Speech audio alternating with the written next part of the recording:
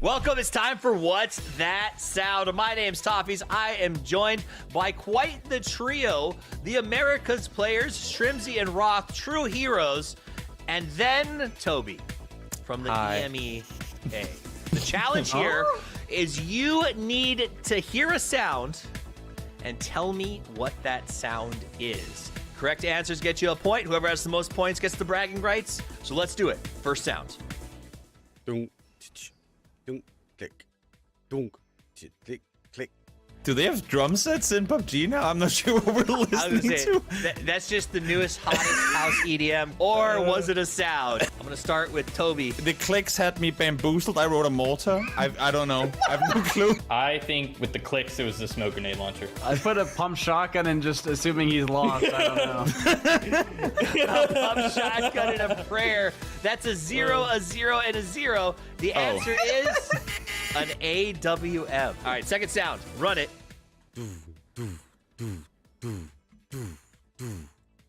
Roth, what do you got? I'm gonna hope the deepness of that was a Dragunov. I'm gonna pray to God that we got a Dragunov there. All right, Toby, what do you got? I went MK14 because it was a little beefy on the Doom sounds. Yeah. So you're big on the Doom. All right, Shrimzy. I also put the Dragunov, was my guess. And you are both correct. That's a point for the two of you and still a giant goose egg for Toby. All right, let's go to our third sound. Fire it up. I put a vector because he was trying to make it like very fast. Okay. All right, Toby. I went grosser because it had like a suppressed grosser vibe to it. Okay, but I like that you're I adding don't know. attachments to yours too. I like that. That's I mean, I gotta make up for the weird sounds that I'm being. Roth, what do you got? I put an M16 because he said burst. So I'm pretty sure I'm really far In off. before you're right, though. In before you're right. It did sound like a burst, but no, none of you got it. That was the P90. Here's the next one. What is it? Click, click, click. Hey, that was a long one. He made a full reload cycle. I'm gonna pray that the 3 clicks was like a DP28. I ran vector again. I don't know. The 3 clicks really threw me off. We're doing 15 questions, so if you just stick to vector, you'll get one eventually. I'll get Toby. one. I felt like the reason he added the clicks was that this was actually like the ammo count, so I went VSS because it was shorter. In a shocking turn of events, Toby is the only one who gets a point here. Congratulations, Tauber. All right, let's get our last one for episode 1.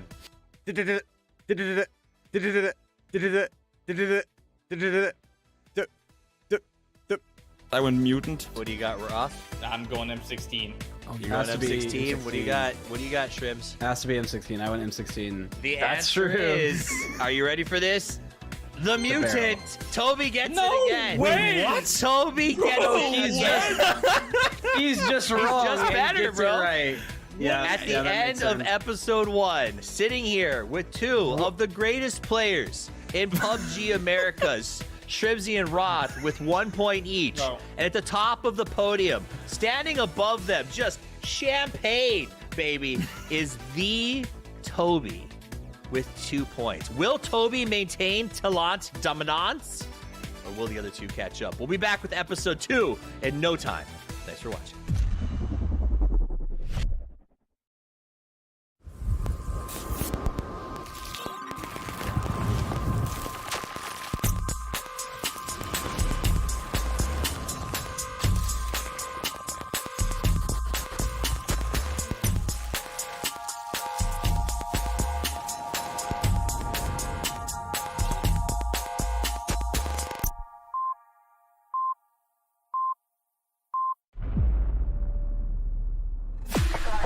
I just need a spot, light in the dark. I got a 2 chain, but hard too. Don't always listen when you talk. We was wishing upon a star. I've just landed. Real enough that this battleground will remember.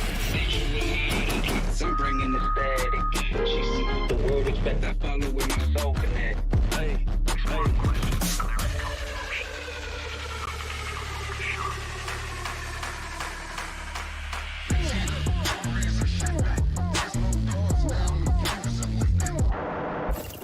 They draw the line.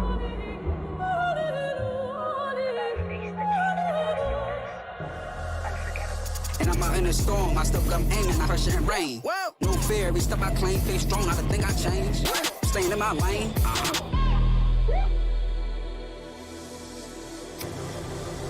내가 선택한 플레이. 정해진 룰은 없어. 내가 정해. 그게 바로 G-Dragon. Battlegrounds.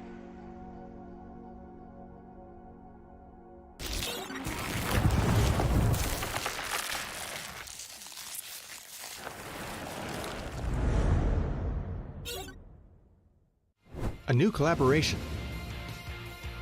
movable death boxes, and some changes to Miramar. All this and more as we dive into the update 37.2 patch report. First up, the desert's about to heat up again with a visit from the iconic artist G-Dragon. You'll be able to find an emote stage on the starting island. Special G-Dragon map decor such as a decked out gas station and fan room, and other themed visuals such as planes, blue chip towers, and care. And be sure to head over to the G-Dragon truck stop to immerse yourself in the recreated Power music video set.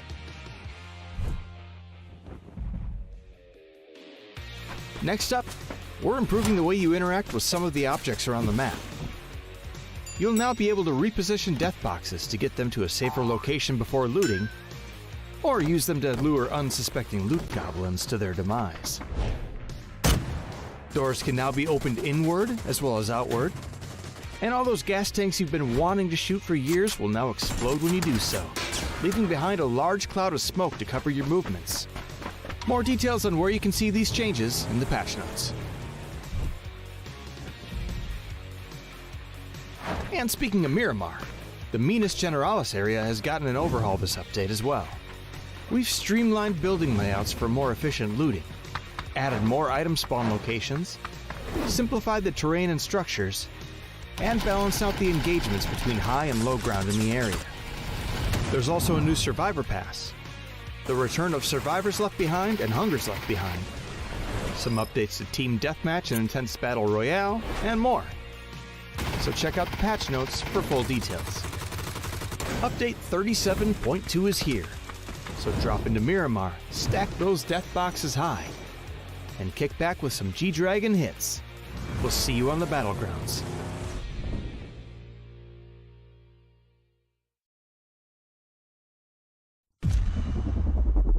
Welcome back. It's time for episode 2 of Name That Sound. It's my name. I'm Toffees. I'm here with the name is Toby. I'm here with Shrimsy. I am here with Roth. Here is your first sound clue. All right, Shrimsy, what do you got? This is wrong. Gas can. I don't know. Shrimsy? Roth? Grenade launcher, the smoke grenade launcher. Now I'm thinking the grenade thing, but I wrote mortar again. I'm doubling down on the mortar. Mortar. There was like No a one clunk got sound. it right, and it's an energy drink. All right, let's go to the next one.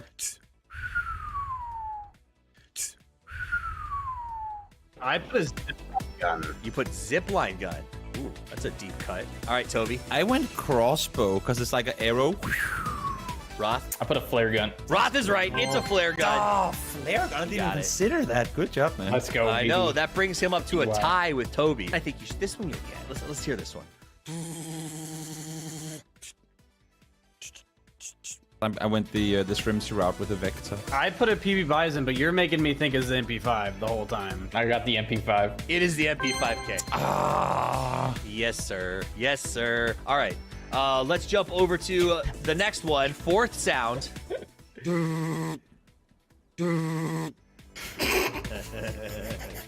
That's the same sound. Excellent. All right, put your answers in. I took a gamble and went micro Uzi because of how fast it ran out of bullets. Okay, Shrimsy. Vector, man. I like your system. It's gonna pay off one day. What do you got, Toby? I'm back at riding Shrimsy on this one vector as well.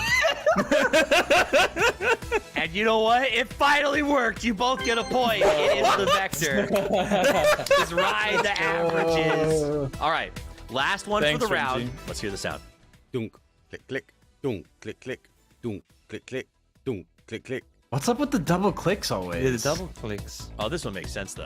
You may not have shot one of these. but it is a readily available civilian firearm. Roth, what do you have? I put an 012, the slug. Oh, that's fun. And then he was like, well, that's not widely available to civilians. I see where you're going. Joby, what do you got? I put the revolver, but I don't know what the double clicks would be on the revolver. I also put revolver. That was my guess. Excellent. It is the Win 94. No points to be given on that one. And with only 5 points left up for grabs, it's still anyone's game. Will these pro players take back the title from Toby of true experts? It sounds in-game. We'll find out in episode 3.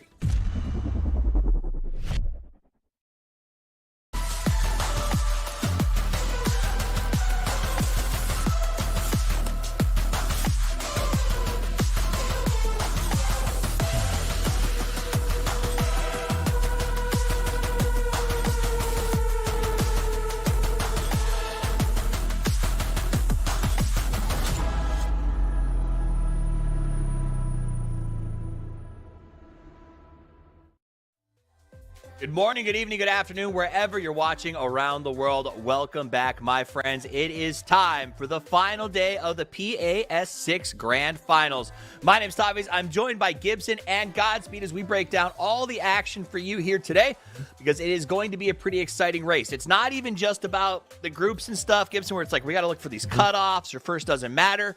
First matters, top 3 matters, top 7 matters. Like, it's crazy how much is on the line today.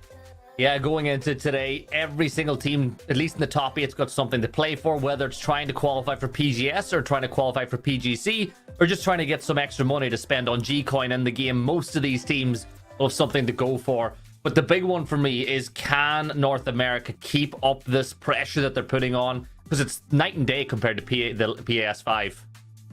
There is a lot of pressure, and that pressure is caused by what is on the line. So let's talk about what we're playing for, how we're playing, and what we need to do today. First thing you got to know is they're playing for cash. That is king, $12,000 for first place, $50,000 total in the prize pool. So you want to get the high up on that list because you can see how fast that money total drops the farther down you go. The difference between 16 and 15 is 100. It's a lot big difference if you're looking for fourth to third. So there is going to be some fights there in the middle of the pack. Something else that it's available today is PGC points. I think, Godspeed, in a lot of ways, these are more important than the cash prize. Cash is great, but it's all about getting the PGC points to get to the final show of the year. It's the one thing that all these players have been working for, and therefore that's why it's so important to get as high up on the leaderboard to get your chances to qualify even higher than they already would be. Now, for those of you guys looking at it right now, those top 3 spots where it says PGS qualification doesn't have anything to really do with the PGC points. It just means you get a bid to PGS, Falcons will be going automatically. So it's the top 3 teams that is not Falcon related. The middle line, that's how many PAS6 PGS points you will get. Sorry, PGC points. Whoever has the most PGC points from the region get to go to PGC. If you go to PGS, however, you can earn PGS points, and those could also send you to PGC. Don't worry, we'll make sure you understand it all throughout the day today, but we are going to be helping you track who has the shot to go, and let's do that right now by looking at the current standings for PGC points. So these are points, Gibson, earned only through the PAS system, and the top... How many teams are we sending? Talk to me about the point totals. Let's walk through this a little bit, eh? Yeah, so obviously we're going to look to send, honestly, as many teams as possible, because we know that there's a world where we can get even more spots if those PGS points you spoke about come into play. But we'll stick to the PGC points for now. As it stands, you're looking at maybe 4 teams getting in there through that system. I think Bestia at this point on 120 points, I don't see them getting in. I'm not going to lie. Their inability to qualify through LCQs has put them in that hole. But that race, like, look, 135, 60, like, there's only 5 points. I know it doesn't really matter for Falcons, but it's like 160, 165, 230, 250, 265. Those points can change significantly over the course of today. I mean, it matters to the Falcons that they would like to qualify here just to be safe. They are essentially fully qualified with PGS points, but it's not a risk you ever want to take, right? Plus the idea that if Falcons gets a spot here, there are 5 positions going to PGC from PAS based on these points. If Falcons is one of them, 6 spots are going to PGC. Does that make sense if they go through the PGS system? So again, lots to track, but be aware, 5 teams will punch their ticket to PGC by the end of day today. And to me, that is a very very big deal, Godspeed. Let's look at the overall to the teams that are looking like they might be punching their cards. Yeah, and when you look at the team right now that's just leading that charge, it is mission ready. This team has come in and they have absolutely had banger days. They've been so consistent as well. More importantly, they've just had great macro positioning and they've been able to really replicate game after game the points that they need to be the top. Now, we did see some things in Europe happen where there was a specific team, I don't want to name them, they did throw pretty hard today, right? So there is the possibility that a Maria or a Liquid or an Alcatia could potentially kind of slip down, but so far our teams in the top 3 have been doing very well to stay up there. Yeah, it's going to be a fascinating race with those big 3. What are you going for, Gibson? Oh no, I was just agreeing. I was just agreeing with them. I was just saying, yeah.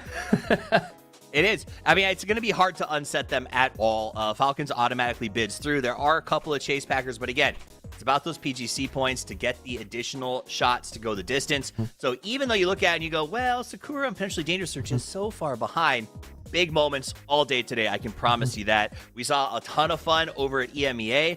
It didn't matter if you were watching the game straight or you were panning around on the map. There was always something exciting going on as I think it was Twisted Minds came out with a dominating win over there. Oh, yeah. All right, let's talk some stats. Let's talk about this and what's going on. First thing we want to talk about, Falcons versus Sakura Zenson. These are those teams that are first up in the chase pack, Gibson. And give me your take on them. They sort of, they're matching up in all areas, but one seems a little bit skewed. Yeah, Sakura Zenson over the course of the last few days don't seem to wake up until Rondo, and then they win that map by default, it seems. They've been slowly but surely coming to life, and I think that they're, 20 points away from the top 3 at the minute, so a good start today could put them in the running.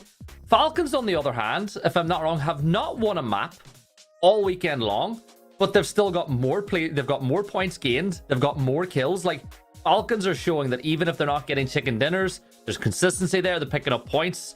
And if I'm not wrong, they had, 2 points after 2 games over the weekend in total, so they've really kicked on after a slow start. Also, just a reminder for you guys at home, Falcons, you're right, have no chicken dinners. Everyone above them has at least 2, and the teams below them also have chicken dinners. So they are the only team unable to lock down a first-place chicken and be in such a really strong position, which I think speaks to how good these guys actually are. Let's also talk about the next 2 teams on the chase. Godspeed, this is potentially Dangerous versus Furia. 2 teams that I thought were going to hit a lot harder when I walked in on day 1. Still hitting hard, but it's a little bit of a risk of not getting those PGC points right now. Yeah, it is a bit of a risk, and potentially Dangerous have stepped it up for the most part, right? They have been able to climb the leaderboard up in 6, right? And that's very difficult in this lobby. We've seen them get a couple wins as well. That being said, they are short on killing power, right? We can see here they have 36 kills, not even compared to Furia, just in general, they have not been able to get those high frags the way they have in the past, especially when we look at like their group stage performance. And then Furia, on the other hand, I mean, they just, I don't know. They're not necessarily having really bad games, but they're not coming to the plate the way we normally see. They're actually losing members a lot more in rotations early, and more importantly, they're not dominating their gunfights the way that we're used to seeing this roster, especially as of late, kind of execute. So they have a very, very tall mountain to climb if they want to get into those top spots to get the PGS qualification and those PGC points. I think the biggest issue I have, and maybe this is what is infuriating Furia's performance, is that they're essentially qualified for PGC. They have 210 points off of PAS 5 performance, and like they'll probably get at least 10 here. So you kind of wonder if maybe that has an impact of like, well, we think we're going to PGC. We're just not as scared. I hope not, but I guess that's the good news, right? That at least they're in a good spot, that even though they're not getting what they want out of today, potentially, they still have a good shot at PGC. All right, let's also talk about another team that has been a breath of fresh air for me, Gibson, because they were my pick to win PGC at the start of the year. And then the last PGS series went horrible. EWC went horrible. But now things are looking better. Tell me it's better. Gibson, tell me. It looks better. It does look better. And I'm in the same boat as you, right? I was a huge Liquid fan. I thought PGC, they were like, this team is going to kick on. And then they found themselves in the exact position that they are today in PAS 5. I think they had 1 point more. So it tells you how close they were. And they didn't qualify to PGSs. And that started a slump that lasted months for them. So this is a warning. If you're a Liquid fan, you know what happened the last time you were in this position. You cannot allow yourself to get complacent. And, you know, Godspeed said he didn't want to mention the team name earlier today, but I will. Win or die, we're in the exact same position that Liquid are today as well. And they only got, was it 8 points on the day? They didn't qualify. Yeah. So Liquid, there are so many reasons why you cannot afford to be complacent, and that warning goes out to Al Qudsi as well. You need to get the job done and prove to yourselves that you can close the job. Close the job. You got to get the job done, and that brings me to a couple other guys who love to get the job done. It's time for our casters check-in. Let's get Matcham and Porosaurus to come join us for just a second. I want to get their thoughts on the day, gentlemen. Well, I love that shirt. I'm going to start with Poro. Sorry, Matt. He wore the shirt, man. He wore the shirt. I mean, as a fellow well, flower-shirted right? man, Poro, Okay, here we go. I need to know what your take you on might like today is. Is Liquid going the distance, my man? I mean, I haven't seen anything that says they're not. Like they're doing really well. Obviously, our top three is just playing out of their minds right now, and you know, but Gibson's right. You know, you got to do the complete tournament. The tournament's 3 days long. It's not 2 days long, so you got to make sure you finish and secure that spot, because we have seen it very recently as of today that it's nothing is ever set in stone. So I mean, we've seen it with Liquid. It's going to be fun. Well, we have seen it with Liquid for sure. Yeah. So, like, who do you think? Who's our shot at seeing it from today? If there was a team that could go bananas and push the upset, take away a top 3 position, who do you think it is, Matt? Based on yesterday, but again, not the most highly if I was going to put my faith in one team, it's Sakura Zinsen, because it feels like yesterday they were on their own uptick, but it's at the same time, this is a team that's going to be under a lot of pressure to perform in that situation, and this is kind of a new environment for them to be in this type. So I'm curious, if they can rise to the occasion, it's gonna be stellar, because I would have high hopes for them at international. It's gonna be. Let's do that real quick. This is not saying you're gonna win. This is not saying these guys are gonna displace the top 3. But everyone, real quick, pick a team that you think could make that run to get a top 3 spot that is not currently in it, because it is a big jump for everyone from 4th place down. So I want to know who you truly believe in. Matt said possibly Sakura. Yeah. Furia. Furia's had multiple times where they've put up big days, and right now with the backs up against the wall, if they're gonna come up with a big day, now's the time. So I don't know, I think that team is very capable of doing that. Love that. All right, Furia from Poro. Godspeed.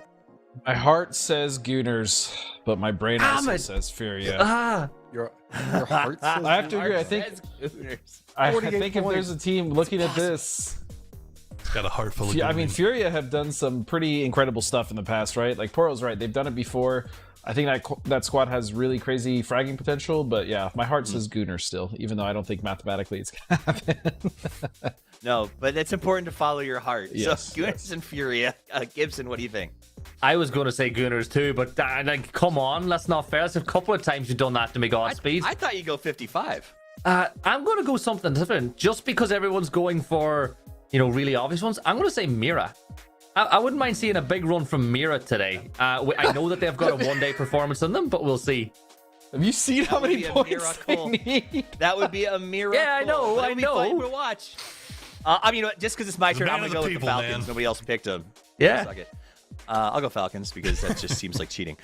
Good job. All right, casters, I'm going to get you out of here. Thank you for your picks. We'll track them because it's fun. And gentlemen, have a great first show. Game show. It's going to be a show. Game show. Now, if you guys want to be involved with a game show of sorts, you can scan the QR code at the bottom of your screen and send us a meme or a joke or a funny picture. If you make us laugh, you win G-Coin. That is cool. Yes, Actually, us laughing, by the way. That's our laughter. Yeah, that wasn't canned laughter. That was me and Poro in the back of a John Wick film. The other way you can win G-Coin is going to be the history book. Social media is building a really cool archive of some of the greatest moments in PUBG history. You can be involved if you send us one of your favorite moments from this sort of previous PAS tournaments. We will send you G-Coin as well. So send those in. Today is the last day. It's going to be wrapped up in the next probably 20 minutes. So if you don't have them now, start searching. Finally, after the games today, we're doing a post-show podcast. you can go ahead and send in your questions using hashtag PAS6Mike over on social media, or use the QR code. Send in some questions. If your question is answered on air, you also win G-Coin. You get a G-Coin, you get a G-Coin, you get a G-Coin, and now you get a schedule. Let's talk about the games we're playing today, gentlemen, and the order of the maps, because we're flipping it back around to the way it always has been, Gibson. Dusted dunes and finishing on the grassy pastures. Yeah, no better place to finish than on Erangel. It's exactly where I want to be, and it's also just a case of Godspeed and I dodging, casting Miramar all weekend long. So it'll be fun for the other two, but I think that Erangel is the perfect place to finish off. I actually love casting Miramar. Miramar is so much fun. But I do think Grassy Pastures finishing is a different ballgame, Godspeed, than like Erangel at the start of the tournament. It feels like they play very, very differently at the start and at the end. Like, it's just, is it the desperation of the teams? Is it do you think it's a harder map to find desperation points than the Miramar is, or do you think it's an easier map to find those sort of like, oh god, we need 30 to make it here kind of vibe, you know? I mean, yeah, I don't know if it's like easier to find those points. I personally would have rather ended on Miramar if I'm being honest. So I'm just gonna have to fight Gibby on this one. I mean, I love Miramar. I didn't say it was a bad on it. Yeah, you said, and I quote, just said we've been dodging it. It's the perfect place to end, and so yeah, because it's where we started. Don't think Miramar is the perfect place to end. Anyways, I don't think it's going to be much harder or easier to find those points on Erangel or Miramar. Maybe Erangel just because I'm trying to think of like areas and like rotations you can camp. I don't know. I'll agree. Maybe Erangel is the map, Steve. Maybe it is. I'm just curious. We've never had that conversation. Is there a map in the rotation that would optimally be the easiest one to find points in a desperate scenario? And I kind of think probably not, because each team has their own play style. Yeah, it just depends on the circle too, and like the situation, the teams involved. But yeah, I mean, I don't know. I'm not going to sit here and give you a definitive answer because I don't know.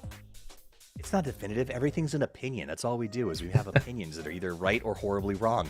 It sounds like one of our teams is having a power issue, so we're going to wait for them to get in lobby. Obviously, grand final last day. We want to make sure we can get everyone as stable as we can before we kick this off. So we'll go back to the leaderboards. We'll talk about our PGC points and kind of run through all of that, because I do think there is a lot on the line today as we get into this thing.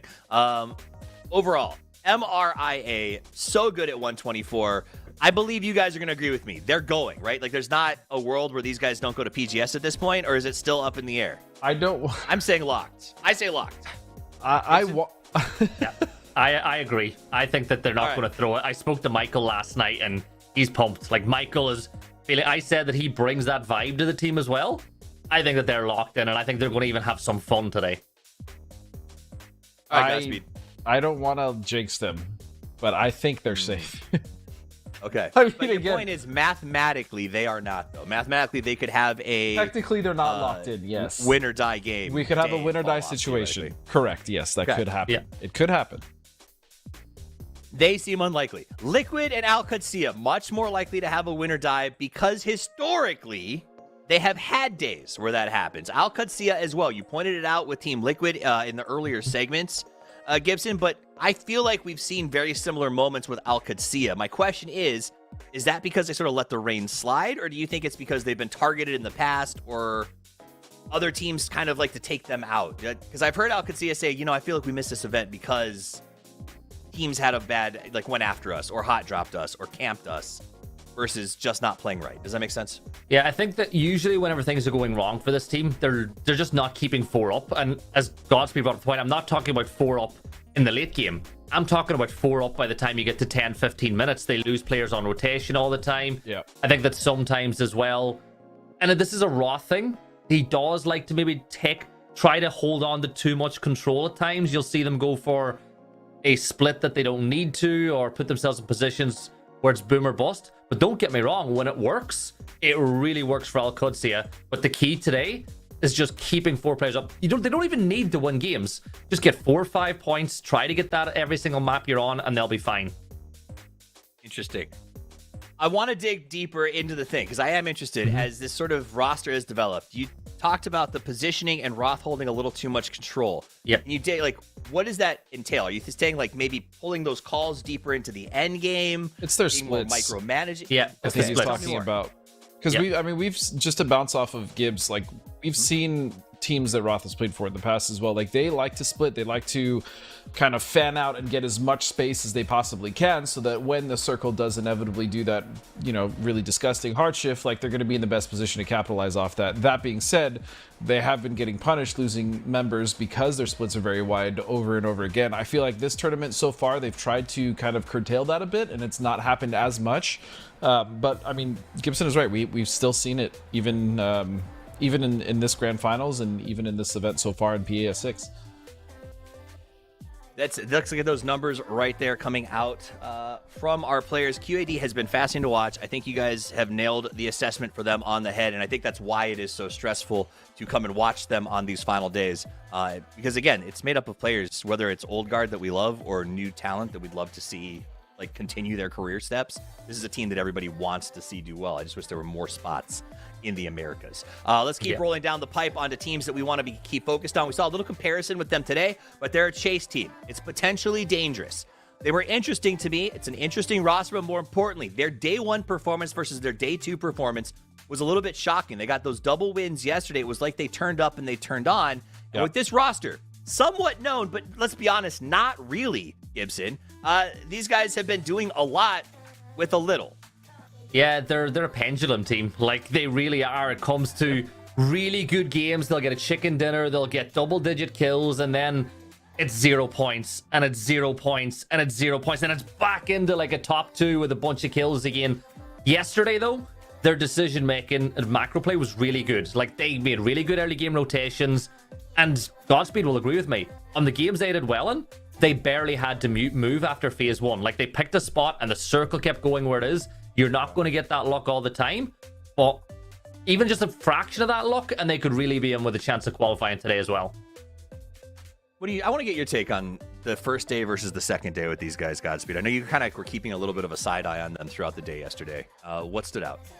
I just think that they were winning. It's going to sound so simple and silly, but they were just winning their gunfights on the second day. And honestly, a lot of the times when we look at these teams and we're like, oh, what's going on? What's happening? Why aren't they doing well?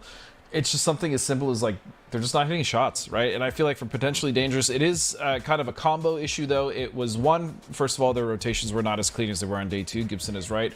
And then the second thing is once they got in those positions, making sure they actually won the gunfights. And sometimes, like I said, you just have days where you're just not playing well. And for potentially dangerous, I think the more experience they get, and I especially think going into next year, regardless of what happens here today with them, I feel like this team is definitely one to watch out for because they've been on the up even this year, right? Now they're making grand finals. They're having really good group stages.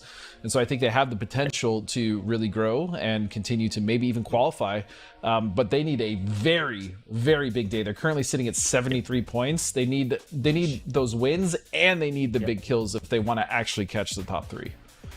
I mean, if the goal is to get better, theoretically, if you keep if their incremental increase today is what it was yesterday from day one, maybe they make that big move. Possible. All right, so I'm told I think the power issue is fixed, but we have to restart the lobby. So the lobby's back up and we're getting the players into it. As soon as it's up and launched, we will let you guys know.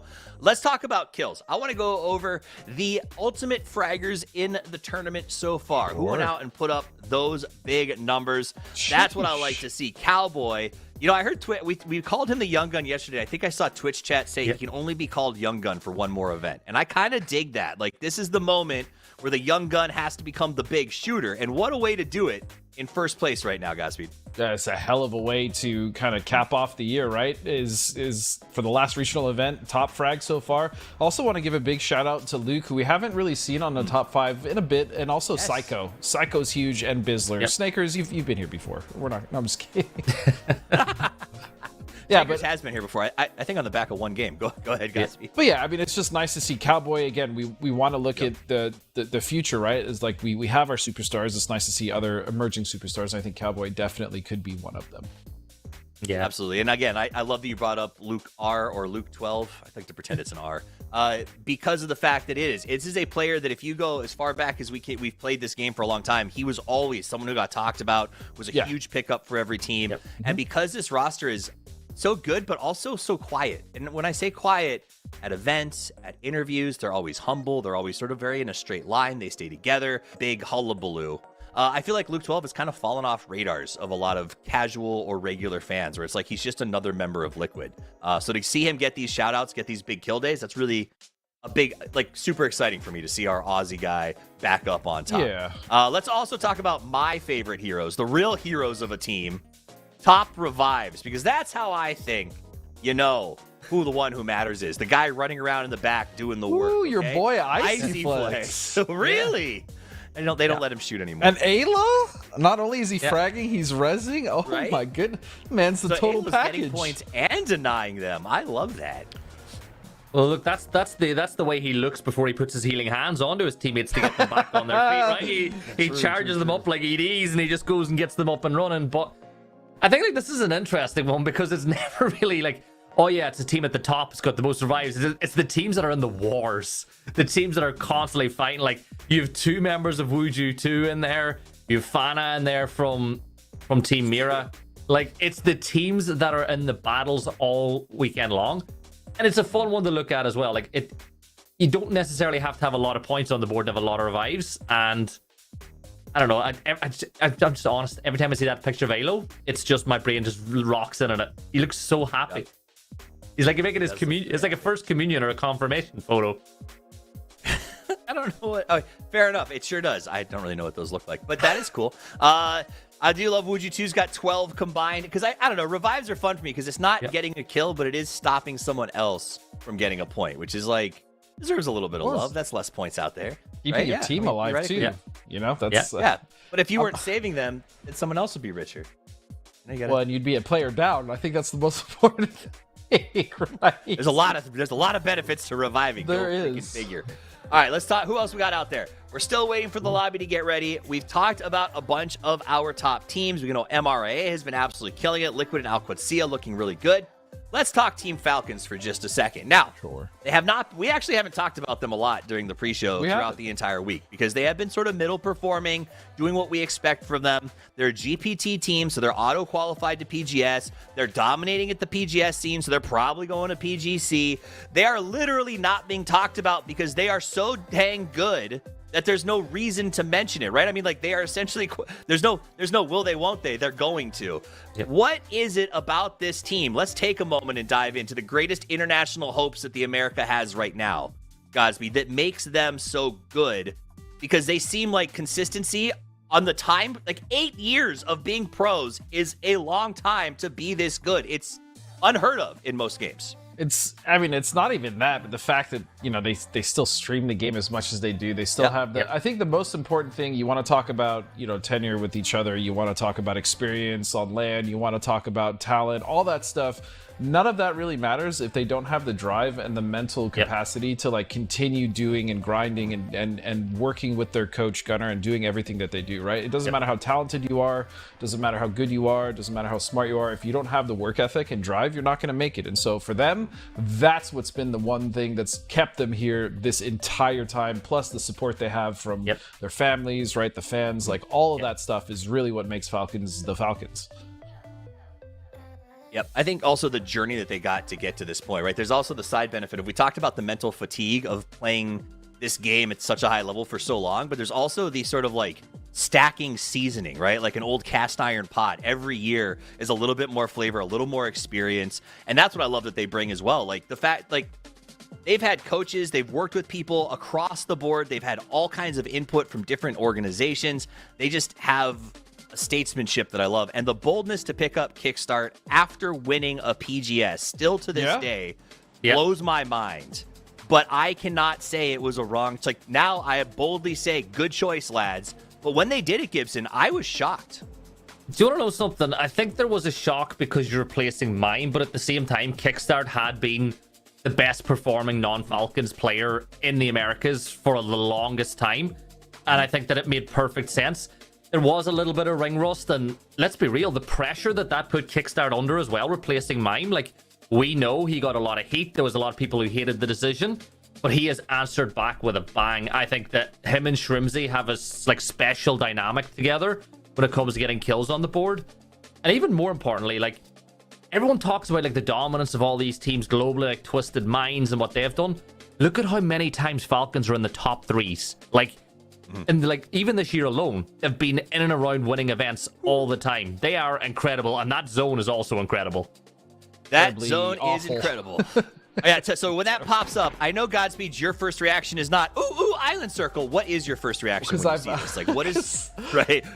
What are the challenges? What do you expect? I've seen this go to the island. I've experienced it. It was terrible. It was terrible. I mean, at that point, like, you just look, you talk to each other, and you're like, all right, where are we, like, who are we pushing? Like, how are we, like, where are we getting our points? Because we're not winning this game. And then even if it doesn't go island, which they normally don't, like, you just have so much playable area cut off on the east there because of the water. So it's just not a fun circle to play, right? And especially if you're not if you're one of the many teams that currently aren't in this circle, rotations are going to be a pain. Yeah, the circle just sucks. It just sucks. Does the fact that the north side of the circle is so closed off, there's not a lot of drop points up there, at least provide access? Like, do you feel like a lot of those teams are going to use north entrances, or are we still going to see a big flood through the left side? You'll see north and south for sure. A lot of teams are going to come in from the north and from the south, like near around your El Azahar areas and your Puertos. You're gonna have teams coming there for sure because they want to avoid the direct edge, right? Like the west, all the teams are probably going to rotate in from there. Yeah, a lot of traffic. All right. South. Well, the traffic is starting to converge, so I'm going to send it over to our casting duo, the masters of metaphors. It is Porosaurus and Matrim. Welcome one and all to the PUBG Americas Series 6 Grand Finals, Day 3, Match 13. 6 games remain to secure a portion of the $50,000 prize pool, to secure a spot at PGS 9 and 10, and potentially secure a spot at the 2025 PUBG Global Championship. With everything on the line, now is the time for heroes to rise and secure their place in PAS history. And we started all off in the dusty dunes of Miramar. I'm Porosaurus. Joining me once again is Matrim. Matrim, we started this event as Mira Boys, but after this 6 games, there's going to be 6 games, so we're going to be Mira Men. Ooh, I like that. Mira Men. And in a mean circle. You heard the guys talking about it as we came in. So much of this is unplayable with water off to one side, but even having the fields from Impala in play, Los Leones eating up a chunk of it, this is a tiny circle in actuality. It's tough, and I think one of the things that a lot of these teams that are off to the west that can feel a little bit better about is that they know that all the teams that may have looted up around the edges will immediately be sending it towards the center because there are so few compounds, or the power compounds, you could say. So you know that Liquid's going to go, you know that Duel's going to go, and see, look at that. The west is already pretty free and clear as far as the typical rotation paths. Yeah, and you have to make some assumptions that once we start getting into the later circles that we're going to be more land-based, either up into the north or, unfortunately, into the west, where we can see a couple of teams making some stances. Impala has some pretty high-quality territory. Sakura Zinsen, who had themselves a good run yesterday, in a prime position, running a split, kind of trying to see if they can contain a bit what's going on with Team Liquid, trying to get into a good position of their own.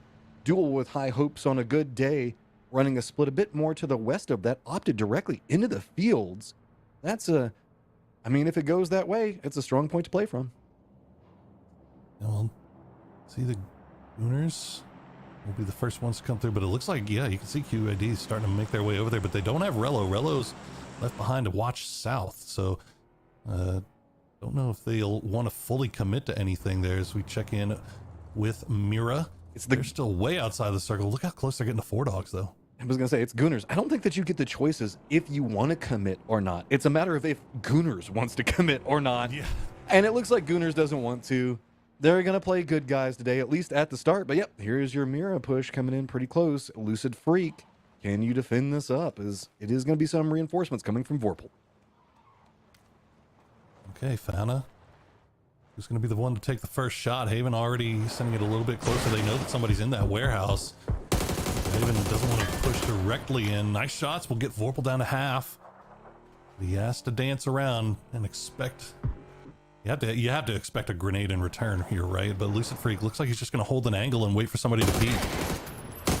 Oh, I mean, decent strategy, but just doesn't work out there. Now Vorpal in a bit of an isolated spot. Blist at range, though, is at least doing some harassment to stop this off, but Vorpal's already been spotted. He's now taking some damage as well. This is about to be the easiest toss of a nade you've ever seen, but doesn't quite go far enough. Oh, and he gets a knock on a Haven. Nice trade there from Fakeson, though. And they should be able to get Haven back as you see Blist in the vehicle. But while that's going on, Goons, the Gooners went all the way into Impala, sent it to a compound. This is something that the Gooners have been doing all tournament long. They keep all 4 together and they send it to a compound in the center of the circle. And they have run into Sakura Zenson. So 2 fights going on here. Fakeson will spot out Blist and now leave Ice Tech all by himself as the last dog remaining. 2 big things to look at is now Mira trying to find points early. Should be able to pick up his last couple of kills. No problem. That puts him at 3 off the start.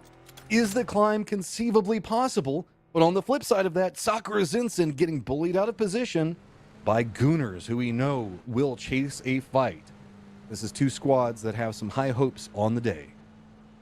I don't know if Gooners will be interested in chasing this one. It looks like they're well, they have done that. So even if they do take a compound early on, they have been known to go and push, especially if they think that they have the advantage. But it looks like they're gonna go ahead and stay in their spot for now, and Micah and Hyman will be able to survive. They're gonna see Wuju 2 after the E pickup, dropping just off to their east, going for that high ground, and fortunately enough, they're gonna make it.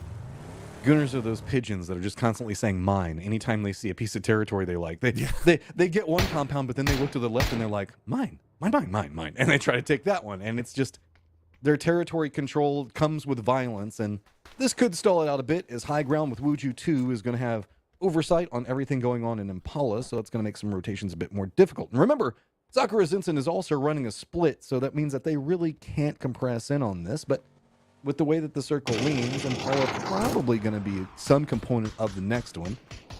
Toyo up on top with Falcons. Falcons have been a bit quiet. I mean, they're still in 4th overall, but we know that this is a squad that on day 3 can massively turn up and become a big point sponge. Yeah, I mean, this is, they're talking about Falcons earlier. I mean, this is probably the most average kind of tournament that we've seen for Falcons in a while, and they're still in 4th place with 86 points. Like that's just how good the team is, and looks like they pulled up to maybe do a little scouting, got the shots from Toyo, and they're able to get everybody out of here. So they are also getting shot at from the 2-2 split of Duel, so they'll know that those compounds are also occupied, but there are still places left to play, and H-Win and Shrimsy will head in one direction while Tiggleton will head off in the other. Top of our leaderboard, Mission Ready is slowly coming into the zone. They've got nobody really around them. They're kind of pathing just to the west of Cantera, so they should be fine. Coming into the circle pretty late, like you said, the Western Territory should be pretty open, but does also mean if we get some kind of irregular shifts in the circle, they could be chasing after a pretty contested circle with a lot of clusters of teams already in place. Yeah, I think the question on everybody's mind right now is, when is the hard shift going to come? When is this going to pull away from water, A, and B, is it going to go north or is it going to go south? And you see, I mean, it's pretty much dead split throughout the center of the circle, with teams thinking that it might go north and teams thinking it might go south. I think most of the teams that were already in zone opted to go south just for the better compounds, but some of the teams that come in late go to the north, and there you go. The hard shift is going to go to the south, so you see all those teams up to the north are going to have to find a way down. I mean, it's better than if it went west. So we've got a lot of hillsides that are still going to be in play, most notably around Los Leones. We've still got the verticality that's going to be through that. There's also a lot of dips and kind of ravines that people can drive their cars in, so it makes for some more rotation options. This gives them some options to work around. Gunner's going to be running right by Sakura Zenson's tail end. That was still going to be an Impala. Some shots coming out, but I mean, Gunner's still just going to kind of brazenly run through, but there's still going to be Team Liquid in the path after this, taking a couple more shots at them, and maybe Freedom if maybe Gunners can get past Wuju 2. I feel like Sakura Zenson maybe could have got more off of that if they were able to shoot the tires out, but instead they let them go through an icy flex. The rest of Gunners will find the bottom half of a 2-2 split from Wuju 2. Remember, the other two members went for that high ground, but they have pulled down. So you see Sneak Attack now arriving from that East Coast side, the low hill side, as looks like they'll spot out Lucid. So kind of look like they actually want to take this fight here with Gunners. This is a good compound to have for themselves. Wuju 2 in 11th knows that they need points. They're in the break point back behind Mira right now. So getting kills, you got to start the climb early, and There's a couple of opportunities, but pushing into Gunnar is going to be hard. QAD is easier target close range. You say easier, but sneak attack goes down. Cowboy says, nah, we're not going to let that one go. Even going for a bit of a stop. Gunnar step out, realize they can just also pounce onto this, and Wuju 2 down to 1. Wuju 2, they picked going from the downhill side to try to take the fight into this compound, but unfortunately, they just they got spotted out by Alcacea on the rotate, and at least they'll take out one. Icy Flex is going to go down, and you see Furia flying over right now in that E-pickup on your mini-map, so we'll see if Icy Flex if they can get him back. I don't think there's a revive station. Yeah, no, they're most likely just going to play it out as 3 from this point, I'd have to imagine, but Alcacea sticks around after that fight, so Gooners will have some company nearby. I mean, Alcacea... they're going to find an angle on a sparking, too. Yeah, this is kind of interesting given the fact that Alcacea rotated late. I don't think that they want to go any further south because they're assuming that somebody might have already rotated along this road. But, I mean, the great sight line where you kind of drive along the coastline, nobody else really went that pathing except for them. So it's pretty open. With Furia's emergency pickup, they went down next to Puerto, and they're kind of isolated over there. Most of our team's still leaning pretty heavily north, but no surprise given that this is a southern hard shift. Mission Ready is going to be coming in from Los Leones off to the southwest. They're pretty okay. Up to the north, 55 still trying to contain this Mira situation, but Mira's just going to merrily pass by as they still have that road that's going to lead right in, but there's still a bit of a gauntlet set up for Mira. It's a little casual jousting here. As 55 just long range shooting, content with spying that out from their compound. Now I think they know that they have duel in the compound just to their south, so 55 need to get on. They're kind of on the clock in terms of finding where they want to play next, as Mira will just post up by the ramp on the street. Not a bad spot. As you see Kickstart, oh boy, he is hovering around looking for something, and he might find a Panzerfaust if he gets any closer to Toyo. Ooh, let's go a hard shift to the south, and then let's make one that goes back up to the north, make it a bit more friendly. So Furia going to be on the search for getting into the zone, but should pretty okay. Mission Ready could be coming up back behind Rock. Up to the north, Mira still needs to make a bit more of a shift down. Potentially Dangerous going to be running right through Sakura Zinsen, as well as maybe Team Liquid. It looks like Team Liquid are prepping maybe to get in their vehicle, so it's going to be potentially Dangerous just taking whatever they can find, and those oil derricks not necessarily the best, but at least it's something. This time Sakura Zensen actually does hit the tires, and potentially Dangerous will have to use those oil derricks as cover. But unfortunately, again, still in that 2-2 split, but I mean, this is a good 2-2 split for them, right? They have high ground, they have low ground, they can kind of see everything that's going on to the north, and I don't think potentially Dangerous is going to want to stick around too long. They may have just been, I don't know, maybe they were repositioning their vehicles to try to protect what tires they do have left. Not going to get far enough south to get involved with Team Liquid, but Penta looks like he still has kind of eyes over here towards Mira. This spot for them, the ramp is now outside of zone, so they have to make a move. Yeah, I like this harassment just to slow down the pacing, though. The more you can take these shots at a team that's trying to prep in, does mean the fact that their timing is going to be just a bit slower, and they're going to have to be a bit more desperate as they send by the other members for Sakura Zinsen, opening up the opportunity to maybe get a knock. So it's like it is going to be now prepped up, and Mira is going to be on the go. Getting a little bit of blue zone damage, but it's only phase number 3. Going to wrap, try to go away from Sakura Zinsen with some of their members, but that's going to put them closer to 55. At least 2 members of 55 who haven't gone to the zone themselves. Saw Adam with that bolty in hand. We saw him do some pretty disgusting things with that thing the other day. So Mira, looks like they gonna try to go for the dip. This on backwards. Yeah, it's not the best thing ever. Yeah, the tires again getting taken out there for Fakes in, but he's able to at least get it in there as in the nick of time, man. That Verado lights up and will explode, but yours should be safe, and they're actually getting a little bit of support from Falcons. You saw Tickleton landing those shots, and 55 now on the move as well. So Mira has that BRDM. They can make a decision here, grab Fakes and maybe try to get back in and reposition. That's a lot of bullets. I mean, it's a BRDM, but that's all. I mean, if you're gonna just lay into it, that's the gun to do it with. It is indeed. Mira will rescue their downed man, and they'll keep their BRDM alive for the time being. Duel just on the south side, on the other side of the road. 55 has made their way over to that same ridge line, but it's on the other side of the street, so they should be safe, but they need to worry a little bit more about Falcons because Kickstart has now found them. Mission Ready also eyeing into Furia at the southern section of the map, so a lot of just long-range skirmish, harassment going on over around the field, and since that's going to be the tail end of it. Circle does lean away from the water, goes into the west, means that Toyo is going to be pretty centered up. Team Liquid's compound is going to be pretty good. The south, though, I mean, this is going to get pretty dicey as the pathing is going to lead into some more open sight lines, and Rock already starting to do harassment. This is going to get a bit crazy over here. Falcons, though, also have to make their own rotate pretty close to 55 as well as duel.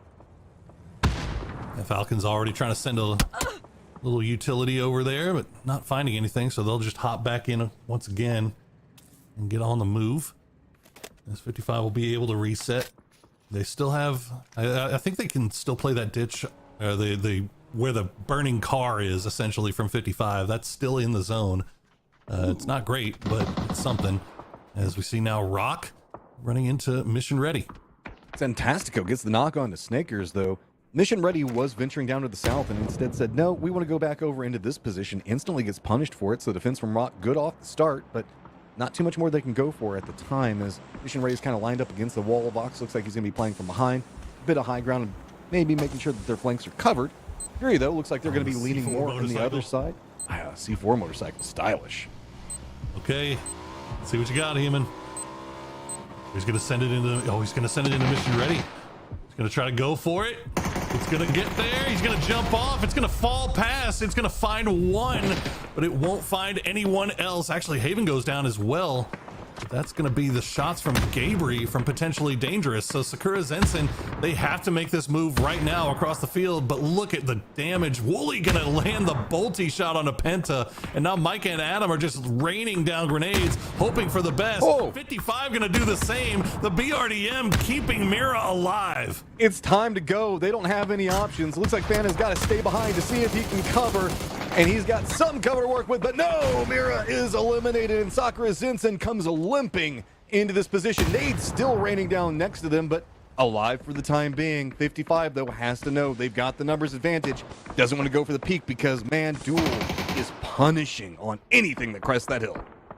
It looked like they were running out of smoke, so Potentially Dangerous also getting involved in that as well. Furia, meanwhile, backfilling Alcadzia. Alcadzia kind of make their way on the southeastern side. They're going to actually spot him out. So first knock comes through onto Kraken. He gets flushed out.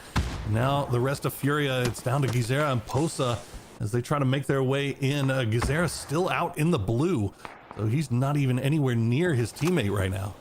I mean, just good defense coming up from Alcadzia. They've got Gooners pretty close, not opting to third party this one just quite yet, so Furia is going to have some time to recollect. Gizera is going to have a bit of a difficult run, but I mean, it is doable. It's just not comfortable. New circle going to show itself in just one moment. Most of our team's still more northern leaning for the time being, so the circle is going to venture their direction, but I don't even really want to say that's very favorable because that's pretty open. Our high ground teams from the west are now going to have to come down. Gooners feeling pretty good, but remember, there's a very big drop-off into the Gooners compound, so not a lot of information to be had from there. Wait a minute. 55, they were 5 up. They knew that they had Sakura Zenson down to 2. Sakura Zenson get the double knock. They can spot out Pippa, but Pippa will get the knock on a Micah. And Sakura Zenson can't commit to making that push because they have Potentially Dangerous right behind them. Now, fortunately for them, Team Liquid also taking shots at Potentially Dangerous. So there's 4 fights going on at the same time on this northern side that all have to come to a head now that the circle has shifted away. Okay, Adam, last one up. Flash coming in. Support from 55 on Potentially Dangerous's push. And that's going to make it real easy. Adam goes down to own Pavon. At 55, you have a new set of targets that are going to be in front of you. Rock just trying to get some separation. They're going to be running down right next to Toyo. Toyo's trying to fit in. Good shots coming out. It's going to be a lot of mixed up shots coming in. Santasco and H1 doing a quick exchange between the two. Falcons venture down into this path, and Rock wants to try to punish it, but way back behind this, Kickstart still has high ground, but he's got a ton of people around him. He can't really support. He's all by himself now. Oh my goodness, everything's falling apart for them, and a large part of this for Falcons is the fact that Ice Tech, the solo player from Four Dogs, managed to get the knock on a Tiggleton, and it threw their split into disarray, and Ice Tech's still alive now as the Falcons have been finished off. 55 still trying to finish off what's left of potentially dangerous, but the blue zone has arrived. They have to get on the move. The smokes will come down. Potentially dangerous. Looks like they're going to go the opposite direction. But Liquid is lurking. And there's the shot from King gets one. Tony's going to go down to Psycho. And now it's just...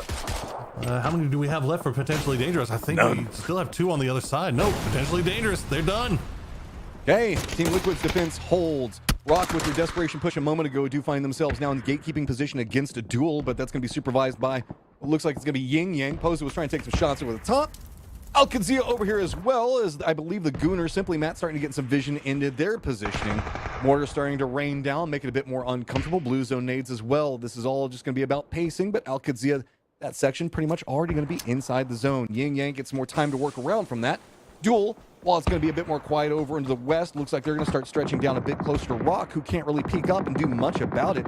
They're in full defensive position right now just due to the harassment from across the circle. Oh my goodness, Duel. They try to make the push into Rock, but they were completely exposed behind, and 55 will take advantage. Aranzera will win the 1v1 against Lobes and will eventually go down to loot 12, but not before the damage is done on a Duel. K-Mine and IQ now the last 2 remaining, and Rock are looking in that direction. Guys at the top of our leaderboard right now, Mission Ready just hunkered down in the shade of it all, but Team Liquid starting to come alive. 3 kills, and they want some more. They've got a lot of vision on what's going on with Duel, now having to fully defend down. Rock in some trouble as well. Toyo coming up back behind them. They're trying to defend against that line. Duel is going to get eliminated based off of just the amount of threats that are coming after him. Yin Yang now taking shots into the back of Toyo. That's going to slow them down, while we have Mission Ready now starting to take shots at Yin Yang. This is just essentially a 5-way firefight across the entirety of the West. I don't think we've had a fair fight this entire game. Everybody is just in vision of somebody else, so you can't stick around. You can't take your time in setting up a fight with anybody, because you have to anticipate that you're going to get shot in the back at some point. As all these teams finding out here, Rock will be able to get back up to 3 strong. Looks like Toyo will get their revive as well, back up to full strength. Liquid still controlling the north side, while Mission Ready, Michael and Bizzler, dead center with the mortars. Where are these mortars going to go? Looks like it's headed over towards Yin Yang right now. I mean, this is kind of bold. They're in the middle of the circle, and they're just kind of dropping it right on top of Kane. He goes down. Follow-up doesn't connect, but the first one is punishing for a squad not even in the zone yet. Drops it right in his pocket. And he hopefully will at least get credit for that kill. I don't know if anybody has the angle to get the steal. They might be going for the res, actually. That's pretty bold for... they're off their time. Actually, no, they're gonna. I think they're leaving it. But now Gooners, they've been hanging out inside this compound for quite some time. Nobody has gotten into their line of sight in a while, but now they're starting to get active in the late game. Rock on the move. They're gonna find some seat swapping action. Rybo will get one, won't be able to get the other, but Liquid has arrived. Sol's the last player left alive. He's gonna spot out the Toesies of Benya, and that will be Toyo losing another one. Rock just trying to stack up points right now, presently sitting in 8th, but in touching distance of 55. They're starting to get more into that mid-upper tier pack. Can they get some more out of it? Rock does go down. Explosions just rolling around. Vehicle takes down Capitan. That is tragedy. Oh no, you hate to see it. And while that was happening, the Gooners leave their compound. They take Alcazia by surprise and they wipe them off the map. Gooners now up to 6 kills, playing from the south, but Liquid have been using this opportunity to make their way through the fields. They are cruising around like sharks in the water, looking to finish off anybody that's left. Isler going for the res on a Michael, but can he stick it before the Gooners arrive? Gooners full pressure right now. Desperate talking about how there is hopes. Maybe there is a dream where the Gooners can manage to make the miracle day happen. They're stacking up the points in game 1. Bull just jumps over the car. Full on belief in the capabilities, but just absolutely rocking the lobby. But it's got to be Sparking that spots him down, takes out the threat. Oh, and that's the problem. They get the kills, they get the flushes, they get the points, but now Team Liquid still has that high ground, and they are cleaning up. Simply Matt, now the last player left alive. Yin Yang down to Ikus and Jappa. They're on the other side of the zone. They at least have a little bit of room to hide and avoid the line of sight of Team Liquid, who are up to 6 kills, and they are looking poised to collect this first win here on day number 3. Mission Ready already out. 14-point differential between them and first right now, as while we're doing a lot of conversations regarding, hey, who's going to be our teams that qualify? Remember that there are points on the line for placement. That's going to be big money on the line.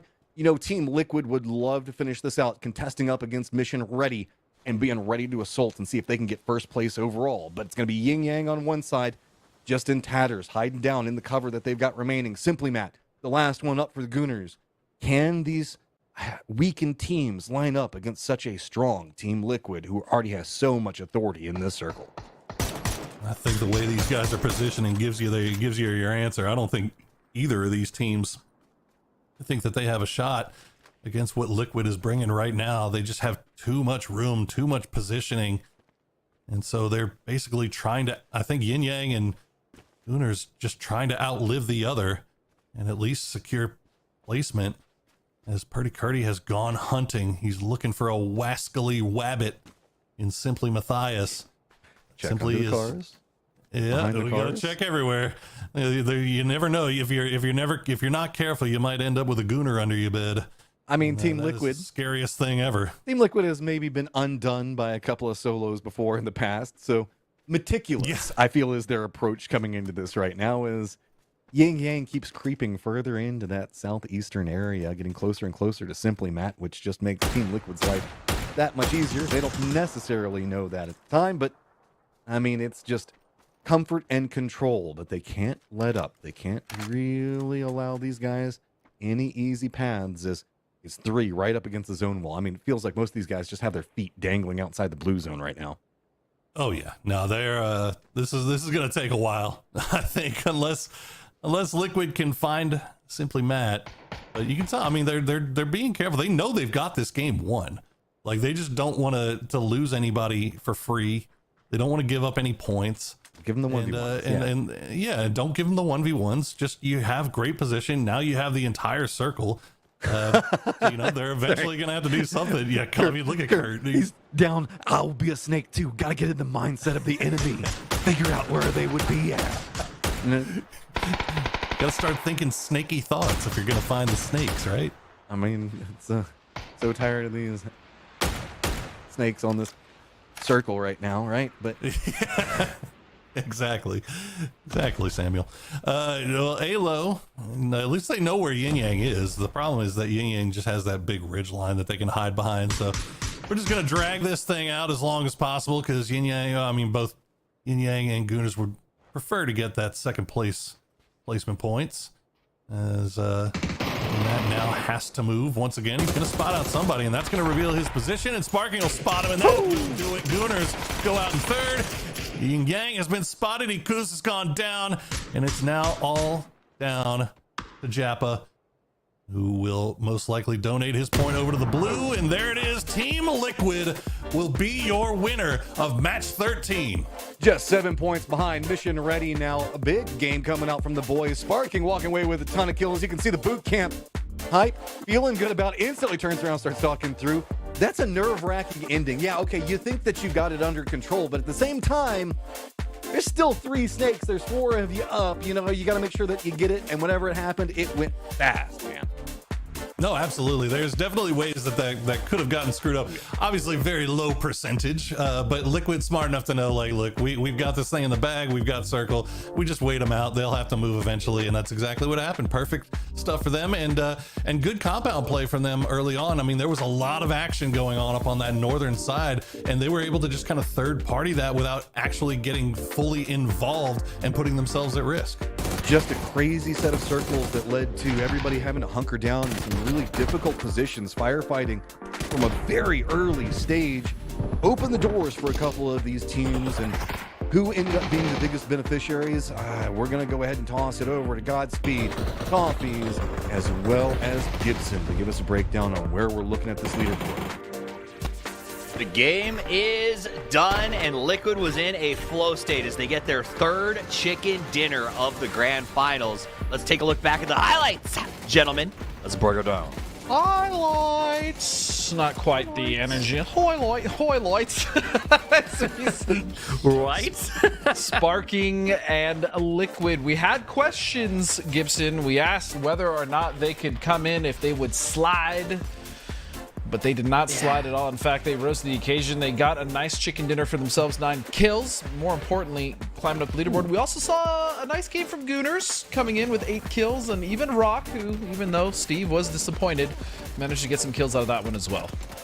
Yeah, saw a brilliant play, will probably be in the highlights from Bunt, the 9mm maniac, I guess. He's been rocking it all event long. He jumped over a Bronco, as we've seen a lot of bucket Broncos there, by the way, as Capitan got kicked by one there. He got wiped out. I guess there's definitely, here we go. Here's that play from Bunt. Look, full send, all gas, no brakes, over the top.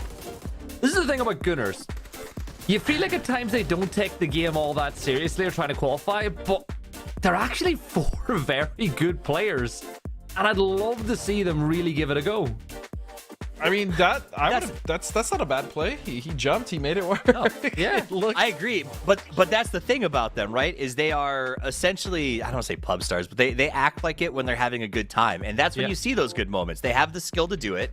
They've done it in other games, and they're like, F it, I know this will work. Like, remember the old days when you tried to finish a game with a 360 no scope Car 98 just because like, why not? Like, they just live that life, and that's hilarious to me. Liquid, however, wins the championship life as they come out with 19 points off the back of an amazing game 1 to kick this off. And you know, you too, there was postulation. You set up this big thing, Gibson, with, you know, win or die. Bad things could happen. Well, looming danger. Yeah. Is the danger still looming? Nah, Sparking sat them down and says, I will beat every one of you if the same thing happens again, because he needs his jet ski. Come on, remember, he still hasn't got it back, but Liquid needed that. If you're in their position with the pressure ramping up, your PGC on the line, your PGS on the line, and you're like, we've been here before, that is the biggest nerve settler they're ever going to get. I think it's really important for Alcudzi and Maria too. 7 points and 6 points. You know, if you average 4 points a game, you should be good on the day. I think that's a good settler for them to get the first day over a game over the mark without dropping a donut or 1 kill. All right, let's take a look at the overall leaderboard. This is what everyone is gassed. Everyone's excited about. This is what matters most. First place, still strongly MRIA, but Liquid has closed the gap considerably, Godspeed, to make the race for first. Alcatsia still there. Falcons, Sakura potentially dangerous. Still in the catch-up hunt and closer than they were a little while ago. It's looking a lot tighter. Yeah, it is looking a lot tighter, but for Liquid, getting first really would be huge. Again, it's not just first place, the $12,000, it's also the PGC points, right? So it'd be a big boon for Team Liquid. Alcudsia get a few points there. They had a 7-point game. That's not bad at all. But for one of the teams that Poro and I were thinking, hey, maybe they can make the charge up. Maybe they can make something magic happen. Furia dropped the donut in that last game. They didn't get a single point, and now they only have 5 games to now make up a 30-point gap. Almost a 40-point gap to Alcudsia, and they just had a pretty decent game, and they're not guaranteed to drop many donuts themselves. So that's a challenge. That's a big challenge for Furia. They cannot have any more games like that. It's just wild to me because like I don't think we have the actual ability to do this. But if I could go back and farm up the stats from the last BAS and just put them head to head with Furia stats in this one, it would be a shocking change, right, Gibson? And has anything changed about Furia? Is there any reason that we should see this big of sort of a cliff off, or do you know what's going on? Is it a case that they're just struggling to adapt to the change in roster? You know, you bring in Kawazine, a young player, a talented gunner, but again, very inexperienced. You know, not been in a situation like this, not had the pressure of playing for an org as big as Furia, because Furia are a big deal when it comes to orgs in South America. So I think that's a little bit of that. Would they have made that change had they not had as many PGC points? Probably not. I think they're kind of comfortable going into this. Like, I'm not saying they give up in PGS. Like, they'll be really annoyed that they don't make it.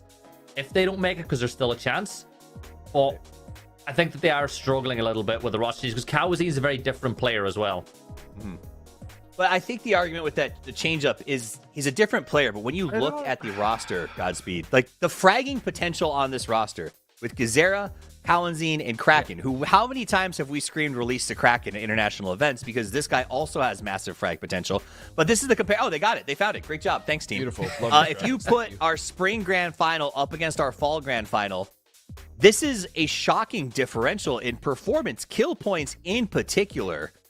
I mean, they added a fragger. That's why I'm confused, Godspeed.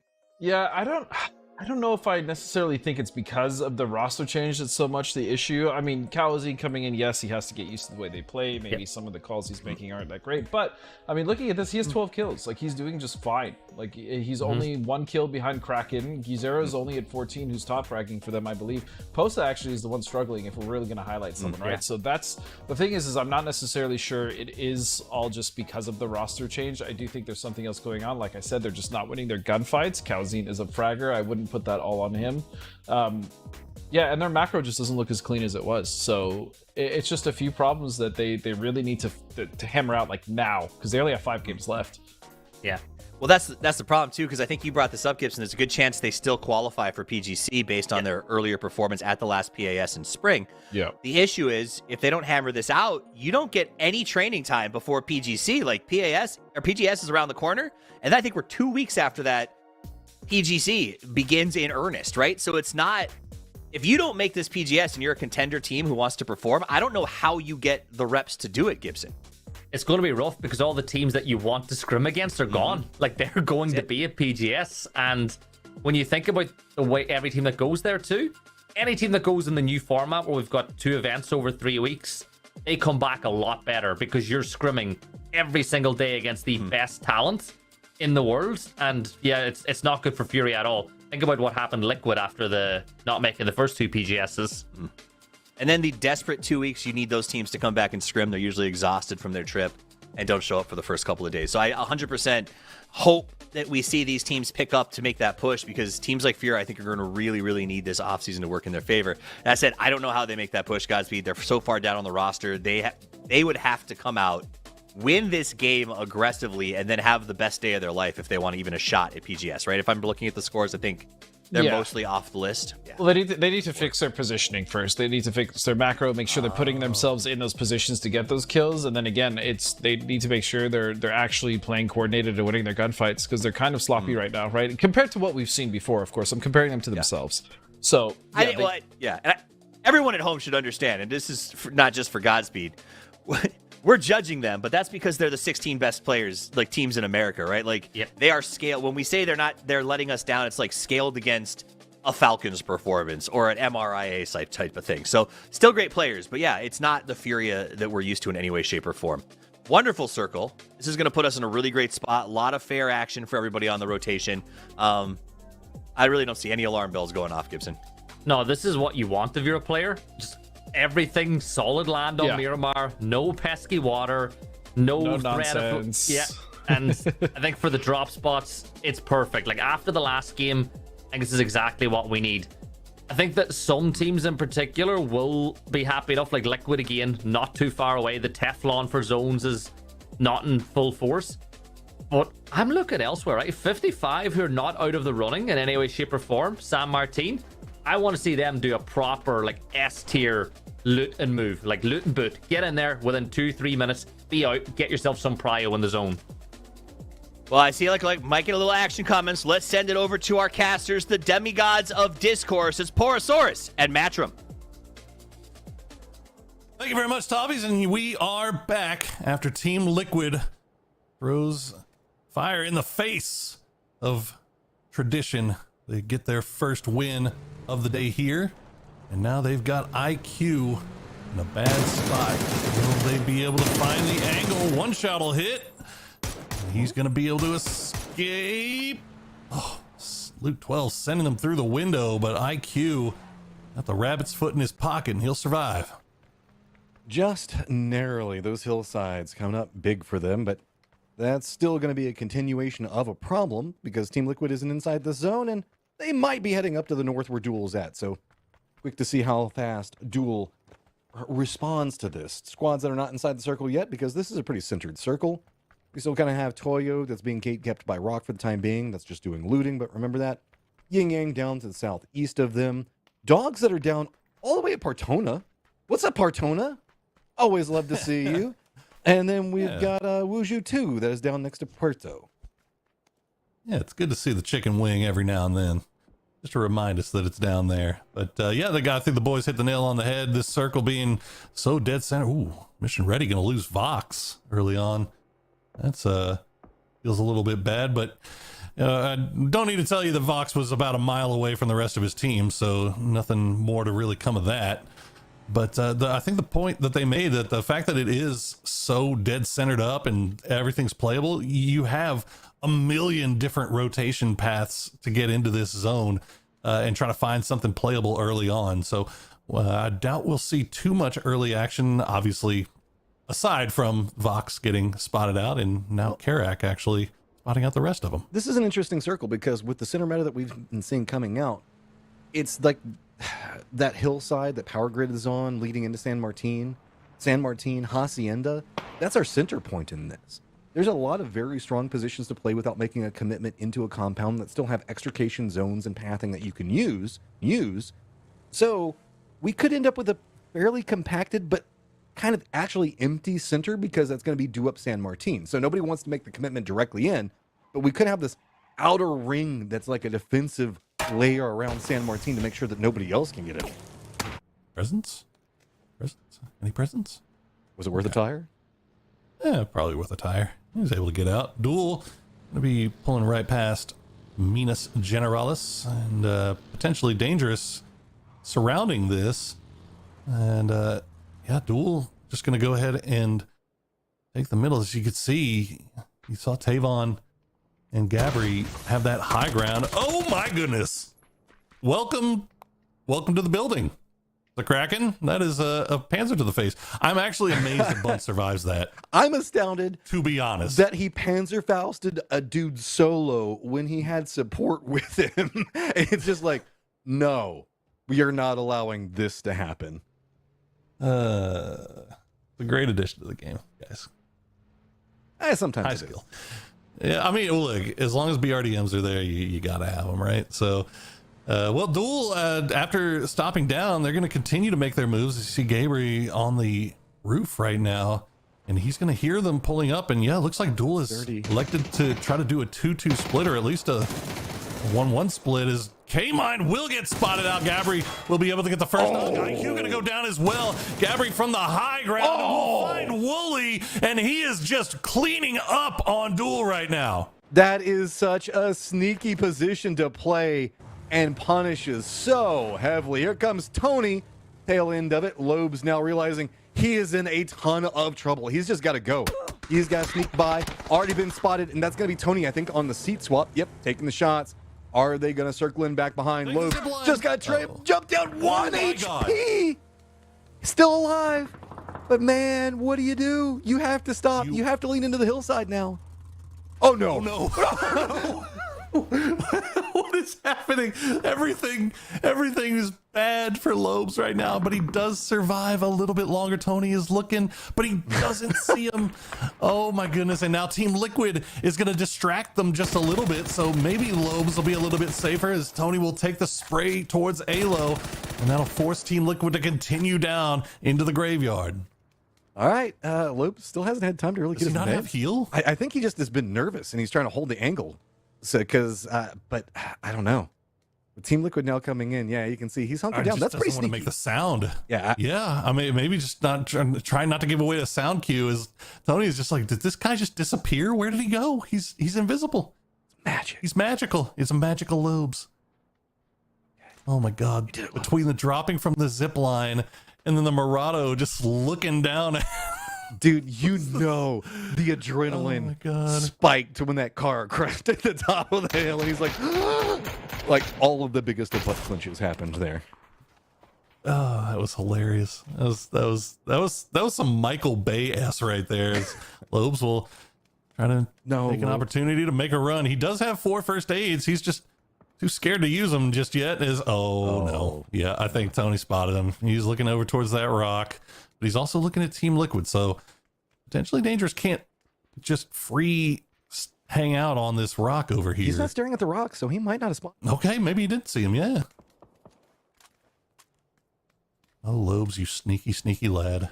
Any shot that comes out from this will alert Team Liquid, and they'll start looking that directions, and then Lobes will probably die. But, well, I mean, Liquid already knows that they're here. They were taking shots at him as they crashed in the graveyard, so they don't know where Lobes they don't know Lobes is here. That's what I was talking about. They definitely don't know that. If we see potentially Dangerous take those shots, he's in some trouble. Okay, well, potentially dangerous now spotting off something to the north, it looks like, as we get a re-peek here at how Gabri summarily dispatched with duel. Just like that.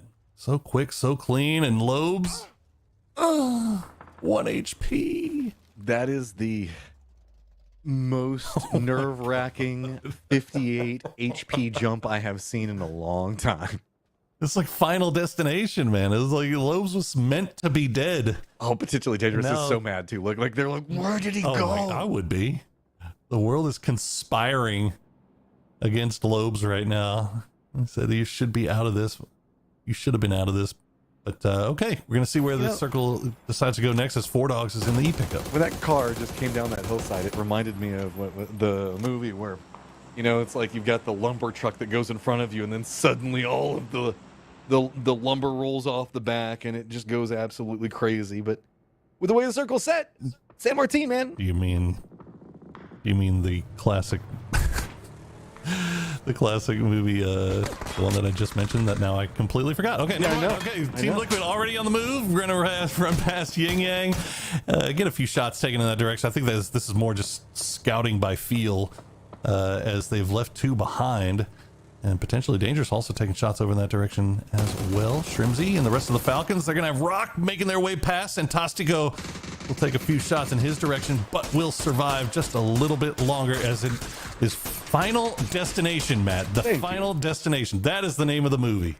Oh, we got him. Hey, look, we finally got the Final Destination. Oh, my goodness. My Final Destination was figuring out the name of the movie that I literally just said. I know. I am. It's been a day. Bullets are dumb. Oh too, my goodness! Rock has taken a lot of damage, but maybe okay. Lord of mercy. Okay, go heal up Sentastico. The rest of Falcons looks like they're comfortable, just kind of hanging around over there. As every shot is just landing right now for them. Don't peek a window. It is dangerous stuff walking outside your front door these days, Rock. Here's the update on the circle, because it's kind of clustered, and we've got 55 on the high ground just south of San Martin. We've got Rock that's going to be over there pretty close to Falcons. Inside San Martin itself, it's going to be 4 Dogs as well as Mission Ready. The east of that, kind of holding down Hacienda. 2 of the members are going to be Gooners. Just to the south of them is going to be Al Qadzia. Then we had the Minas Generalis, kind of potentially dangerous Liquid situation that was going on. That's breaking apart a bit more, as potentially dangerous has left the high ground. Lobes still alive. Still alive, still kicking, still keeping duel in this game. As the Grim Reaper is pissed that Lobes is still kicking around right now. But yep, 58 alive. That means he's putting his mojo Grim Reaper chasing after him on Team Liquid right now. Don't get too close. No, don't do it. The vibes are at an all-time low. Adrenaline's still probably at an all-time high for Lobes, though. Yeah, I would imagine. Team Liquid will, I mean, after we saw them go forward a little bit, so they know where Yin Yang is, they know Al Qadzia is there, they would have seen potentially dangerous leave, so they probably have an idea of exactly where they are, but they're still inside the zone. They don't have to move just yet, but they kind of have an idea of what the path is going to look like if they do have to come to the north at any time here, as San Martin is currently being occupied by 3 teams, or I guess if you can include Falcons down there on the southwest. Even Falcons is here, kind of. Even Falcons are here. They're in the suburbs-ish, hanging out, like, just right on the edge of the city. Team Liquid actually did call an emergency pickup that they're trying to time in.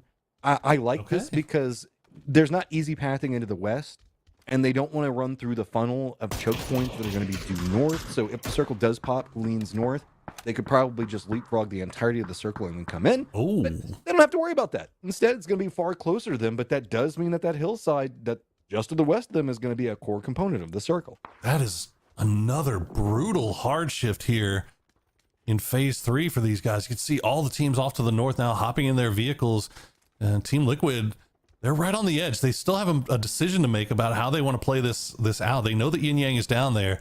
They should know that the south side is clear as well. But is that where they want to play? We'll see where they go. Mira gonna opt instead of hugging on that eastern side, they're instead gonna go around to the north, and looks like they may start backfilling Sakura Zensen, who is backfilling Toyo right now. And all on the west is covered by that dust storm right now. So visibility a little bit limited. And the timing on it, running right through the circle as well. So it's going to be a bit dicey for the guys that were kind of holed up in positions, most notably 55. Remember the high ground?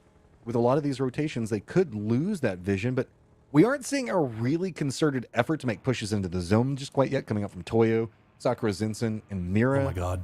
So take the zip line while the dust storm is there, Lobes. You got this. No, wait, no, he's down. He's on the low side. Never mind, he can't do it. Damn. Yeah. That would have been huge. Potentially dangerous. Did they go Line back through to the look for dust storm? some? Did they go back? They went back to almost the exact same spot. Are they looking for Lobes?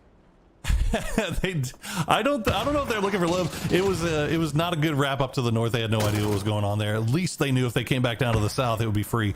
And now Four Dogs, they are dealing with the scariest thing in the lobby, a push from Gooners. Bunt already going to find the opening knock, but he gets traded down by Ice Tech. Lucid Freak, though, will spot out Goonshot, and it is a 2-2 trade so far. Another one will go down to Simply Matt as Ice Tech, or Lucid Freak, the last Four Dog remaining, and he's going to go down to Pippa from 55 as Gooners will try to reset. Trying to keep that points per game up, but notice cresting that hillside, Alcazia's Roth did hear some of that. Can't get too involved yet. Wuju 2 on the western side is going to spot out Sakura Zensen. They've got Toyo just up to the north of them and probably going to be regrouping pretty close. So Wuju 2 right along the edge of the zone. They still have power grid that they can work from, but you have to make the assumption that it's going to leave there relatively soon. Doesn't feel the best, specifically with Sakura Zensen moving into the gatekeeping position. Potentially dangerous. Continuing their roam in, they're just going to cut right in front of Team Liquid. Yin Yang doesn't have the best vision onto them, but this does now mean that maybe Lobes can make his run in. We'll have to see as Luke 12 does spot out Onek Tavon, and I don't think anybody's coming back for him. That's why you shoot out the tires, boys and girls. They made him do a little loop-de-loop there and had to pull away and ends up losing his life for it. So potentially dangerous now, down to 3 as Team Liquid playing gatekeeper on that south side. Yin Yang also still taking shots over towards PD. It looks like they should survive as Toyo, they have got the smoke clouds down. You gotta go. Yet another hard shift, this time to the east. And Toyo, the smokes are gone. Wuju 2, they're still coming. You've been playing around these Murados forever, Toyo. You got to make a move at some point, and they will lose Benya for it. Now Capitan's going to go down as more grenades continue to fall for Wuju 2.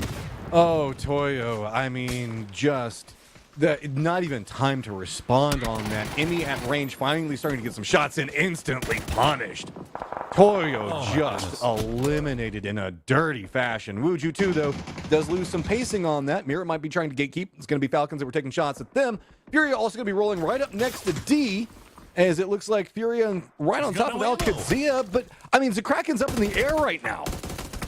Oh, he had no ammo. I don't know if this must have been an emergency beacon or a revive station for Gizera, for Furia. And now Cowboy's got Posa picked out. He's going to spot him, but Posa, nice return fire. Has to dodge the grenade, gets down low. Cowboy's still alive. And he's got one more grenade for Posa, and he will go down to Pippa. 55 has just been third-partying everything from their high ground spot, and they're getting paid for it. That position is so strong, and anything that moves over there, they're just continuing to rain in damage on Alcazia. Cowboy now lost, but they have to be careful. They still have one of the members in Furia so close to them. While they do have the compound, again, this is right on edge of zone. Then there's also a road, so that's pretty open territory. Rocks just to the west of this as well. They might path along this fashion. There's still Gooners as well as 55's high ground, all in contention over there. All right, Sakura Zensen will breeze right past potentially dangerous.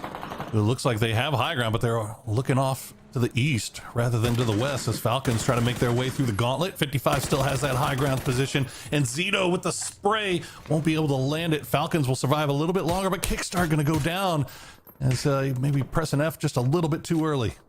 I mean, the harassment from so many angles made him a bit nervous. So Kickstart is down. Wuju 2 with that rock facing between them, not going to be able to do too much. 55 a bit more focused in kind of the mess that's going on over to the north as Rock's still trying to rotate, and one of their members get caught off in that rotation. Gunners are still going to be pretty close. Wuju 2 making their rotation right up next to Mira. This is going to be uncomfortable right next to Falcons as well, but they're still in recoup mode. These guys are stacked on top of each other, and they're going to be driving down the path where we just saw Sakura Zinsen set up. This has gotten really dicey, really problem, and that's going to be Addo just taking a bumper to the face. Sakura Zinsen heading down the hillside. Wuju 2 just bullies their way in as Mira goes down. And it's all down to Penta as he's getting shot at from Yin Yang. Once again, the tires are going to go. He's going to split around, and Trisk will be the one to finishes him off. And Sakura Zensen goes out in 13th place.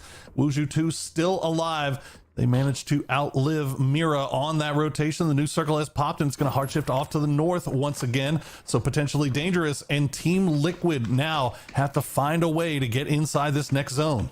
Just a symptom of the circle being right along this hillside, because it's really hard to traverse up and down from. So we've got just a stack of teams that are not wanting to brazenly run through that circle. We should also note that Carrick did get knocked. He was up on top of that high ground point. Now bold moves is all you can really do. It's just going to be Zakraken lined in. He knows that he's got friends on top of him. He's got the Vector. It can unload. Is it going to be enough in this desperate situation? Let's go ahead and throw in some mortars from the Gooners as well. Just right into the exact same position.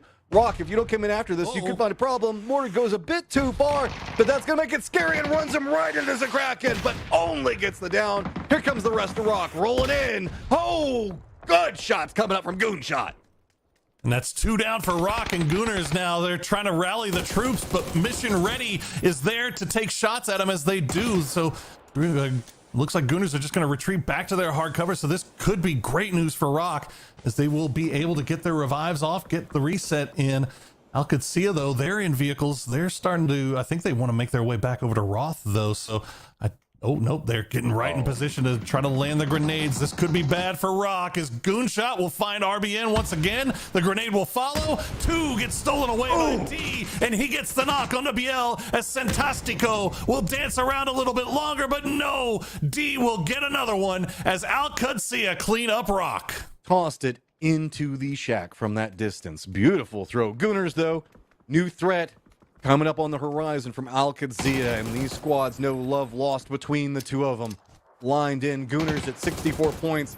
They need a massive day, and they need the guys at the top to falter. Alcacia could be the target just because Gooners need to make them fall. Good news for Alcacia is they have a pretty free escape path here, and Gooners does as well, and it looks like they're going to use it. They'll retreat back to their compound. Team Liquid, meanwhile, they elect to make their way up the hill a little bit. Gabri, all by himself, a little caught out, will just kind of survive here a little bit longer as Dual Lobes finally goes down. He survived all the way to 10th, but in the end, it was just too much to ask. As we check and see, what does PD do here? They can't support each other, really, because Glock is just, as you can see, all the way at the bottom, Gabri all the way at the top, and then you've got Wuju 2 in the 2-2 split just ahead of them. Yeah, Yin Yang now starting to push up this hillside. It's going to be bumping into Alcacia. Yap has got himself a nade ready, but it's going to be hard to roll that one up. Yeah, not quite getting the distance. Glock's going to go down for potentially dangerous. No big shock like you're talking about there. Team Liquid just holding down the low ground in this little hidey hole as the circle continues to go into the crossroads on the hillside.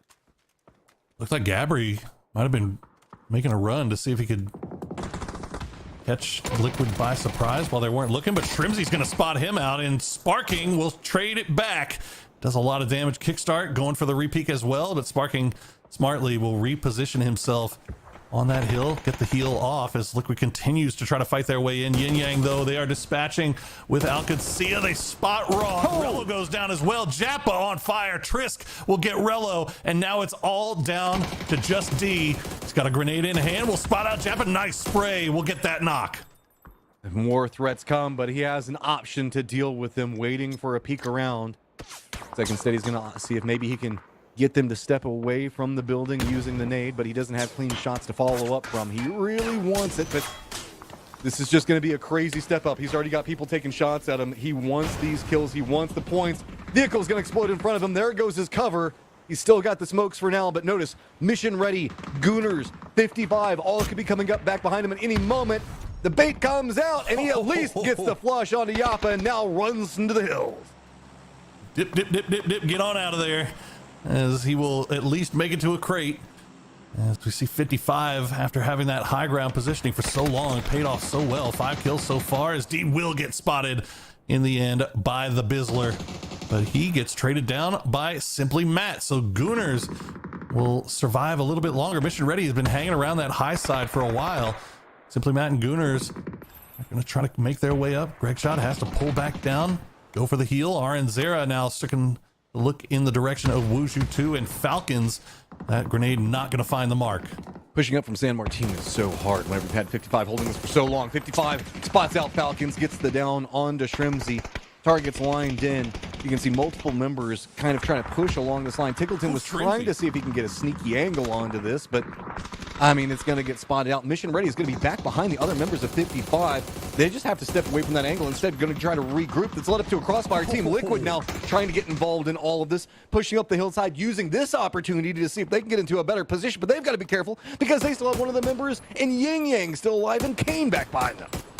Fights on fights right now as 55 are finally starting to come alive. They collect 8 points, although Pippa now has been taken down. Tiggleton going to eat a lot of blue zone there, and it looks like he's just going to go ahead and donate that point over to the blue god, as Team Liquid still fighting their way around this hill, somehow still have 4 alive, 4 kills so far, and Zito spots the angle, but he's going to get spotted by Purdy Curdy, and that will do it for Wushu 2. Team Liquid is just cleaning up the edge of this zone, walking up the hillside, every firefight just kind of a new set of angles, a new approach, and just picking it apart. This is just map and territory control at its absolute peak coming up from Team Liquid, but they're moving into the dicier territory that 55 has been holding down for so long. But 55 does have the threat close in Yin Yang. 55 in that tough position of being sandwiched between Yin Yang and Team Liquid. And don't forget, you got Kane from Yin Yang on that low ground in the compound. He's been kind of taking shots and providing defense for Tristan Kuz for quite some time now, but he is going to have to leave as the circle has pulled away. He's got some smokes ready to lay out, but unfortunately Ikaz and Trisk just not in a position to defend him that much as Team Liquid continue to slowly make their way. Trisk gets spotted out. Luke 12 will land a few shots but doesn't get the knock. Note that Mission Ready is out. They did pick up 3 points, but that means that the gap is just 3 right now, with the 5 kills coming up from Team Liquid and making it into the later stages. They are lined up against 55, but this is a hard push to really deal with. Yin Yang looks like they want to maybe help out Team Liquid on this other side, but they really can't do anything. The 55 line of defense is really good. They've had 2 of their members leaned up against that rock cropping that Yin Yang is trying to approach from. They even now have Kane that's coming up to regroup. Everything is going to go down in this firefight up on top of the mountain. Nothing in the low ground anymore. Okay, Ikuz with that MP5. They know exactly where 55 is. Nice blue zone grenade will land right on top of Carrick, but not going to be enough. Take him down. The grenade will bounce. Such a hard place to land grenades. There's Carrick will spot out one, but he immediately gets traded down, and now Purdy Curdy will find RN Zera. RN Zera, the insurance policy here for 55. He had that flanking angle, but he gets spotted out, so Pippa will try to take advantage and go and get the kills, but Ikuz will finish him off. But just like that, cleaned up, and that is back-to-back wins to start the day here on the final day of the grand finals for Team Liquid. Now in first place, I believe, Team Liquid, man, they came in with some goals. We were talking about Miramar and how it was strong for them. They took it to the next level now. Miramar is their map, and nobody can contest them. Coach Extreme is happy about that one, although the rest of the boys seem to be taking it in stride as they still have 4 more left to play, but back-to-back wins to start out the day, especially when you've had rough days in the past on final days. That has got to feel great if you're Liquid. It's just getting that pressure off, getting the monkey off your back, essentially, and these guys got to be feeling great going through the rest of the day. Opportunities abound for Team Liquid, and this is a squad that we know that can take them. So we'll have to see how much are they going to strangle it in. But Mission Ready, we saw hyper consistent through the entirety of this so far. They aren't going to take this sitting down. They want to secure themselves good position. They want to get points. They want to climb the leaderboard. Money on the table. Lots to look at, as that was an absolutely phenomenal Miramar. As I don't remember the last time we got that Circle Poro. So much to look at. So much to look at. And I know that Toffee and the boys want to jump into this one early. They're throwing to you. Welcome back. Game 2 is done in the dusty dunes, and while it's a desert, we have had more liquid than you can handle with back-to-back chicken dinners, Godspeed. It's highlights, baby. It's highlights. You'd think that it's raining over here in this desert as liquid is just all over the place. Again, it's another 8 kill. I just used the same thing you said. Sorry. That's another 8 kill win. So good, though. You could have used they're flowing through the lobby right now. You know, you could have said that there's lots of like river ponds you could have made and water ponds, but all right, well. Why don't you just take over then, Gibbs? Ponds. Why don't I just go? I'm sorry, Godpin, I'm sorry. I love you, really. I feel bad now. No, I by feel all bad. means. Clearly, I shouldn't be here. This is a crazy game. Highlights. Furia again. Why? Why do you struggle so? This is where Haven met God, by the way. He just went flying as he went through it, but I feel bad for Furia though, and like the same thing happened to Rock, right? We saw them take the Shack. Gooners were just absolutely bombarding them. Then Al Qudsiya came right afterwards. It was just a domino effect. Ying, you know, tried to have some success, but they got shut down pretty quickly. Al Qudsiya finding another consistent game, Gibson. yeah, picking up points, like I said, for them going into today. It's not even about winning. It's just about getting to PGS and getting yourself PGC points. And they need to be getting 4, 5, 6 points a game at a bare minimum just to secure it. And they're doing that.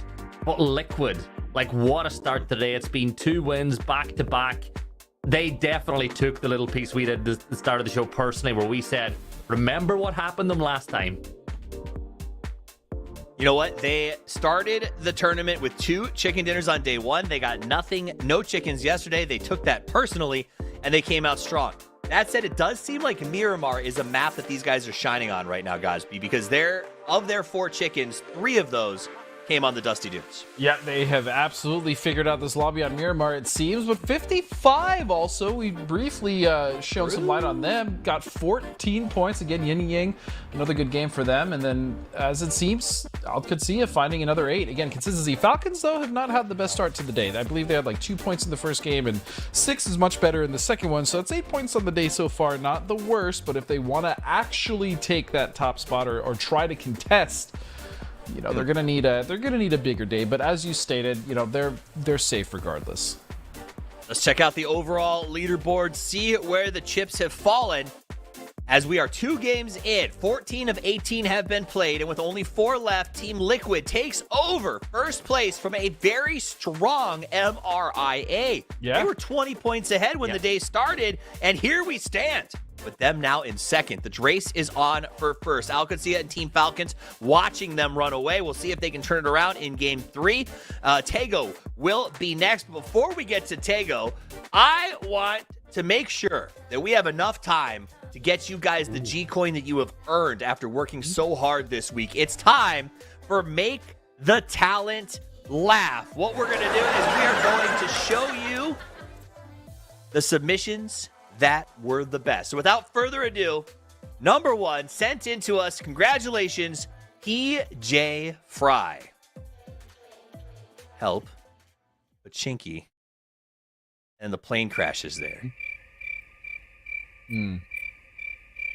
I think.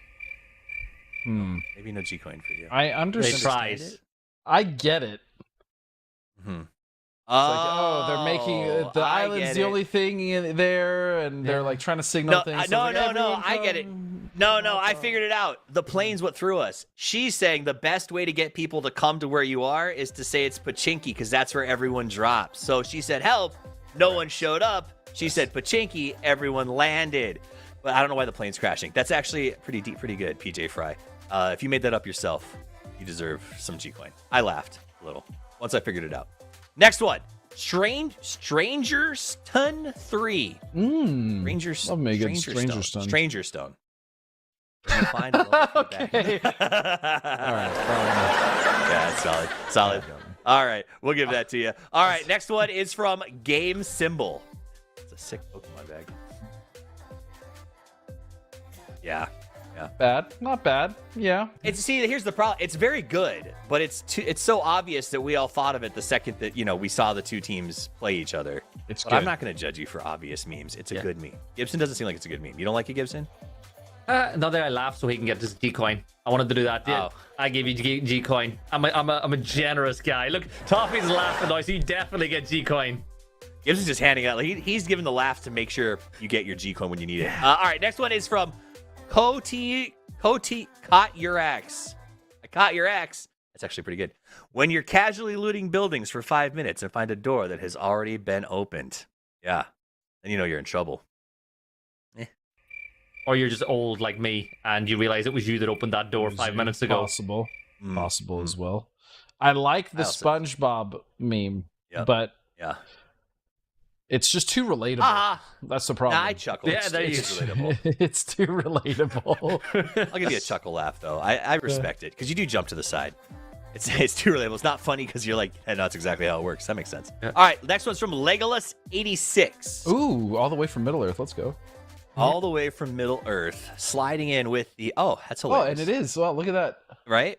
Can he get double the coins for being relevant to his name as well? AR mains after 33.1. Yeah, that's a good. I like that one. I like that one. I like that. What did he put on the dragon? I can't see something. I think it's the same thing. A guy hip firing it up. I think it's just further away. Oh, that makes sense. Because it's just running at him. Runs up on you. Yeah, and you can't that's decent. That's decent. Plus the flavor, like Lost, the Middle Earth meme. I give it to him. I give it to him. Yeah. Production. Does he have followers? Like this? Is this his full-time name? And does he just make like memes from the movie? Because that would be incredible if that was this man's brand. You, sir, definitely get G-Coin. All right, last one from Senpai _. Obviously, I can't read well. Okay. When your teammate asks for you. The BB is too good. That one's solid. Yeah, that one got us. Salt beam's pretty good. That's good. Med beam. That's a good one. You definitely get G-Coin for that edit. Very, very solid work. I will say next time maybe put first aid kits in there instead of those. It's still pretty gosh darn good. He has 32 first aid kits. Aids. It's so silly. The sprinkle. God, that's good. That is good. Beanie's going to hate it, but I love it. He hated being that guy. Congratulations to all of you. You all get G-Coin. Whether or not we laughed live, we chuckled when we saw it. So you're going to be rewarded. Congratulations for your contributions. All right, minute and a half to go. Let's get back to the overall leaderboard because that is what matters here. I'm going to turn it over to you guys. 4 games left. Start here with Godspeed. Set the stage, the two of you, for what I need to be ready for in the next 4 games. You know, I was given the canvas yesterday, so if it's all right, I would like Gibson to set the stage because he sets an amazing table, let me tell you. Me? All right. You're letting me do it? I am letting He's turning it over to the butler. That's so nice. The butler is crazy. Yeah. So I think the big one going into the end of the day is now that MRIA are no longer in first place, that's a big drop in PGC points. And if they drop another spot with Al-Qudsi, if they get on a run, these little things could have an impact when it comes to PGC. So keep an eye on what's happening there. But the horses, they're galloping into the lead as Liquid do best. The gap is increasing even further over 5th place. And I think that these 3 teams at the top are doing everything they need to do. Let's see if anyone can claw them back. Nice. I do want to follow up on the games we just played real fast. Our production team did what I asked. They looked into Legolas. They said he has no other memes from the movie. In fact, it's mostly Bears fans memes, which Paro says out of sympathy, you will still receive the G-Coin because it sucks to be a Bears fan. All right, Tago about to take off. This is going to be an interesting map. It is often called the wild card. It's not, but I will say this for it. Outside of some of the maps, the circles we've seen, 1 or 2 of them, it can be relatively consistent with how these end games play out. Godspeed, I feel like. And is that good or is that bad for a team that is looking to find points in a situation like this? I think it's good. I think Tago's a good map for that. The potential for teams to utilize like how open the map is, cutting off rotations, or just setting up in good spots depending on where the circle is. Yeah, I think Tago's definitely a map that they can do it. Because a lot of teams like to drop in Tago, Gibbs. Oh, sorry, go ahead. Oh, I was just saying, because a lot of teams who rotate in late, like they're the ones that get caught, right? And those are the teams that can be punished, especially because of how open Tago is. Yeah, that's it. Yeah. But that's good. Okay, let's stay on that point. What I was going to ask Gibson was dumb. So do you think, and Gibson, you can answer this as well, that is there certain maps that are better for those late rotation style teams? Like is Tego one where you really have to get up and moving faster than say other maps, or is it about the same across all of them? Well, it depends whether or not you get one of those split island zones that you kind of tend to get here. And, you know, even you look at that one EMEA had yesterday where it jumped from one side of shipyard to the other. I think mainland, it plays out very similar to, like, normal maps, but it can be very Erangel-like to the north. So, look, I think it just depends on which side those late rotate teams come in from. Like, I love the teams that go to the opposite side. Drop one side, rotate the other way, play it safe, and battle your way in. And, this circle, it's hard to call. It is hard to call who's going to. Well, that's the point. So this is a hard call. Is it easier to risk left side and then struggle to get to the right? Godspeeders are better to go right and then deal with being part of everyone if you have to go left. I mean, if I'm playing this circle, I'd like to be in a position around where Mira is playing, or even more to the east, right? Because they're going to be in that central peninsula. So essentially, wherever it goes, they can rotate to fairly easily. But the problem is, as well, is if other teams already set up like ahead of them, then they're just stuck in the middle, right? And if they do get cut off the rotation, it's going to be rough. But I like what they're doing. They might even do like a 2-2 split just across the Yangchang Bridge. Something like that would be very good. That's probably what I'd do as well. To clarify, you mean you're talking about our yellow team up there? MRIA. Correct? Yep, mission ready. Yeah. So you know what? The meme outlined it perfectly. We were prepared for that. So mission ready in a really good spot. It looks like the teams are going to start their rotations. So let's turn it over for the last time today to the cavalcade of communication. It is none other than Matchroom and the Horosaurus. Thank you very much, Toppies, and we are heading over to Tego after back-to-back Liquid wins. The rest of the lobby is on notice, and if you have to do any climbing, now is the time to start.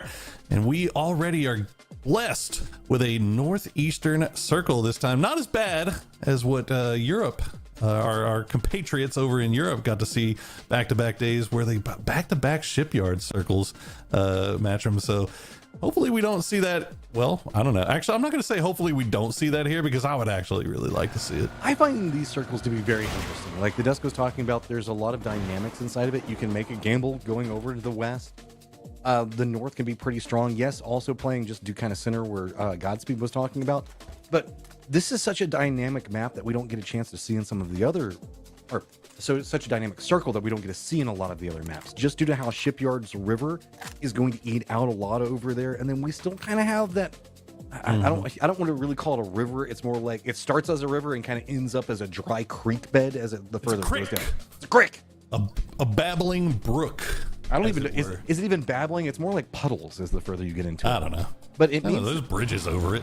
Yeah, but it makes it to where there's like almost another island that's going to be down into the south. And you end up with some really good high ground over into the northeast. But you have to make some assumptions that it's probably not going to go that way due to how the water curves through this circle.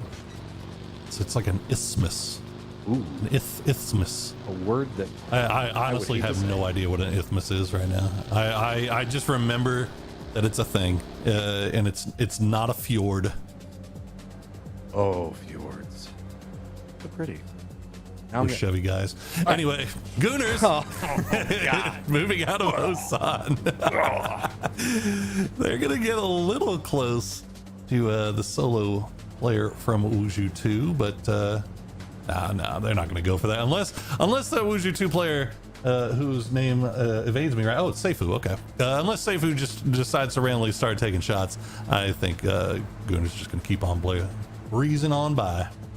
Yeah, Team Liquid early move. They're going to be pretty close to Furia. Falcons are already inside this circle, so Mission Ready didn't stay in their Yongchang kind of commitment. They've danced around and gone back to the other side, so they're going to get kind of the pinnacle point in between where all of those rivers go through. This is last Tego. I must particularly hate 55 right now. There's a red zone just dropped right on top of them over by fishing camp, but I think they'll be safe. But I mean, this is one of those maps where, or the circles rather, where look, we see stuff end on that eastern side of terminal quite a bit. There we go. This is 55 incurring the wrath of the gods. No rotation for the time being. Yeah, we just put that on pause for now. But you know, honestly, like the red zone is whatever. But we've seen a couple of times on Rondo where the EMPs have kind of been forcing early interactions on rotating teams that may have not otherwise been seen. So you know, it looks like a team was like, oh, were they camping? No, they just got stopped down because an EMP forced them to stop down. And as they were sitting there, another team came through, and all of a sudden, hey, look, a free camp now on the side of the road where nobody was expecting us. So I think if you're a team, basically, long story short, if you see an EMP, maybe avoid it. Yeah, I mean, all electric vehicles. Entirely. We've had like a lot of edge teams here lately that have been wanting to play around that, and then it feels like the EMP is always hanging out on the edge of the zone. It says, "Nah, to your fun." It does feel like it's always in awkward positions, doesn't it? It's like almost on like where that team that went on a really long rotate that's been out in the blue zone for like the last 10 minutes. Do a barrel roll. Do 2. You got it. That's a rock. That's fine. There's no way he was going to see that. It's fine. He's good. Winners continue. Yeah. Proceed. Okay. Well, let's kind of talk about what else we got rotating. Yeah, this is where I was getting a bit nervous, potentially dangerous, and Falcons close to each other, with the red zone's going to be also kind of close, but not a problem just quite yet. Wuju 2, Yin Yang, all pathing over here with 55 right next to them. There are some compounds down below this, but given the kind of fortifications, Rebo, that's not as bright as you think it is. Oh no. Yeah, that's scary too. You just come up over the top and like, oh hey, there's a whole squad of 4 here on the top of this hill for some reason. Neat. You don't even get reaction time on that. It's just done. Guess I'll just watch the rest of this one from somebody else's perspective. Well, look at Toyo. They're actually stopping down on this. Benya down to the Duel south. So Duel already kind of moving around, but the rest of Toyo looks like they might have been wanting to take this fight. Well, I think that's one of the reasons we're seeing Duel leave so early, right? They got their 1 point, they stole it away, now go run somewhere else. Don't overstay your welcome for too long, because this is not inside. Well, they weren't inside the circle. Now they kind of are. Toyo also going to still be kind of chasing alongside them. Gooners, though, they've got their eyes set to the north, and very far to the north, as they're going to be ramping over there. Al-Qadzia is running a 2-2 split in Shipyard. And that's a bridge camp. I'm having thoughts back to, what was it, EWC 2 years ago? Was it EWC, or was it whenever it was still Gamers 8? Whenever we saw Roth did the emergency pickup, whenever we saw a circle like this into this point, and then it hard shifted over into the west, and then they were like, oh no, and then had to chase it down. I will say, it feels like lately these anytime Shipyard is, I mean, even if it's not in circle, it seems like teams are really liking the setup on the east and west side of that Shipyard bridge. Shipyard's cool. To do a little, just to camp. Like I feels like a lot of teams are kind of taking that opportunity to do a camp here and see if they can get something off of it. Because we've seen it a number of times now, it feels like. Well, it's often considered to be the quote-unquote safe bridge, right? Because why would anybody be bridge camping up here? It's so far north, you know? And then gives you a bit dicey. Speaking of dicey, Duel. They've got those recessed hills. I think that they should be okay. Are they going to stop right below? Nope. They're just going to go back down away from this. They knew. But they also have a red zone on top of them. Yeah, Loeb spotted it out, fortunately.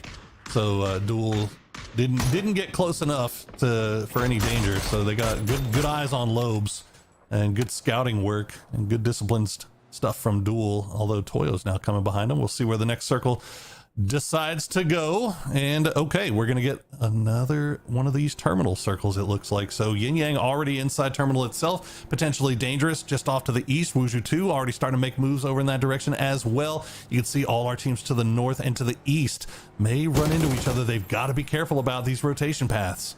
Oh, and this is right next to Tig. How much of this? Oh, Solds loses his car. There are no more options for Solds. They've got to stop. Oh, Orbian. I thought he might have gone for a swim himself there for a second. Oh, cars don't like water. They do not. As looks like Falcons. Yeah, I think they're just gonna say they're just gonna retreat back. They had a 2-2 split. These guys were on the western side of it, but the entirety of Rock playing around that ridge line, that's not really something they want to have to mess with. Is Blist.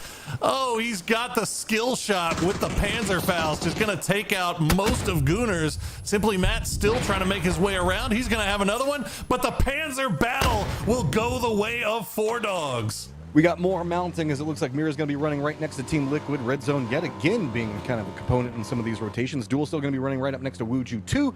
They did bump into Toyo. That slowed them down just a bit more. Sakura Zinsen, who's been pretty quiet so far today, if they want to try to make something happen, they've got to start making it happen now. They're going to be roaming right next to Toyo, who did have to stop because of Duel a second ago. So this is just Butterfly flaps its wings, and it's led to a Panzerfaust potentially coming after Sakura Zinsen, and no. Instead, they just get to continue on their merry way and stop right in front of the red zone. Oh, if he only knew how close he just came to catching a Panzerfaust to the face, Penta would be sweating bullets, but Sakura Zensen will continue their way forward. Toyo, remember, already lost one after Raibo ran into that duel split on the top of the mountain.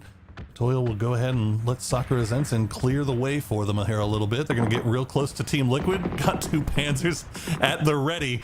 And yeah, if you're in vehicles, just don't go near a compound. That is what we're learning here in the age of the Panzerfaust. The red zone actually kind of slowing down a bit of that rotation. Nice shots, Luke.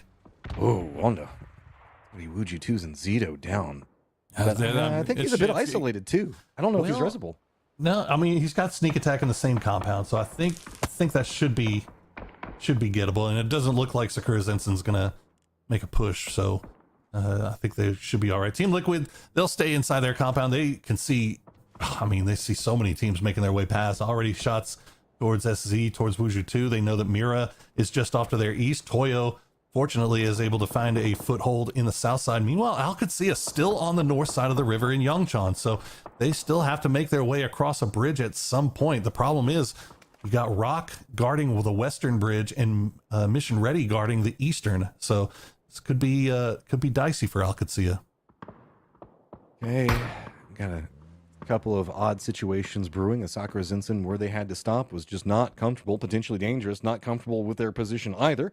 Fury is going to be a little bit further up the hill back behind them, but not too focused in on Sakura Zensen's position just yet. This is kind of the only, I guess, detriment point that we could be looking at, as Micah's got a lot of nades coming after him. Making a little mini red zone. Oh, the bounce off of the windshield. Follow-up nade's going to finish. Yeah, clean that one up. That's unfortunate for Micah. He just got stuck at the rock. It was a combination. I think it was actually Yin Yang that was taking shots and made it so that he couldn't leave. So they gave potentially dangerous the opportunity to make that run up. They will clean it up. Alcatsia, meanwhile, does get across the bridge. They'll make it past Rock. As, got a ghost riding there. Did they lose one? I think they might have had one shot out. Yeah. Looks like they may have lost, was it Roth or Rello? Looks like it was Rello. They don't have much inside the circle, but 4 dogs did come up back behind Mira here, and this is a big 2-2 split from Mira. So they can defend in for now. These aren't really the same compound, but they're kind of the same compound. Same, but different kind of situation. Same, but different. And yeah, 4 dogs playing on the outside of the wall. They've got the smokes laid down just to kind of make things a little bit more difficult for Mira. You see Fake's inside the vehicle, so is he coming to join these guys? Or I think he might have just been repositioning. So yeah, the 2-2 split's going to hold for the time being for Mira. Hold on. To the south, though, Toyo, they have, I think that maybe trying to get one of their members back. They got Raibo back. They're trying to defend in while Duel is making their roam. And they're going to have Rock also back behind this. So Toyo's just kind of caught in a moving factor here.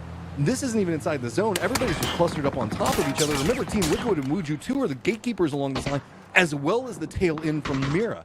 So this has just gotten really awkward. And now Duel doesn't have too many options. They're just starting to get a lot closer to Toyo. They're leaning in, but the shots from Toyo aren't connecting yet. Rock seeing this opportunity. They're going to lean more into the north and kind of wrap around, but that's going to put them close to Wuju 2. Down rocking the K2, and it is just not hitting right now, as Raibo will get flushed out by BL. As Toyo... Oh, Benya going to find Wooly, so that's at least one going down. The grenade's not finding the mark on the Capitan. And he's able to get the heal back. Benya in good position to keep eyes on K-Mine. Capitan really the only one in kind of a danger position, but you have to wonder how long this is going to be allowed to stick around with Rock having eyes over in this direction. Fortunately, the only thing that they've got eyes for is Wuju 2, as K-Mine will get spotted out by Capitan. Nice grenade from him. IQ gonna go down to Benya, and now all of a sudden, Duel, after cyberbullying Toyo for the first half of the game, the tables have turned, and it's all down to Lobes. Who would have thought? Lobes, last one up, sneaking off on this angle, but he's already been spotted from those shots. Nade's gonna go out, rolls down, doesn't even need it.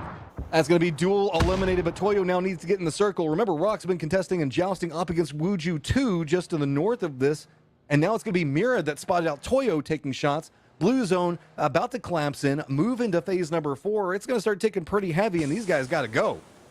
They got to make moves. All right, Furia looking real nice there at the top of the hill in that 2-2 split. Probably bring that back together as BL will spot out Benya. Capitan, now the last player left alive for Toyo, will try to breeze through, and it looks like he'll survive for now, but he is getting right into the middle of that Mira liquid split. He's got Emmy in the back, bleeding out, screaming for help. He needs to stop somewhere to go for that revive, but there's just nowhere safe. There is nowhere safe in this circle. Look at what's happening in the center of it. Alcazia rolling up. They've got Sakura Zinsen over here. Fury has also got a sight line in. Mission Ready is also starting to try to prep into this point. Falcons also going to be approaching, soaring in from the west. There is a ton of teams looking down. Sakura Zinsen goes down finally. Alcazia takes the position for now, but contenders approach aplenty. A rough path for Sakura Zensen finds them going out early, and Furia still with that high ground. Alcazia going to replace their spot here as Yin Yang tries to make moves. Onaita even will spot out Ikuz, and that will be one down for potentially dangerous Jappa, trying to find a place that the rest of the boys can meet him up and call home, but they're getting real close once again to PD, and that rock, well, we saw what happened the last time somebody went to a rock near potentially dangerous. It is not a safe play by any means.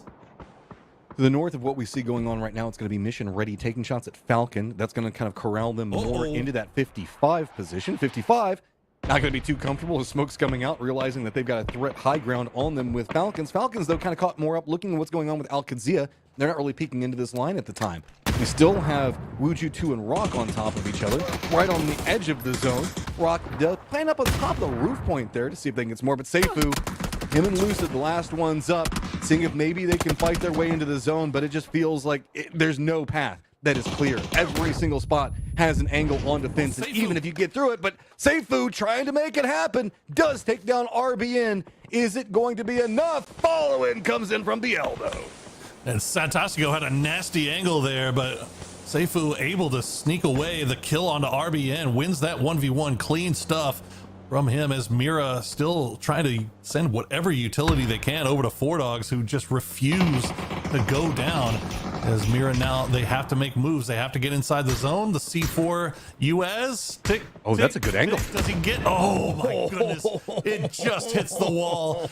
And Dogs will survive a little bit longer, although they do lose Vorpal. So Blist and Lucid Freak, you see a Kraken just on that backside. He's taking shots in there as well. That was such a beautiful roll. I mean, it felt like maybe just the tire well is what hit that outer wall to stop it from getting any further in and keeping Four Dogs alive.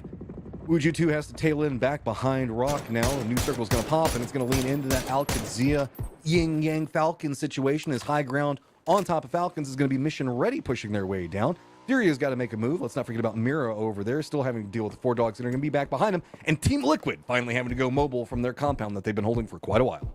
And I really like this from Furia. Remember, they had that high ground that they could just kind of hold on to, but they saw all these fights going on the eastern side, decided to get involved, try to seal away some points, and they know that their high ground will most likely still be there when they get back. As we see Falcons trying to survive the deluge of utility sent by Mission Ready, but RN Zera from behind, 55 now, pinching Falcons as they will survive through the smokes, but you see the knocks have come through, and Mission Ready, they would love to clear out Falcons. They'll at least secure a kickstart as the smokes continue. I mean, that's got to be like 20-something smokes there. I mean, Falcons just have to. There's 3 different teams that are harassing them right now. All danger close on top of them. They have no options to really deal with this other than just try to smoke out everything that's going to be around them. 55 doesn't want to stay any further. They're starting to step away from it a bit more, but Mission Ready is trying to get more aggressive in on it. Trimsy just peeking up. Not too much more he can really do off of this one. He's got to be careful off of any peek that he goes for, trying to use the little bit of cover, getting information from his down teammate even. Goes for the peek up, but the rock is so strong. Trying to pre-fire that rock, but Michael not going to bite. And he will eventually, actually, it's going to be Bizzler playing the rock, will get the knock and flush onto Shrimsy, and that will be Team Falcons out in 11th place as Rock. They have to deal with the Team Liquid BRDMBL dancing around the rock of his own, and he will go down in the end, but it's going to be Jappa that gets him as Halo has to retreat back into the BRDM as quickly as he can, but the Blues taking too much. He's got to get in. All right. It's fine for now. Everything's fine. Yin Yang's caught up looking at potentially dangerous. They're not looking at this angle. They're also not really watching back behind them. That's allowing Mira to get a lot closer to them. 55 had to retreat from what we saw going on with the Falcons' Mission Ready situation. So Mission Ready not going to be in the same contention position that we saw Falcons having to deal with a moment ago. So taking a second and getting their reprieve. But Mira on that pathing, going to have a beautiful view right down into Yin Yang. Nice spray, takes out Jappa. And I believe that's just one left up for Yin Yang now. Team Mira keep those smokes cycling, try to keep themselves, get some good cover from Liquid, although the shots now starting to come in. So you see LFP, he's looking at one, he's looking at the other, he doesn't know where to go, as Sparking will get the knock on Afana, and now Fake Sin gets taken down to 20 HP. Cowanzine will finish off Capitan, and that's Toyo out in 9th. More friends join the party. Team Liquid to the south, and then back behind this, it's going to be Furia still descending down from their point. Mira now caught in roughly a similar position. What we saw Falcons, threats on every single side. They were going after Yin Yang, and suddenly it feels like everybody's trying to feast on them. They've got it pinned in. Take a second to see if they can regroup. Going for their res. The circle actually pops, leans into the north, and only Al-Qazi is in it. I mean, Furia has left that high ground, and they are harvesting right now. They are cleaning up everything on the east and to the south. Meanwhile, Mission Ready doing the same on the northwest. They're just wrapping around the edges of these zones. Gizera gonna find another one. That's 7 kills now for Furia. This was the game that we were waiting for. They know where Sparking is. They've got him spotted out. Give him another one. 8 kills now for Furia. Team Liquid shut down at 144. Mission Ready in control of the west, or kind of the northwest at the time. So still 4 members up. Al-Qazi is still in the thick of it all, but this is a lot of movement coming up. Mira's last member still alive. Could stab at the back of Furia from an angle they might not suspect. And Yin Yang is still alive in this point with as many teams have pushed in. They are just hunkered down and just clenching their teeth as explosion after explosion has rolled through them. Mission Ready, we're on that northwestern side. They're now starting to make their way over to the east, and they're going for the high ground here on the north side of the hill. Nobody really around them. Al-Qazi still 3 up. Making their way in from the west. Psycho, the last player left for 55, knows that potentially dangerous is on the move. They're wrapping around to the south to see if they can clean up what's left. Kraken has separated from the rest of Furia, and he is wrapping around on the south side. May get a little close to potentially dangerous here. I love this. Fakeson isn't even moving. He doesn't want to have any, he doesn't even want to shift to track. He's just trying to wait to see if he can pop off at the right moment. Psycho back behind it. Anything's coming up. He's been spotted. He's got some cover to work with, but he's going to get the knock. Blue Zone's going to throw in some assistance, but that's going to be a stall off now for potentially dangerous, creating a new set of issues revealed. Yin Yang now knows where they are, and Furia now knows where they are. He's not even hiding in a bush. He's just there. Yeah, they have no idea. And Furia just free farm. Oh my god, I feel like I just saw him. I saw his head from Posa as the Panzerfaust's gonna get sent. Oh, that's actually a nice Panzerfaust shot. That landed right on the car, but Trisk will survive as he's still there. And Posa hasn't spotted him out yet, but they get another one. They clean up all of potentially dangerous. Furia is farming. Oh, hey, there you are. Good lord. All right. No. Enough of a distraction for a moment. Furia, though, trying to rally it back together, having to deal with Mission Ready on the other side of it.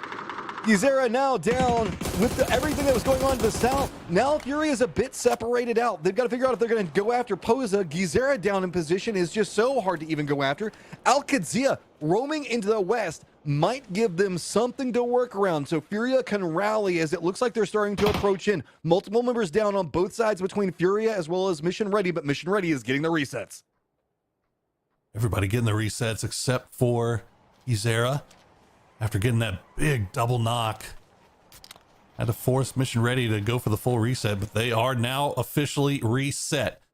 And Alcacia starting to make their way in. You see that P90 in play for Alcacia. Furia still 3 deep. Cowboy looking over in that direction, but hasn't spotted anything just yet. Michael not getting shot at, not getting spotted. Alcacia just playing this very, very slowly. They would love Mission Ready and Furia to square off and to just swoop over the top of the hill and clean it up for a big win here on Rondo as D, gets him low. Not going to be able to get the knock. Makes it scary, but notice the economy right now. Not a ton of bullets to work from. We are in phase number 7, everybody, so this could slow down a bit.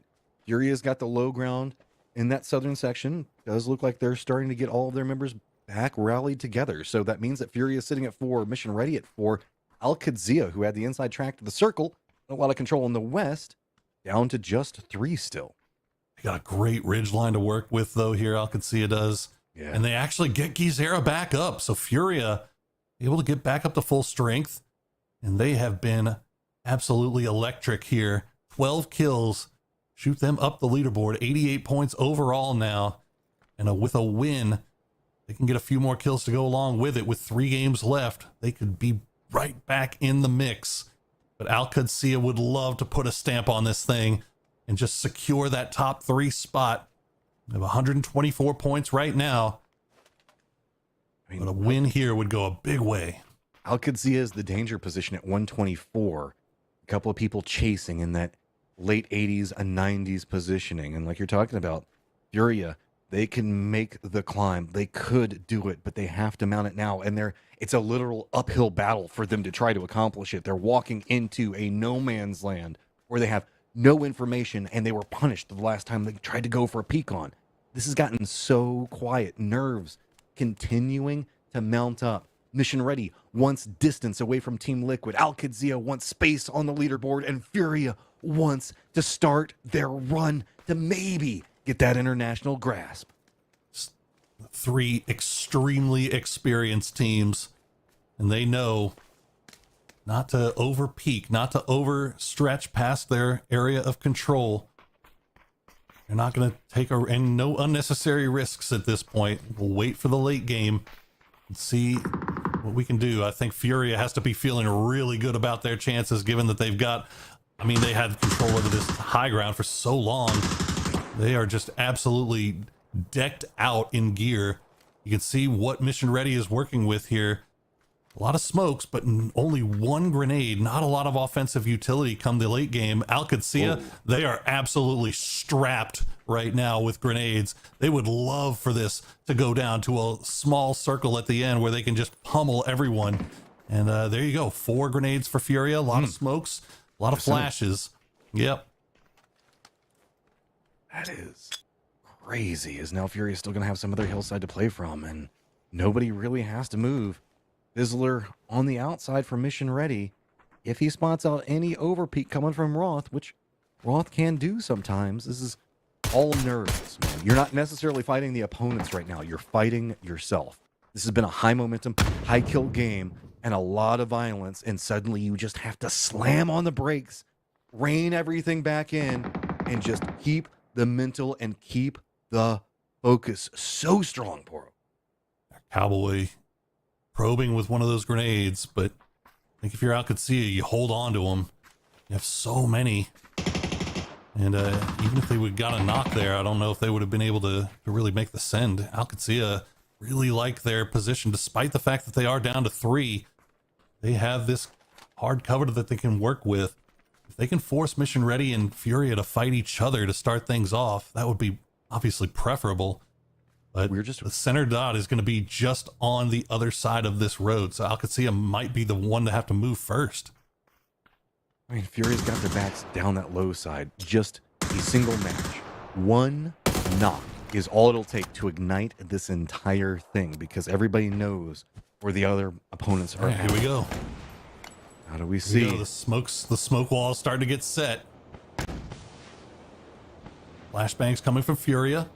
They're going to smoke themselves off. I believe that's them smoking themselves off, or that might have been Mission Ready going offensive with the smokes and forcing Furia to have to play through them. I think Mission Ready just kind of creating these lines of demarcation. You can see separating themselves from Furia and trying to focus more towards Alcacia. Look at Cowboys Rock. He could get a peek up over some of the smoke potentially, but he just doesn't want to. Out now. Yeah, he doesn't want to crest it and doesn't want to be too bold. Yet Furia is getting closer and closer. It does look like Furia Mission Ready. They're starting to line against each other, and we see a reestablishment of this. Alcacia realizing that maybe they're starting to get an inside track. Shots starting to be exchanged. No information to work with. No names really landing just yet. Vision does pop. Bizzler goes down. It's going to be Furia that gets the first blood. And they were waiting for those smokes to dissipate, and they dissipated at the worst time for Bizzler. He gets caught out.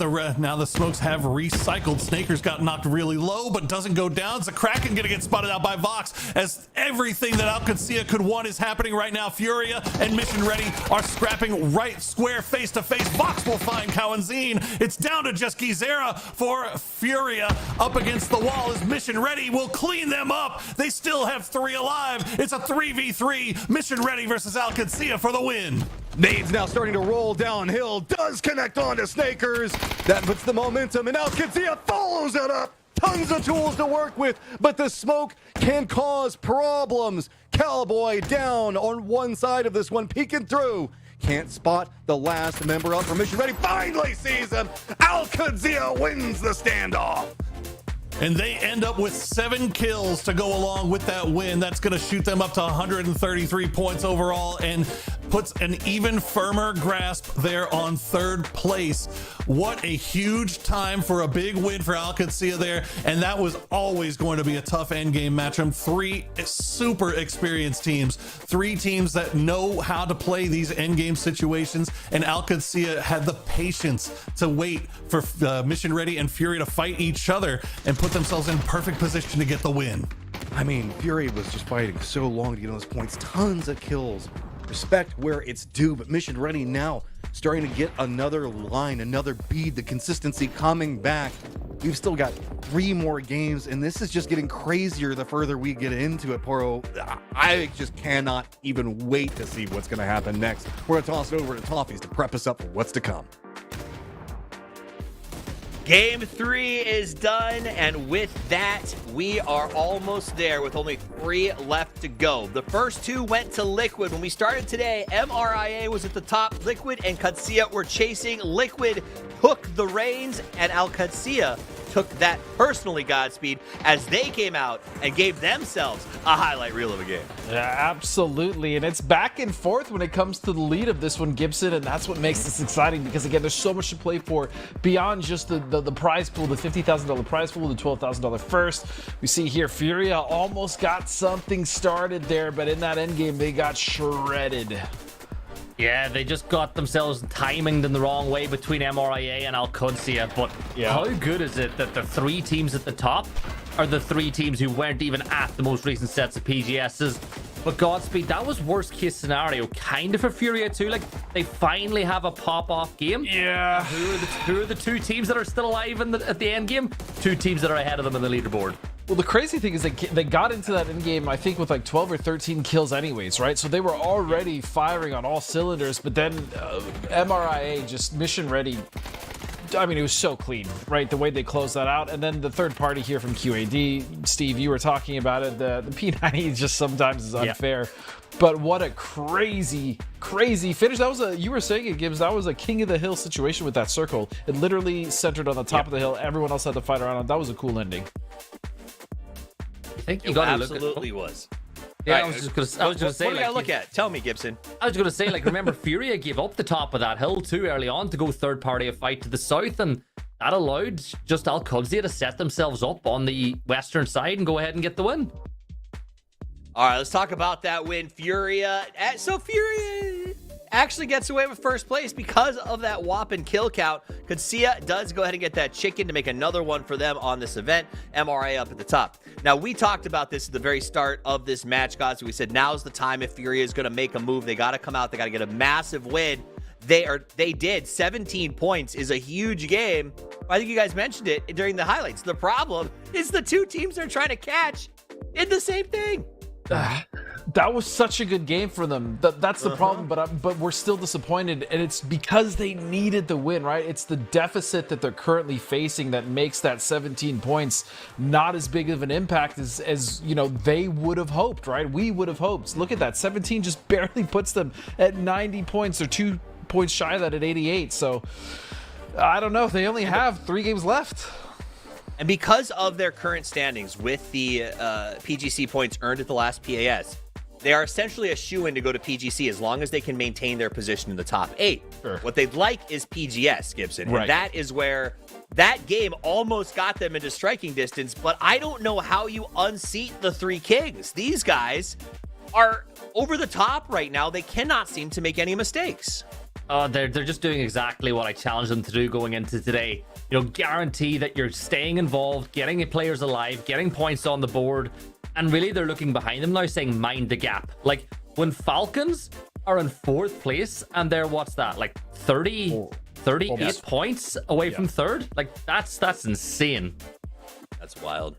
All right, guys, that's been a crazy day. A whole weekend has been crazy, but the race is tight. At the top for first place, the PGS bid spots, the PGC points challenge is also very, very tight. We're going to take a very short break, probably so our teams can sit down and do the math to figure out what they need to do in the next 3 games. And when we come back, it is time for the home stretch, the final 3 matches of PAS 6 Grand Finals Americas. So don't go anywhere.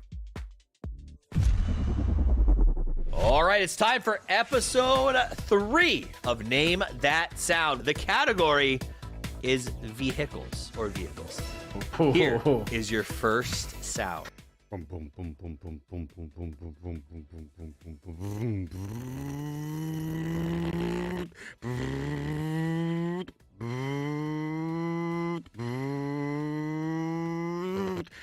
meep, meep, meep, meep, meep, meep.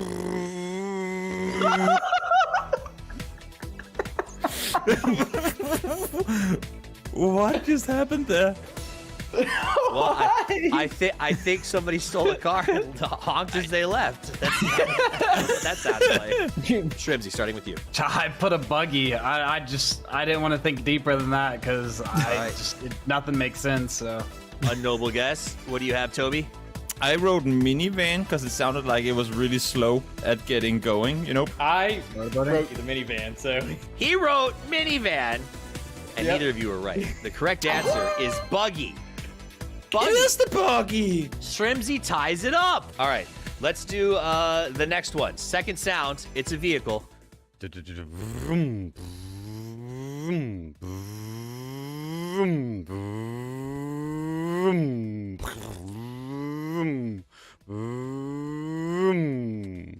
I put the pony coupe. That's a good call. I wrote Mirado. I also put Murado. Ooh, you guys also put nice, fast, beautiful cars, which is why it's hilarious that it's the Dacia. This one is a good one. Let's do it.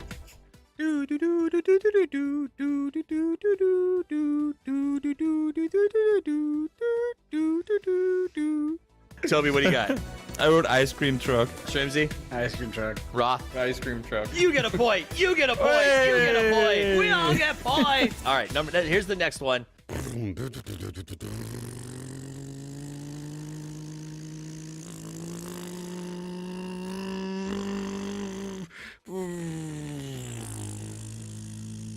Once you see it, you're gonna be like, yeah, that's the sound it makes. All right, Roth, what do you got? I'm hoping on the down throttle there. I'm going with glider. That's a good call. I went Bronco because it sounded What do kind you of got? beefy, but Yeah, it's got some beef too. I get that. Shrimsy? I went coupe. It sounded kind of fast. I don't know. Glider, boys. Glider. That takeoff sound, that was perfect. You know That's what you an did? It's insane like, call. All right, our final vehicle. Here it is.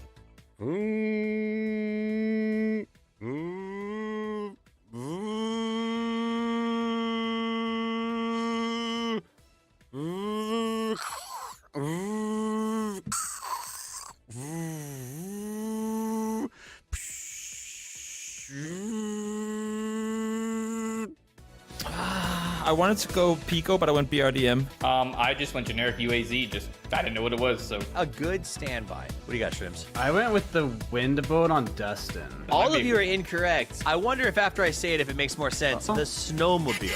Okay, here's what we're gonna do. Roth currently has 5 points. The Name is Toby has 4, and Shrimsy has 4. But I have one more question. I want you to figure out who the person doing the sounds was. If you get this correct, I will give you 2 points.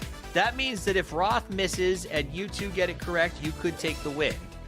If Roth gets it correct, he secures the victory. I put Mark Powercast. I went with Martin, Avenger. Thought maybe he'd been creative on the mic. I went with Kalaris. Seems like a fun guy. Seems like he might enjoy it. It is Mark Powercast. Shrimsy gets the 2 points at the end and takes the victory, steals it from the clutches of Roth. Shrimsy, you can soapbox, you can say anything you want right now. The floor is yours. I think we all lost, honestly. I think all of our guesses were just awful. But I also want to say, Mark, you need to work on your sound acting if you want a career in that. Not looking good for all of us. Let's just move on. We all equally are awful, and except for Toffees. Toffees did a great job hosting. Appreciate that. The rest of us need to never guess a gun again. Guys, that was episode 3. We love you. Congratulations to Shrimsy. See you soon.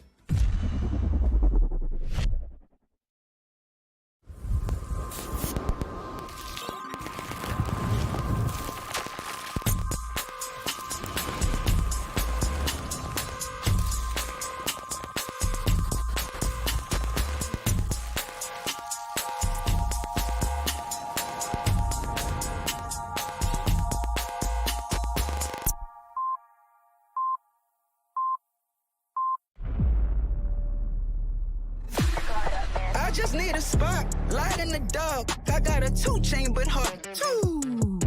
Don't always listen when you talk. We was wishing upon a star. I've just landed. Real enough that this battleground will remember. I'm bringing this static. She see the world expect I follow with my soul connect. Hey,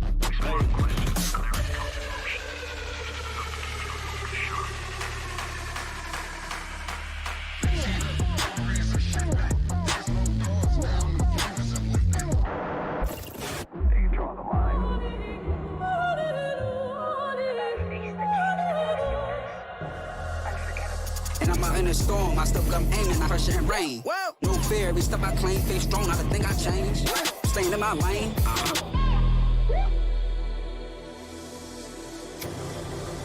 내가 선택한 플레이. 정해진 룰은 없어. 내가 정해. 그게 바로 G-Dragon. Battlegrounds.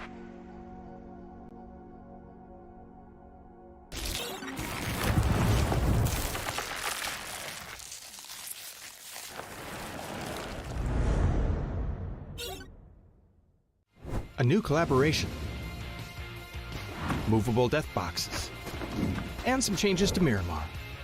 All this and more as we dive into the update 37.2 patch report. First up, the desert's about to heat up again with a visit from the iconic artist G-Dragon. You'll be able to find an emote stage on the starting island. Special G-Dragon map decor such as a decked out gas station and fan room, and other themed visuals such as planes, blue chip towers, and care packages. And be sure to head over to the G-Dragon truck stop to immerse yourself in the recreated Power music video set.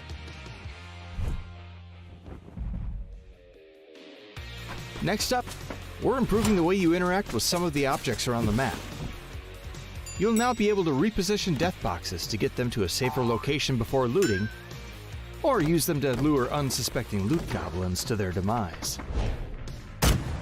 Doors can now be opened inward as well as outward, and all those gas tanks you've been wanting to shoot for years will now explode when you do so, leaving behind a large cloud of smoke to cover your movements.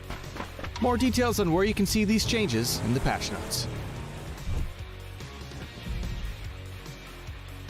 And speaking of Miramar, the Minas Generalis area has gotten an overhaul this update as well.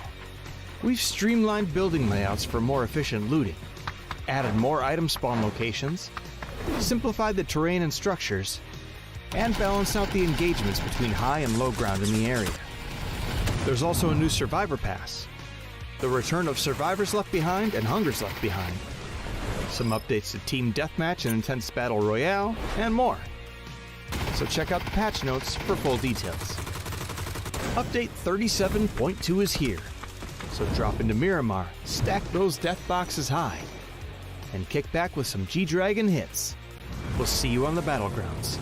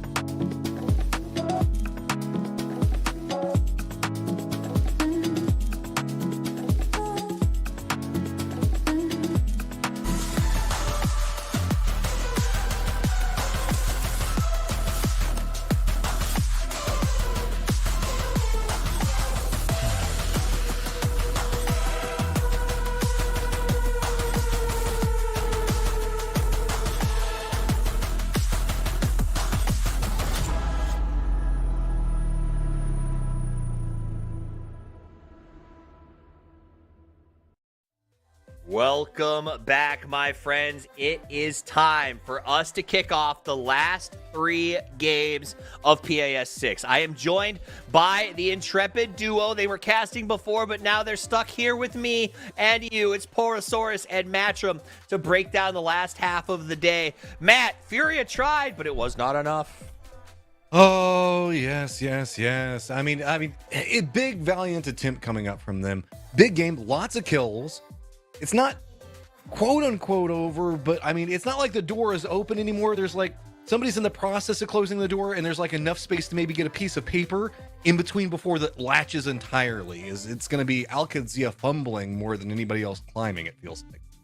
All right, now we're going to break down all this. I want to go over leaderboards in a while, but first we got to give away some G-Coin. You guys down to give some G-Coin to the people? Hell yeah. All right, let's do it. This is called the History Book segment, and in it you submitted cool plays from PAS history.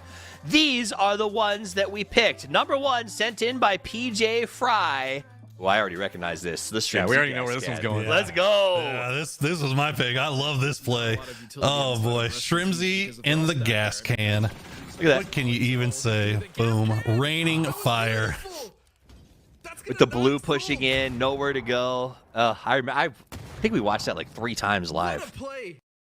So awesome. Excellent so play. Awesome. For those, if you guys, sometimes you play and maybe you don't play as much as you used to. Gas cans now explode and send fire everywhere. And you can do a lot of fun things with throwing them. And Shrimsy, honestly, one of the best uses I've seen in a very long time. All right, number 2. So that is definitely G-Coin for you, PJ Fry. This is from Giuliano22. Let's see what you got for us. Oh, I know this one. I don't know if I remember this one. Oh! I mean, he stuck the landing. I know perfectly. And they won after that. Like, I call this move evasive maneuvers. You can't hit what you can't see, right? Like, here it is. You can't see. I mean, block how bullet, do you block shoot bullet, the window? block bullet. Yeah, you can't shoot the window on that. And I didn't even lose a tire. He didn't even lose a tire on that. The car was protected for the next rotation. They wiped a team and they took real estate. That's how you push. All right, next one was sent to us by Teska.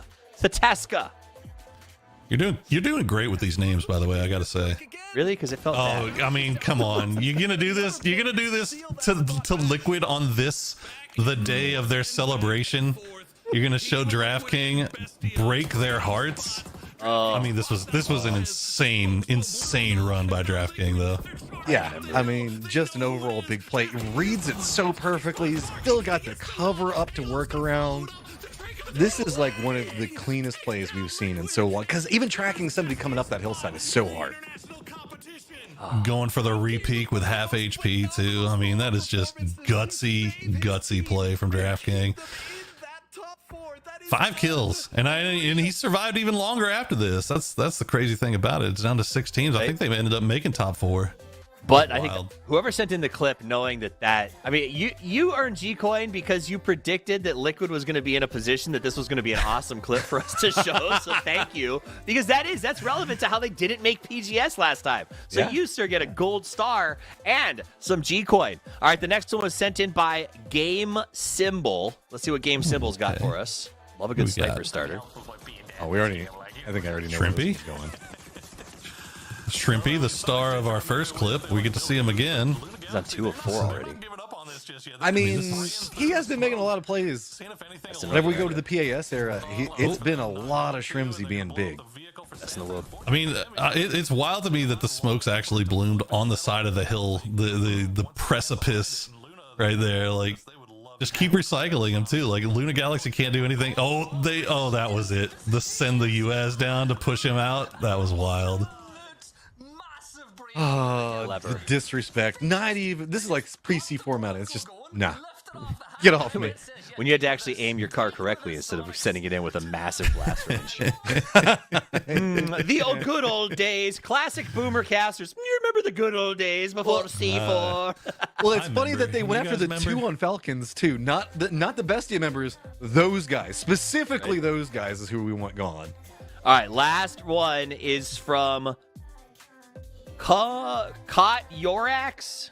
Caught Your Axe. You already said it one too. Good job. More G-Coin for you. Let's see what you got. Slay King. You can catch an axe when someone throws it at you. You're a legend.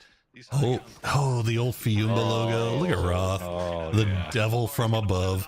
You know what the funny part is that we literally just saw Alcancia play this exact same location yesterday and just farm. So this must be a Roth special. Hey, if it worked, man, repeat, right? Oh, the grenade from Corsac. Is that Corsac? Oh, no. This is just such a cool play all around. Just the verticality and the containment on it is really, really neat. You can see the Roth just doesn't have any angles to work with. The commitment down Classic is Roth. what gets me. This is Roth whenever Roth is feeling himself. It is so fun to Roth watch. from above, right? Isn't Roth the one who With did the shotgun? Wasn't it? It was here. It was in Los Leones. He did the jump onto a traffic light or something and got like a win at a PGC qualifier. I still remember that one as well. Like Roth tricky shots from above is like his namesake, man. That's the one I was looking for. I did not see it in anything else. I was expecting. I can't remember what event that was from. It was one of the PAS qualifiers because it was in Los Leones. It was whenever we had the shift over, and everybody was making the Naruto jokes because it was he was just sitting up there and he kind of like crouched down and was on top of all of them and dropping it through. Naruto fans. I could have swore that was somebody from Duel. I think it might have been Duel. I don't remember who it was, but that's the play I was. Yeah, I can't remember either. Are we not? Are we just going to skip over the fact that Matchroom's system for cataloging events in PUBG is based on his anime experience? If you guys know Naruto, it's Itachi up on top of a lamppost. It's like one of the most iconic shots from one of the most iconic anime. I know. I was going to give you a hard time because we've been doing this for almost 8 years or whatever it is. but you got at 8 years, you got to have a system for cataloging great moments. Congratulations to all of you guys. You get G-Coin. I hope you enjoy it. I hope you buy some cool schematics. I hope you live your best life. Let's talk about the overall leaderboard, though. I'm going to start with you, Poro. Set me up. 3 games left to play. Let's tell a story. All right, well, Mission Ready and Team Liquid got to be feeling comfortable. They have an opportunity now to kind of do whatever they really want to do. I don't think we'll see them play Kingmaker by any means. I think they'll just continue doing what they were doing. But Alcancia, look, they've got a really nice lead. Like, that last win was huge. They just can't afford a goose egg, and they should be pretty comfortable going forward. You got any insights for me that I need, Matchroom, as we go into this last 3 games? Alcancia, don't trip. That's about all I can say, man. You've got yourself a good position. Really, we're just looking at the top 3, fighting it out for who's going to be in what order, unless we start getting some big point sponges and you stumble. That's about the only thing that's going to stop you. You know what I'm super hyped about, though, gentlemen, with the 3 Kings? What's that? Is the fact that this is the first time that we, in a while, have seen the boys, the 3 Kings, the teams that traditionally would have held that title, up here at the top. And not only that, they're responding to each other, right? MRIA started to run away with it.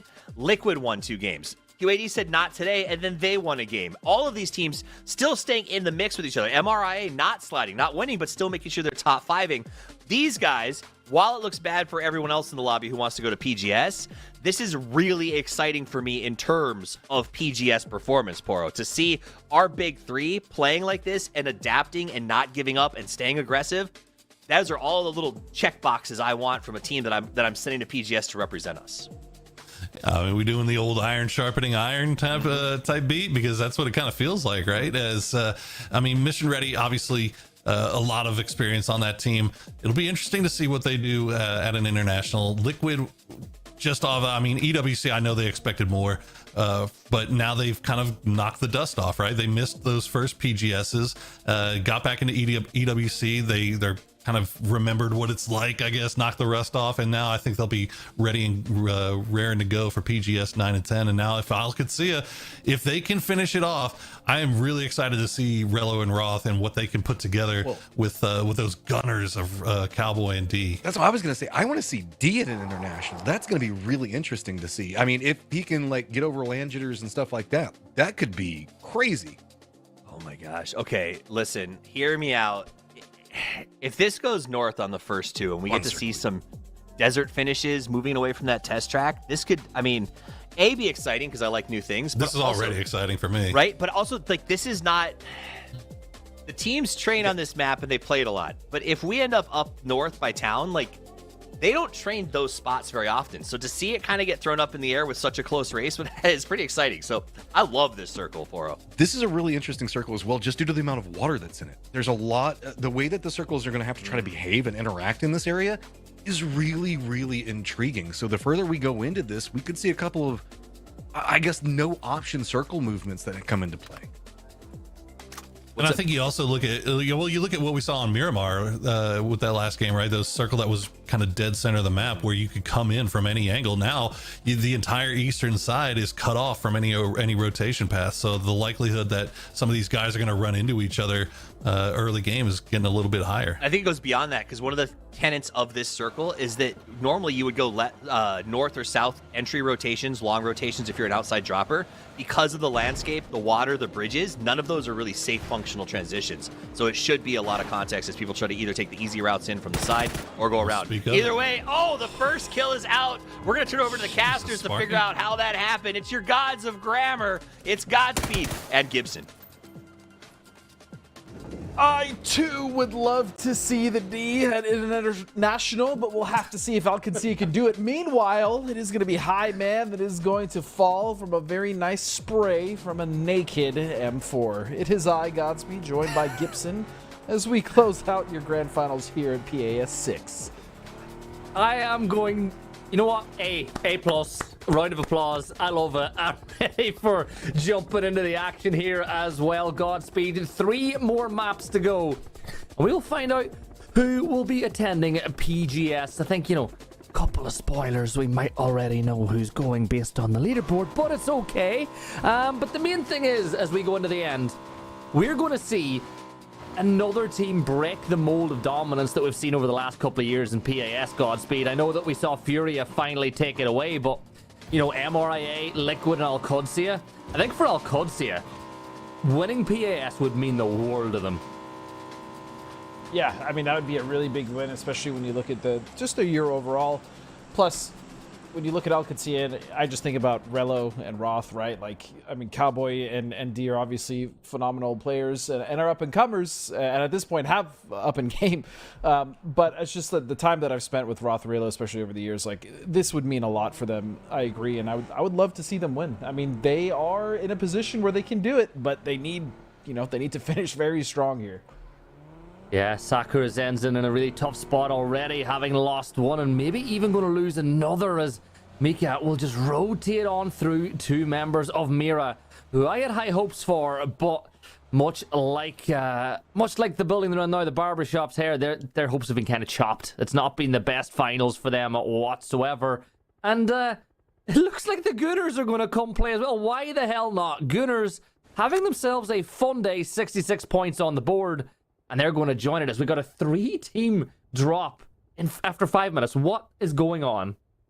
Yeah, all of these teams have opted to center up here, especially on this side of the map. We don't tend to see too many circles. We have been here quite a few times over the course of the year, both internationally and regionally. But yeah, we don't really see this area too much. And so all these teams are just opting to take center because we've seen what happens when these circles do tend to shift up in this area. There's a lot, and I mean a lot, of barren space.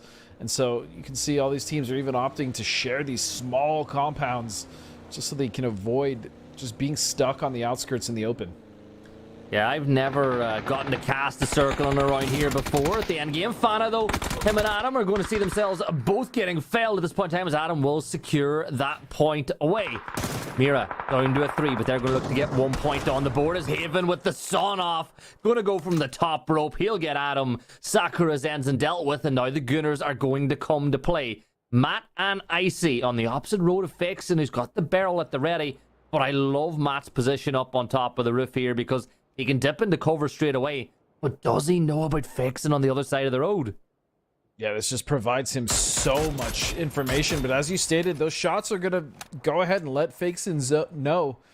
He's either in the building or on top of it, but you can see Fixin opting not to peek yet. He does not want to give himself up. And so all this fight is happening. It's going to open the door for potentially other teams to come in and try the third party. But for now, does look to be a stalemate. Meanwhile, off in the distance, we do have 55 shooting at TIG and Falcons rotating in. Behind them is Furia as well as QAD. Now Matt is coming in. As we're back to this fight, it's not going to slow down. Matt's just going to walk in and take out Fakeson. Surprised that he's got reaction times at all with the fact that he gets no sleep with his 45 kids. But you know what? Credit to you, Matt. Getting another one on the board, winning in a 1-versus-1 against one of the top gunners in Brazil. Mira on full retreat now, as they fall a little bit further back, but Gunners again, just getting involved on the last day, climbing that leaderboard, 2 kills already. And it looks like Mira don't want any of this. Yeah, no, I mean, especially when they're down 2 players, why would they, right? So they're just going to back off completely. There's so much space to play in the north that they could easily just take the hill up to their north. I'm sure they're able to get their chips as well. They're going to go for the reses, and it is definitely early enough for them to do so. So Mira will actually come out relatively unscathed as long as those reses come in. The biggest detriment, the biggest loss is that position, though, for sure. I have a question for you, though. Have you ever been in that village they were in? I have. I have. You in a have? pumpkin, yes. Not I've many times. There's been a few circles that I've played that have ended up there, but I'm not gonna sit here and tell you, oh, I'm very intimate with the area up there. I've never been. I've never been. And looking at where Mira are in particular on the mini map, they're even further away. I've never seen that part of this map at all. But 58 players alive after 8 minutes. It's been a hectic start to Rondo, a map that I know that some of these teams love the chaos and some hate it. I suppose one thing to point out, Sakura Zenzen have had this map in a headlock over the course of the weekend. They're not going to be winning it here. So we're going to have new winners crowned on Rondo to finish off our final day of the action. And would it be a nice time for Falcons to finally get their first one of the weekend? Because I don't know about you, it just feels wrong not having Falcons won a single map on a PAS finals weekend. It is.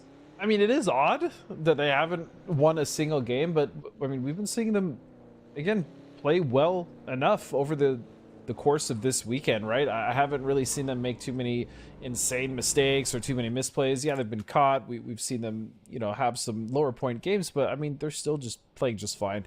And again, the fatigue with those boys has to be real, coming off of, you know, PGS and EWC, so they'll be fine.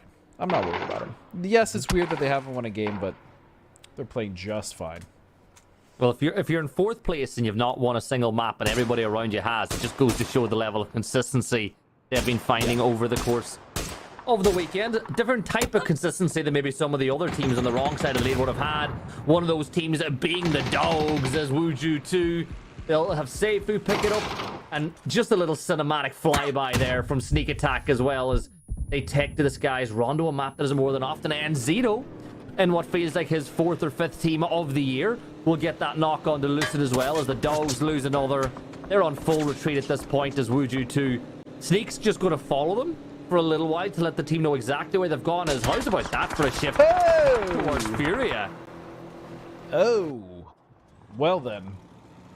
It looks like you're not going to get to see Heme Town this game either, because we are going very far to the southwest. That is a shift and a half. Fortunately, though, most of the teams still find themselves on the east side of the circle, so there's not going to be too many crazy rotations just yet. And for a team like Mission Ready, who are coming in late, that's actually going to be money if they come in on the northwest. We're going to have a great ridge to work with, at least to scout ahead the next position. That nade's going to go in. No knock as Falcons now are tangoing with 55.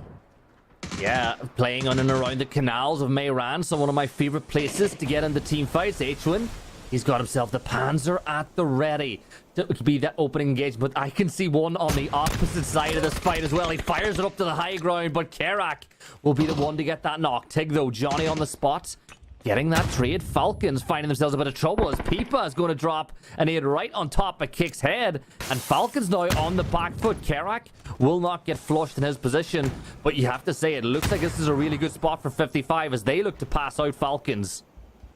You can see Tig trying to get to his teammate as quickly as possible, not to leave Shrimsy out there. He saw the back of someone coming in! Oh, the res went off, but it's a Panzer, and just like that, the Falcons are out of there. That Panzer was dirty. It's perfectly balanced, as it should be, right? As Duel rotate, I think a nice little intersection of the Wuju 2 rotate as they also join them in Meiran. We got the 4 Dogs and Duel and 55 all rocket up into this position. Woolly's going to get shot down from the sky. That's as to be expected when you're in the delight of the sex map. Gooners, why the hell not? Would they get involved? Liquid are there as well. Sparking and Kurt combining to take down Greg as it is all signs pointed to Fort Meiran at this point in time. Luke 12, obviously top of the kill charts earlier on today, looking to get a couple more on the plate. It's just chaos, confusion, and just like that, Bunt has abandoned Matt to his fate as Alo picks up that kill. That was hectic. We need to calm things down a little bit and behave. Yeah, it was really wild. Gooners losing a member as well to the car exploding. Unfortunate, but Sparking the only one to fall. Also, Sparking the only one with kills right now, just doing absolute work. And so it should be a recovery here coming out from Team Liquid. I say that, and Luke gets knocked by Capitan. Yeah.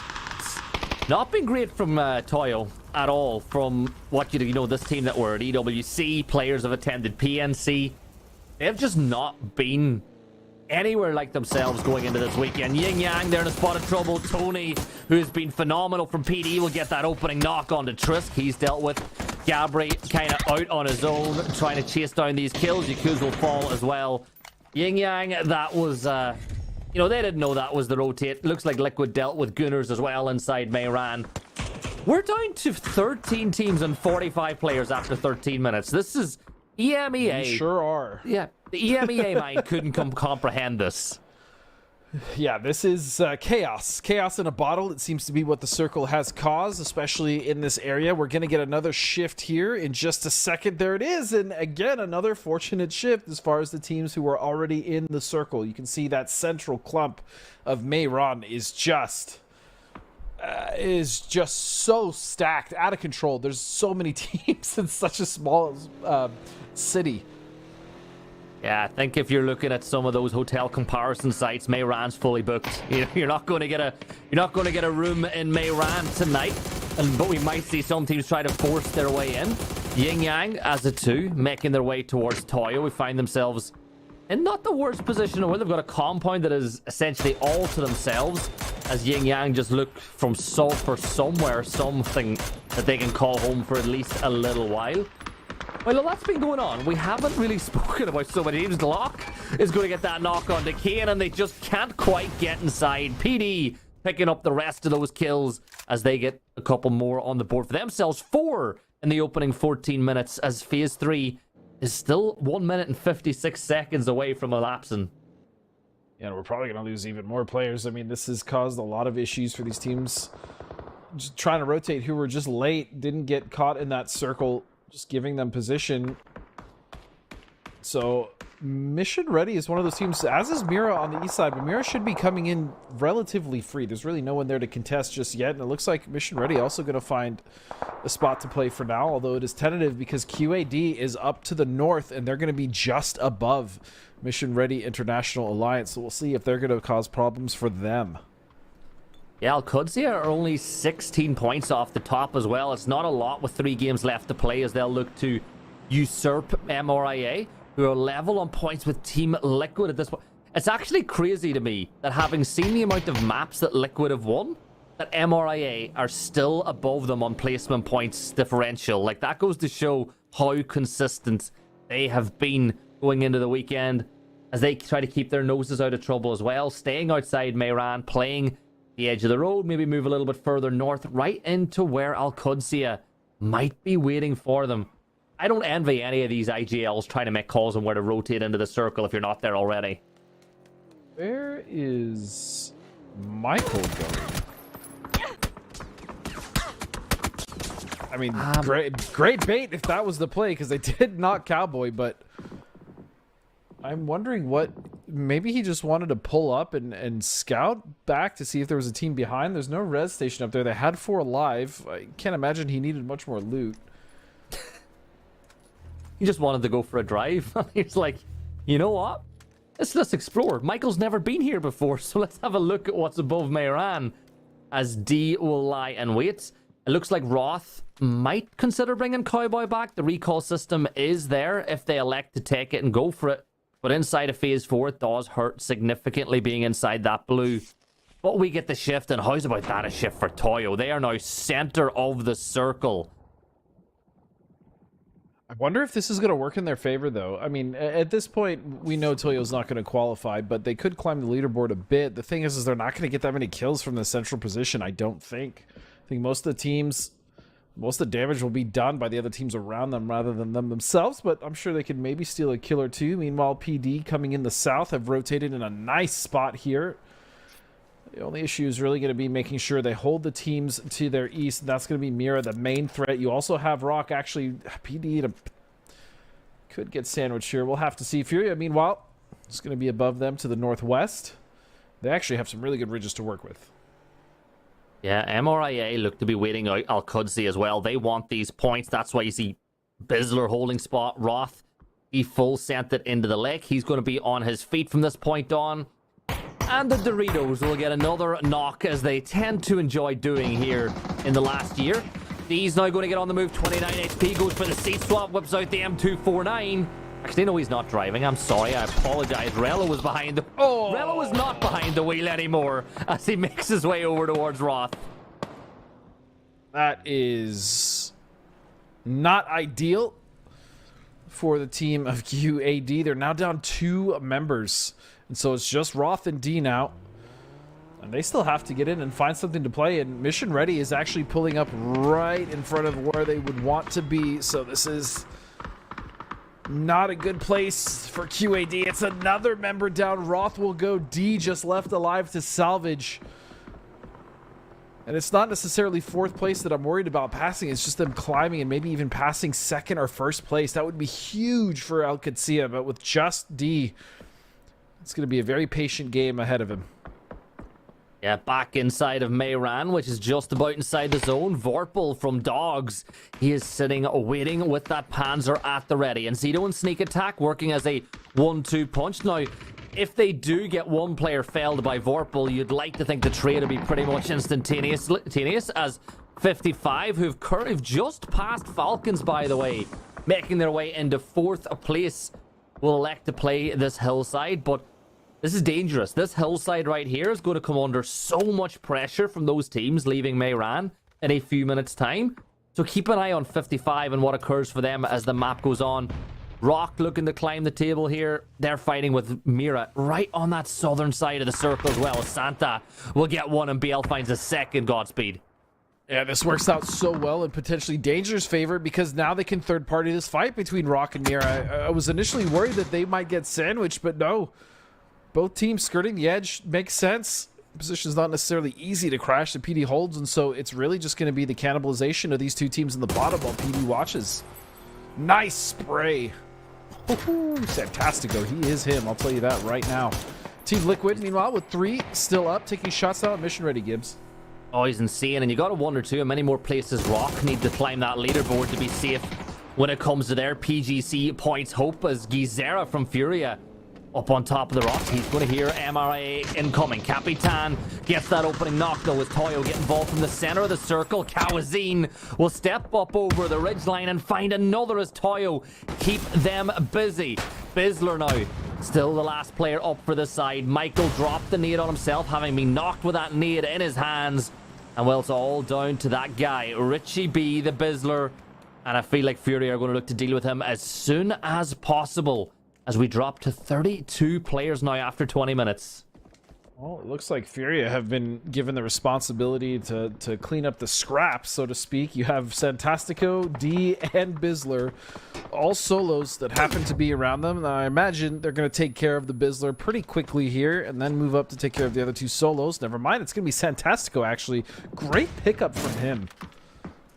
Yeah, Santastico. Again, he's been the difference maker for Rock so many times this year, and it's not been the weekend they would have wanted. I think, like you said, they found it tough. Ice Tech gets a nice kill on the Sneak Attack, but Rock just not being the same team that we've seen all year round as 55. I spoke about the trouble they might run into for teams leaving Mayran. You can see they understand that now as they look to bring the fight to duel. So duel. See, Wally going for an angle, but Psycho does not let him even move. He just instantly deletes him, and now 55 on the back foot a bit, even with that knock, though. You can see Lobes in that forward position, but he's taking damage now, and Tony's gonna find him. Yeah, this is really good from all these teams on the edge, just putting the pressure on. Ice Tech's going to fall, but 55 up to 4 kills. But Gabri from PD, he is just showing that he does not discriminate. It doesn't matter which team you are, he will send rounds your way. 5.56, the ammo of choice for PD as they look this way. K-Mind will step through, trying to get up to the smoke alongside IQ, who, yes, he is still rocking the mutant, and yes, he will be using it as a primary IR. And no, it's not been all that effective for him so far on the night, but Psycho for sure has been effective. But here's Team Liquid too. They can smell the opportunity of taking top spot.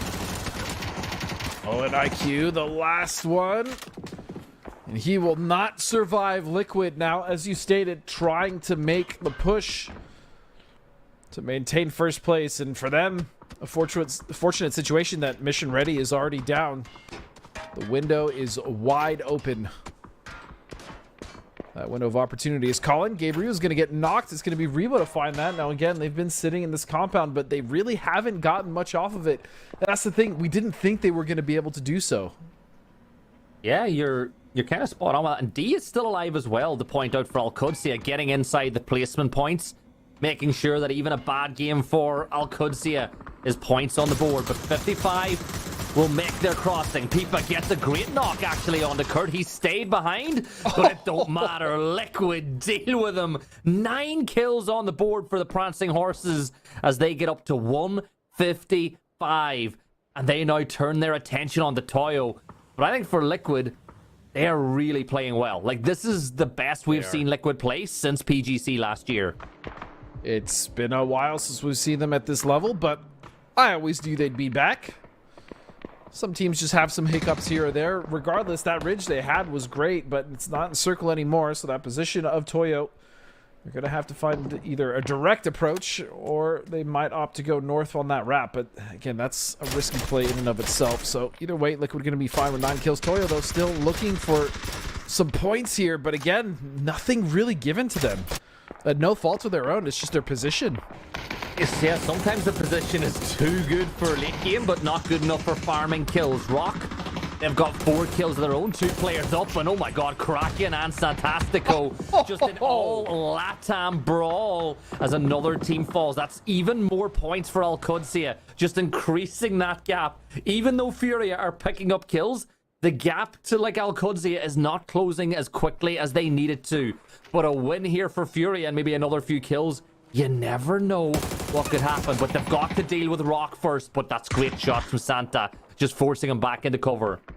If Furia can win this game, I think that the opportunity for them to maybe pass QAD, as long as they don't get many more points, is there, right? Because this is going to be the second game that they're going to have a very high kill count. You can see they already have 6, about to make it 7 if Solds goes down. And now they have good control in the circle on the west side. They do have to worry about Toyo eventually, but I think Toyo's going to get pushed out first even. This is a big opportunity for Furia here. Yeah, Furia putting the pedal to the metal. Santa stepped behind that rock now. I suppose it isn't December yet, so he shouldn't be allowed to go to work.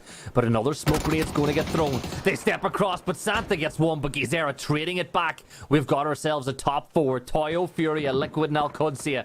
But again, the problem for Furia is the likes of MRIA. Bunch of kills on the board. Al-Qudsiya is still alive. Liquid still alive. As PUBG is just conspiring to prevent them from pushing to the top 4. But Team Liquid now, they can gatekeep Toyo, but with only 3 players up, Toyo, if they can get an opening knock, should be able to force this position away. Also got to talk about the PGC points, right? The PAS points that Furia is very healthily going to be in now in 4th place. Triple digits with the opportunity, if they get rid of QAD, to win this game and push themselves even closer to making that top 3. This will be a crazy run for them if they can make it happen. You can see Sparking prone down, trying to get some HP back. Alo as well. They're getting shot from underneath that RB. As D is taking the, it looks like he was hitting the feetsies there of Sparking. Trying to get any points he can for Al-Qudsiya. Has already done a great job guaranteeing 4. That was kind of the magic number that I said you need to be getting every single game from the point they were. 2 reses, though, are going to get traded. Toyo will get back up to a full complement of players. And Liquid, it will get back up to a 3. 4v4 v3 v1. Liquid and Al-Qudsiya still in the circle. But you have to wonder how much longer D can stay in this position. He's going to throw his nades, but Liquid are holding the door. That might actually pass this kill over to Furia if they've got anything left, because we saw them dump a lot of utility Godspeed in those earlier fights. Yeah, they absolutely did burn quite a bit of utility earlier coming off that hill that they were on, but even still, I think that, yeah, D doesn't really have the best angle on him, so as long as they don't get gate kept on this, as long as they're able to put damage onto the members of Liquid, that's going to be a huge boon to them pushing forward. It's just down to Sparking. You can see D desperately looking back to see if there's an opportunity, but the C4, and they're just going to park it? Yeah, he's got the C4. Now, Capitan's got a reverse, because that's going to blow, and that could cause serious problems if he got it down in time. Did he? I think I just saw the explosion off in the distance, so maybe He got it off, but it wasn't quick enough. D now getting pushed as he got an extra point for his team. Close to the target, the explosions, the mollies, the mayhem, the madness as he dips a little bit further back into the smoke. He's going to go prone, but does he have the meds to get back up? Another molly will get tossed by D as he retreats further and further back. And at this point, you really think that Furia are making their move. Another nade, the shield providing him some cover. But I'm going to say D's done a great job of just picking up points. He has done an incredible job. He's now made it into the top 4. In fact, he got 3rd place. That's a huge salvage considering where that game started. Oh, no. Oh, it's just a smoke. Okay. I was like, is that a nade that bounced off? Okay, we're okay. Just a smoke for now. Krafton's got to be careful. That BRDM is basically donezo. Yeah, it's cover, though. It is cover, but it's cover behind cover, right? If he could have gotten a little closer, a little further out, he could have had some real nice cover there, but this will have to do. Yeah, you could see what he was trying to do. As you said, get it to the other side of the rock, make a bigger wall to play, but it just took all too much damage. He will still use it for cover. This is actually rolled well for him there. That worked out much better. Yeah. I'm just going to say it, though. Like, this is Furia's PAS now, as in, it's do or die for them if they want to make a push. They need to get these 4 extra kills. Win this game. Yeah, plus the extra 4 the placement points they would get for winning it. If Toya win this, you can essentially say Furia ain't going to get into the top 3, and it's guaranteed. I don't know, though. Furia is fighting back. That's going to be 2 frags. 2 knocks. Capitan will be the second to fall. It's just down to Emmy and Rebo, and they are not healthy. Furia is doing it. They are making the case. Game by game. After this, they have 2 Erangles left, but they still have to make sure they close this out. Even in a 4-on-2, it's not over yet. Not over until it's over. Toyo, though, they're off into this. Actually, I told you you used that line on me yesterday, and I told you you were wrong. Or you were wrong, but we'll get back into this one. The Pika bus providing a lot of cover from the side, but for Furia, they're looking to get this done here and now. Emmy will peek, and he'll get tagged. Rybo is repairing his vest, his helmet, whatever he can to give himself more and more of a chance. This is where if Furia had any needs at all, they'd just be tossing it over here. But look where the center circle is, by the way, Godspeed. It is in the no man's land between both of those teams. And if this was a 3v... Oh my god, yeah, this is over. Kawazine gets a brilliant knock, and look at Furia go. I mean, the main problem was that Toya was going to have to move before Furia anyways, right? So they really weren't going to have much of a chance. You can see here, Toya, no reason to deny they're nowhere in contention. So if anything, they can even help their brethren as Furia will come out of that one with a 13-kill win. What a huge jump, and that puts them now within striking distance, only 27 points behind 3rd place, and a real opportunity to qualify for PG for the last 2 PGSs of the year. Hey, all I'm going to say is this could be heartbreaking for somebody going into that last map of the day, but Furia coming to life. You called it at the top of the show. You said if anybody could make that run in the late game, Fury are starting to do it now, but is it too little, too late? Only time will tell. But the main thing is, those teams in the top 3, Godspeed, still just eking out points. Just making sure they're not dropping donuts, staying alive. Like, I'm going to say, that's 2 very good games from Al-Qudsi in games where Fury have gotten a ton of points. And that was a massive, massive save, right, from D in order to get them in the placement. He managed to get them 3rd place. This game was actually off the rails from the start, even though the circle was rather fair. So we're going to bring in the boys, the big brains. It's going to be Toffees, my man Poro, and Matchroom to break this down. Welcome back. It is another game down with 2 games left to play. It has been fast and furious as these guys are making a statement, Matt, that they deserve to go to PGS. Oh, is it happening? Furia coming alive at the very tail end of this with big game after big game. Al-Qudsi made it in. They got placement points. They made it in the last stages of the game, but they didn't find a lot of kills, though. I'm going to take it now. It's my turn to talk. That Tego victory is looming so large for Al-Qudsi right now. If they didn't have that, they would be sweating right now. Now they still have a fairly decent lead when it comes to the leaderboard, but I mean, Furia, what can you say? They have been really doing exactly what they need to do here in the end to try to make a run, to try to make that catch up. But the bad news for them is that Alcacia, as you pointed out, Matt, they've been having some great successes on Erangel. Yeah, I mean, that's kind of how they started their role, righted the ship. But I mean, we still see a lot of the repeat performers coming into the later stages of this game time and time again. Nobody really just going to call it done. There's a lot of different factors. Yeah, we're kind of looking at our top 3 a lot, but across the leaderboard, there's tons of different things that we need to be keeping an eye on. But the biggest one feels like it's how hungry is Furia, because they're playing this very clean, very efficient. They're making sure to prioritize targets well. I mean, just stacking up kills, getting this win on top of that puts them in touching distance of Alcacia. And is that not just the most Alcacia thing that you could possibly imagine, Toffee? You mean throwing? Or I don't want to say throwing. Like leaving it to the very end? Yes, absolutely. And then watching it slide away. Hopefully that does not happen. But these are the guys who won. Furia with some of the cleanest eyebrows in the game. Some of the cleanest kills on the weekend. And it's been exciting to watch. And I kind of brought this up earlier today with the other guys. I said, they've been slow, but there's not an excuse for it. They have some of the best fraggers in the Americas. I was going to say South America, but like the whole Americas in general.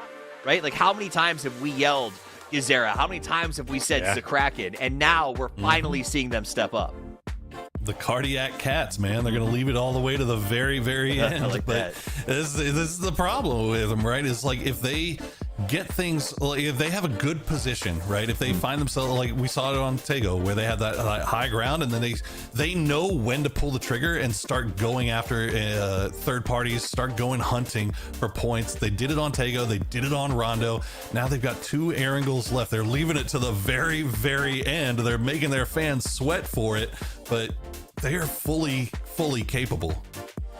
All right, let's pull this up, because I actually want to talk a little bit about them real quick, and then we'll go spend tons of time on the overalls to look at sort of how their performance is day 2 versus day 3 for Furia in particularly, because today has been purely, as you said, cardiac cats coming out and playing really well. But when you compare it to day 2, it doesn't seem like it was that big of a difference. It seems like it's more impactful, or we're seeing a bigger impact. What do you think is going on, Poro? Because yesterday I thought they were doing much worse, if you ask me, out of pure memory. Well, I mean, you're looking at the numbers as they are right here. That's 6 games on the left, and that's 4 games on the right, point. Right? So, they still got, but hey, not even thinking about the grand final, going all the way back to the group stage where they got 98 points in one day, but the day before that they got like 25. So it's like it is feast or famine with these guys. But when they feast, boy, they eat. Yeah. they find a lot of kills. No canned food for these boys. That's it. I appreciate that you're here, because I, for 100, was like, this did not reflect what I thought it would on the graphic.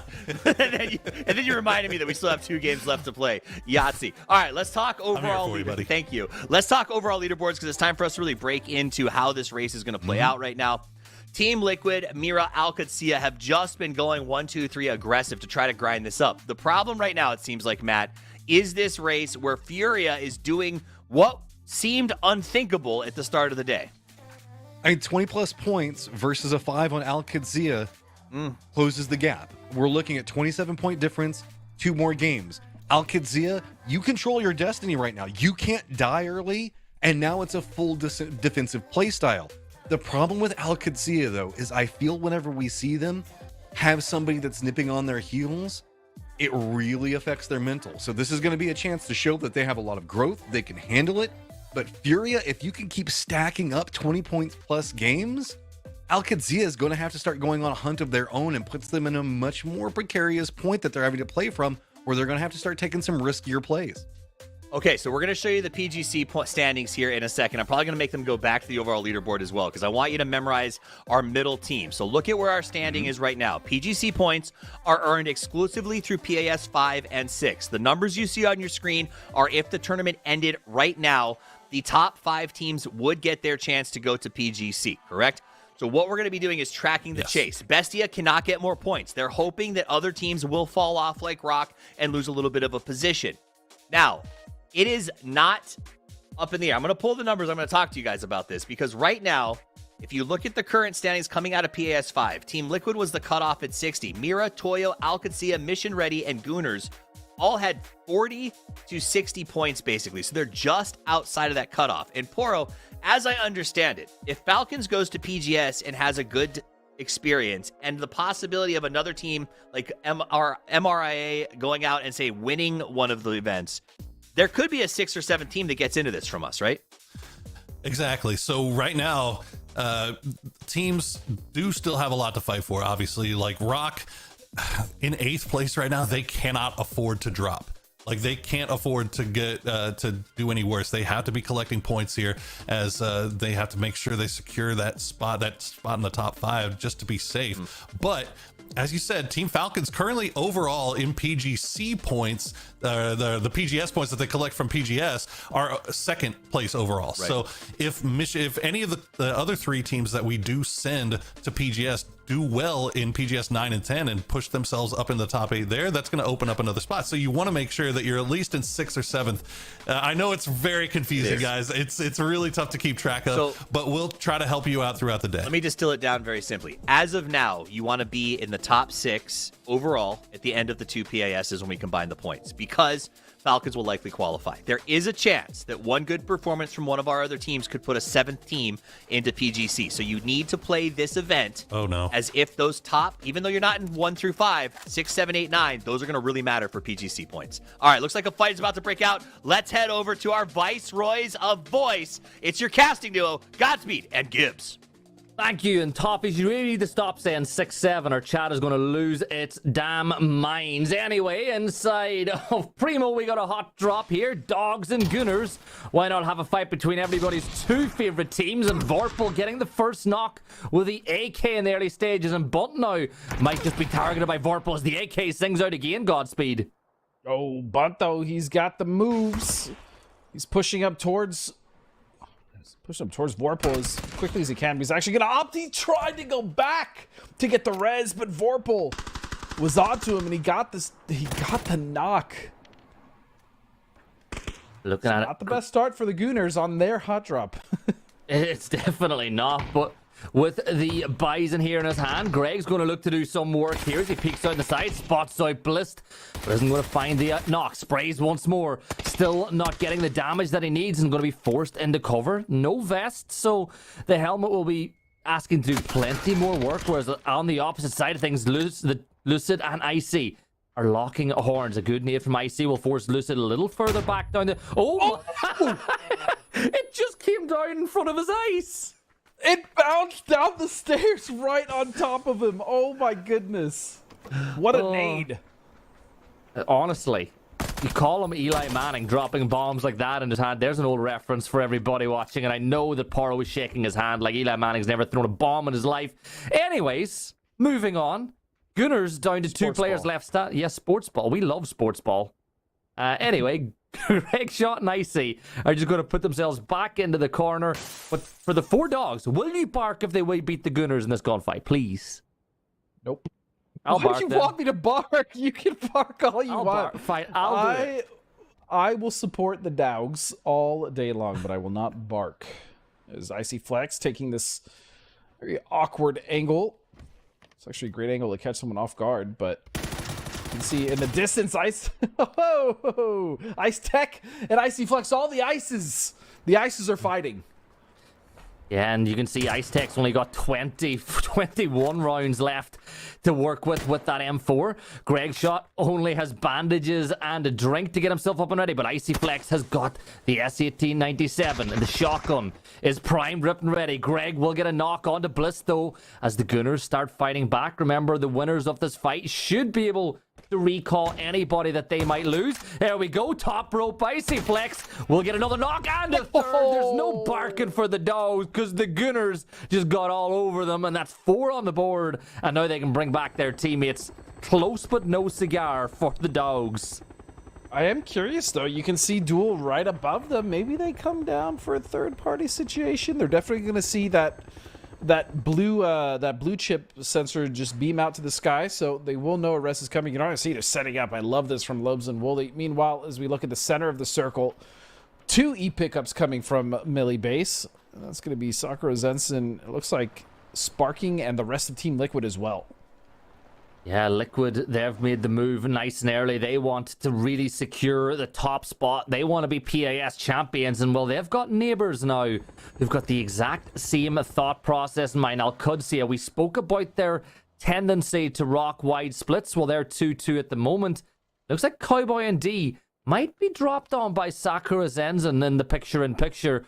But as you pointed out, Duel, they have nothing to lose. They're in that situation now where they can set up a trap for the last 2 Gunners standing. And remember, if the Gunners even got the recall system off, it only applies if the 2 players, at least one of these 2 players, stays alive until that flight comes in.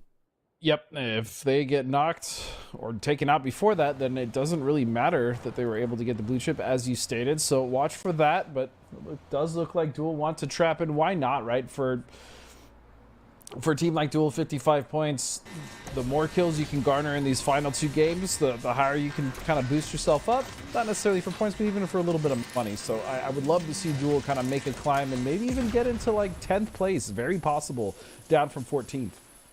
Well, you see it all day too, and I even get the feeling it's like, oh my god, you've got players that we've known from, like K-Mind is playing again, Lobes is playing again. But the question is how much longer. Icy, Flex, and Greg hear the pull-up. They know that Icy has to be in one of these warehouses. It's the only place he could have gone, and Icy's just got to stay alive. Yet, stay alive as long as you can. Get a knock, have Greg be a factor, or else you get Greg out of there, and you say just get our teammates back and alive. It's the Gunners, though. Who knows what they're going to do? Smoke's going to be thrown. Icy's position's been revealed. He'll dip in behind those ammo crates. 2 members of Duel are going to push in at once. Greg shot from across the road does get the knock on the Lobes. Icy's going to get another knock too. Gunners are fighting back hard, and they might even win this. Oh my god, that was Icy. actually amazing! Incredible decision making there from Icy. No, what happened to the fight? Oh, thank goodness.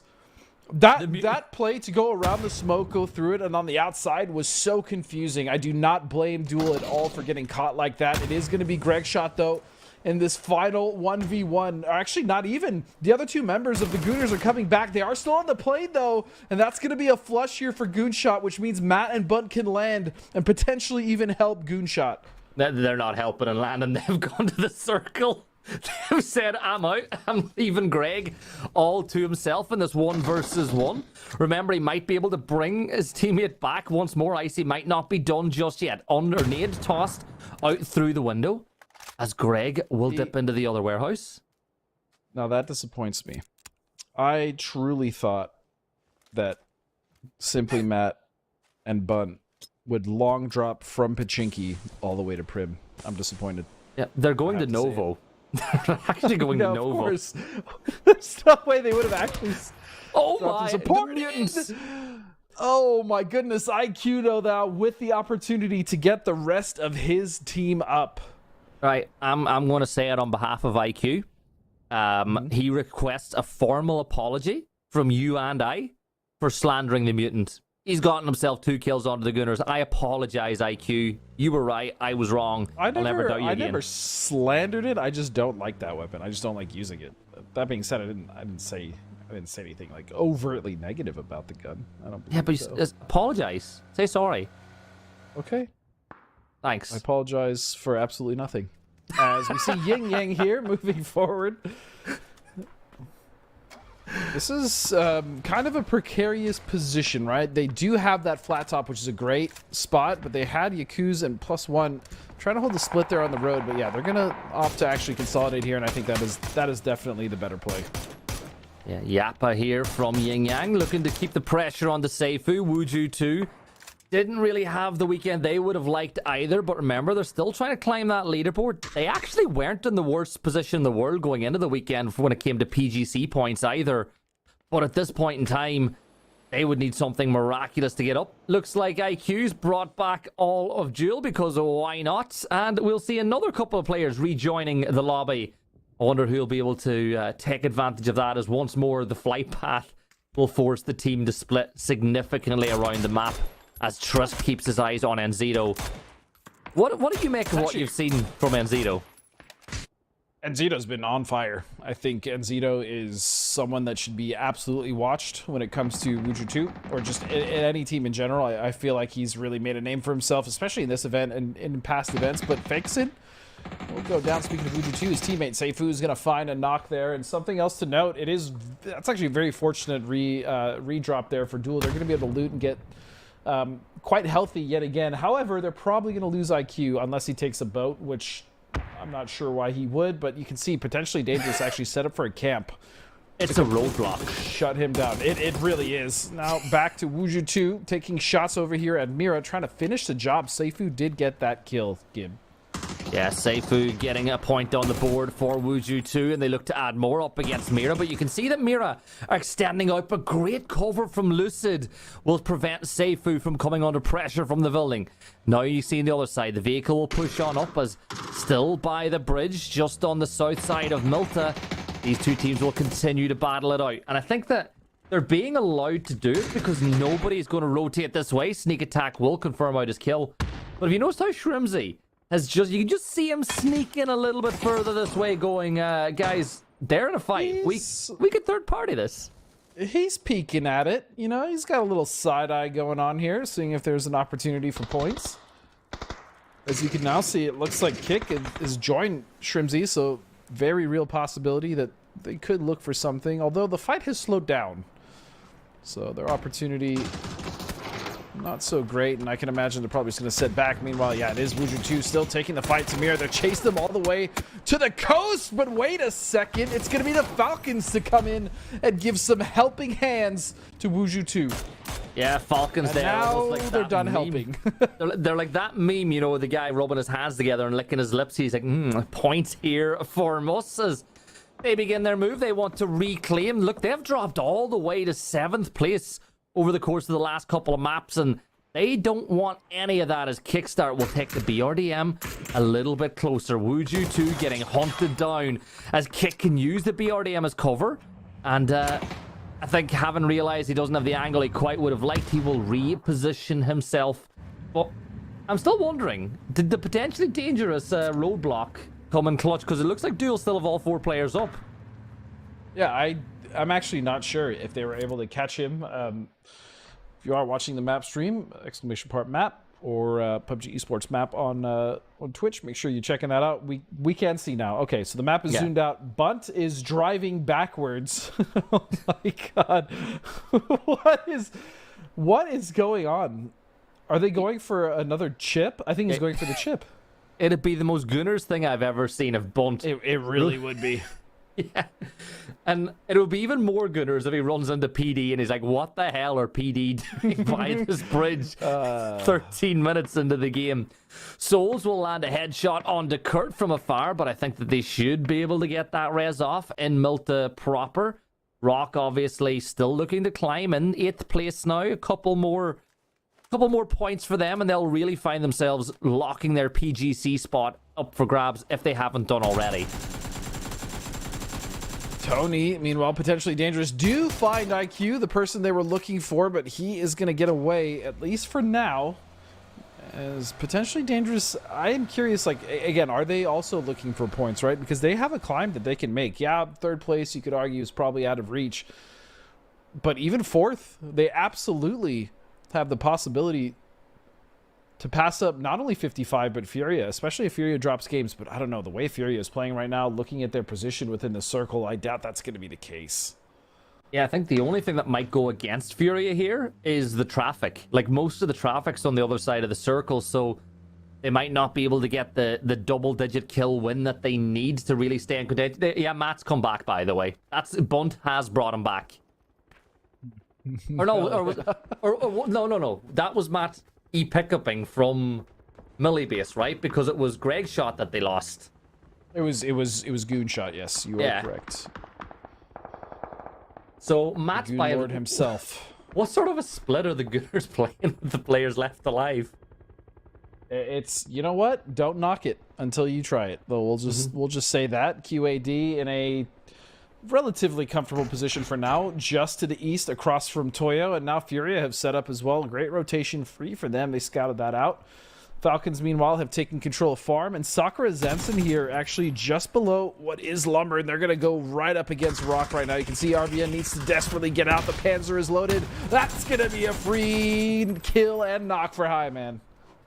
Yes, Sakura Zensen, they were a team that we thought might have had a chance to make a push for the top 3 today, but they've been in a bit of a free fall. Bunt having brought... Oh, this is I like this, right?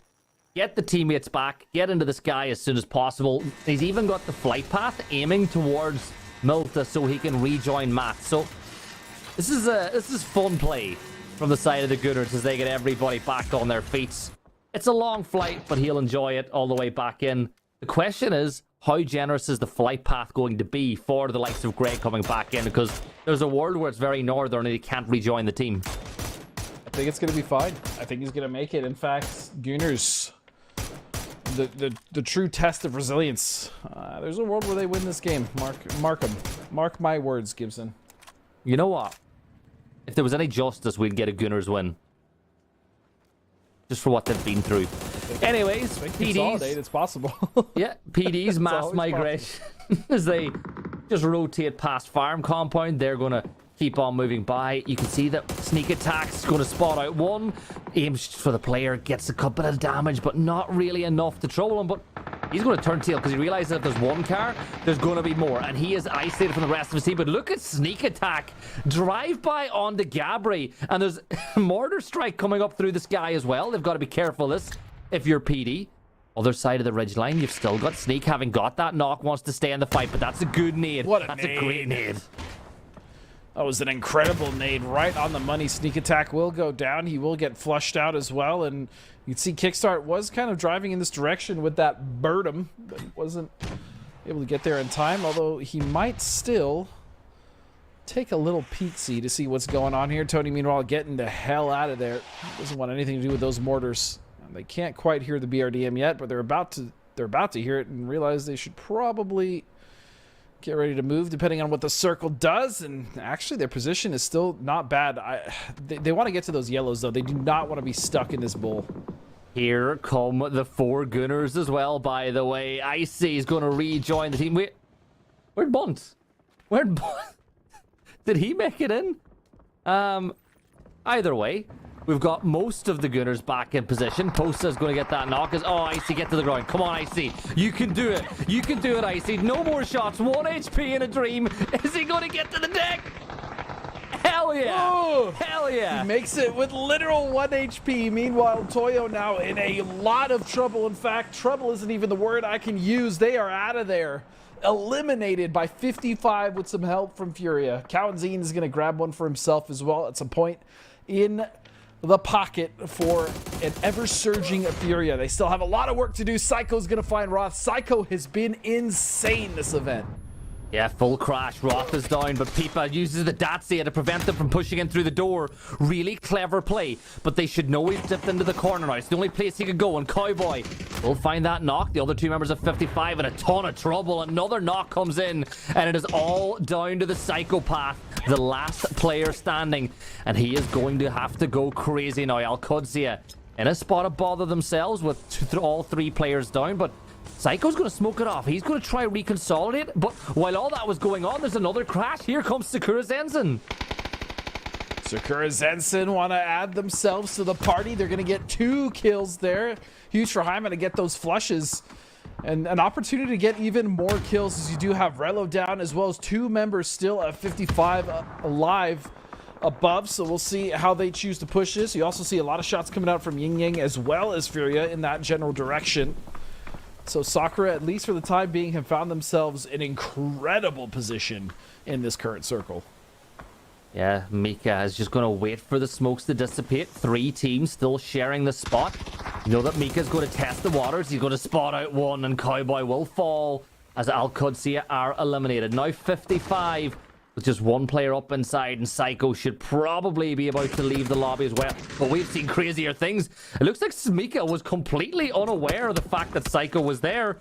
He'll stun it, and he'll use that to... Oh my god, Snakers, mission ready. Get the off angle onto this as well. He-Man will get that knock onto Oranzira. Oh, man, there's so many teams that have got an angle onto this fight right now. Yeah, there's a lot, and they need to get... Sakura needs to get rid of 55. There it is. Okay, I was going to say they need to get rid of 55 ASAP so they can start to focus on a potential secondary crash, although none of the teams at this point would do that. Mission ready, as well as very comfortable currently in their current positions. We'll see if the circle shifts and force their hand.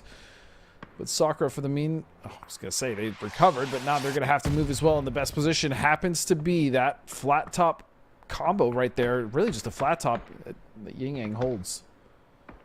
Yeah, Yin Yang, they want to get some more points on the board for themselves too. They want to climb it, get a little bit more prize money. It's very congested in that mid-tables position as well.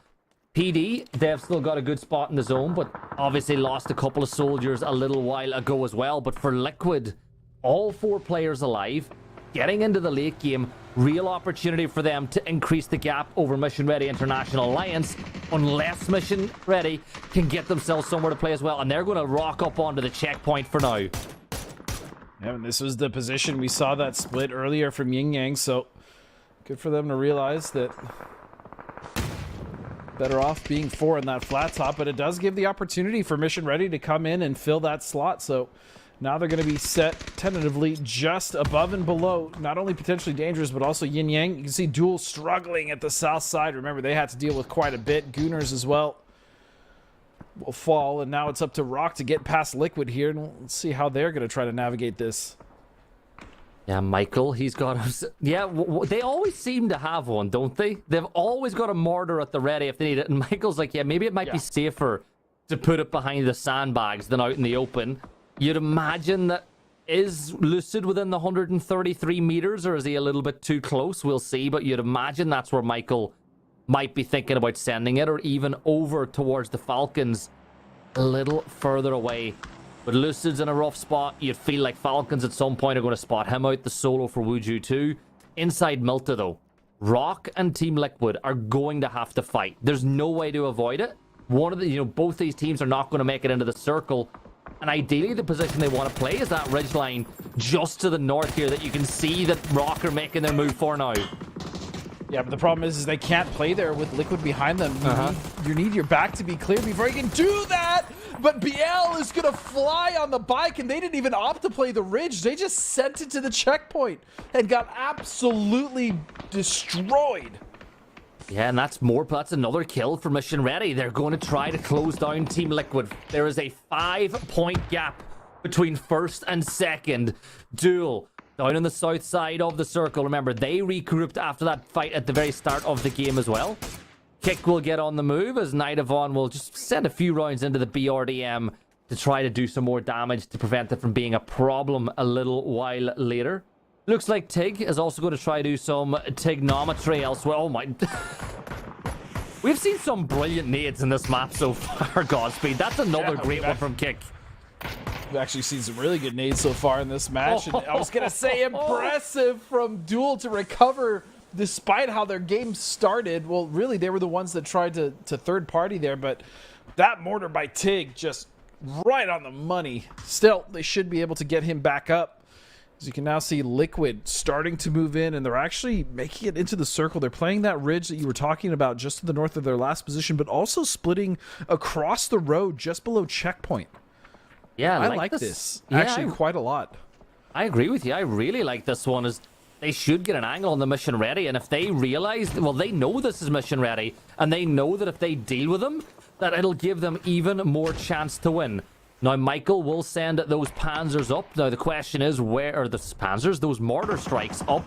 The question is, where are they going to land? As Liquid now will start their barrage of utility. Mission Ready will do the opposite as they send their nades back this direction. 2 thrown up over the ridgeline and 2 missed. No damage dealt at the first time of asking, but let's see what Liquid can do.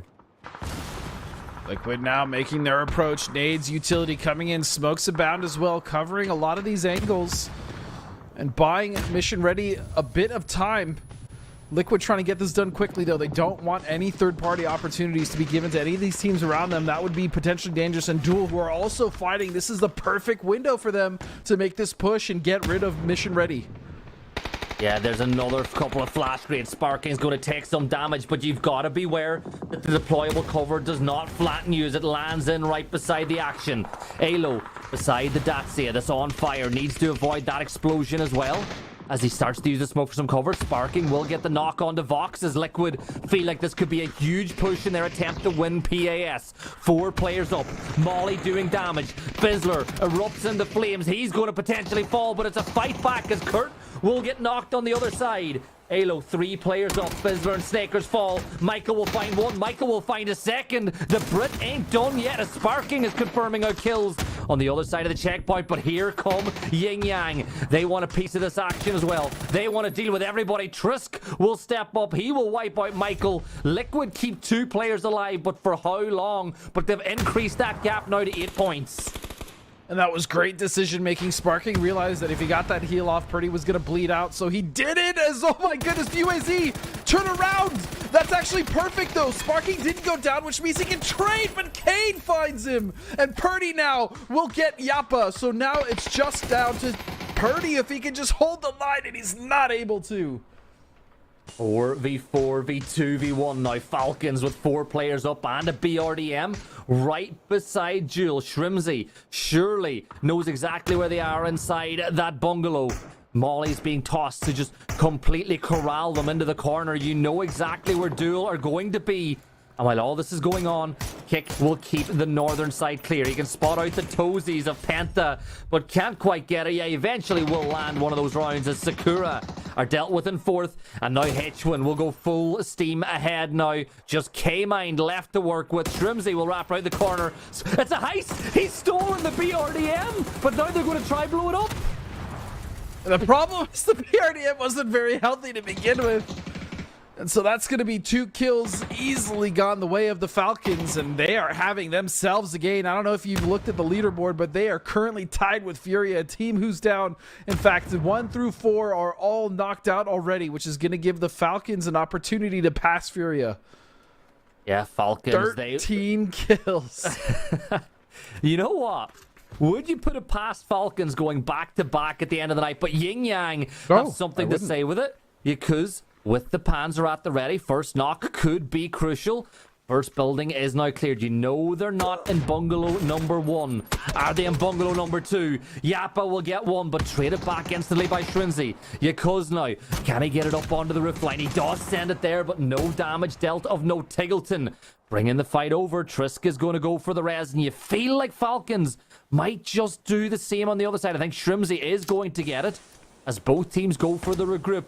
But this is big for Falcons in their quest to close it down to the 3rd spot.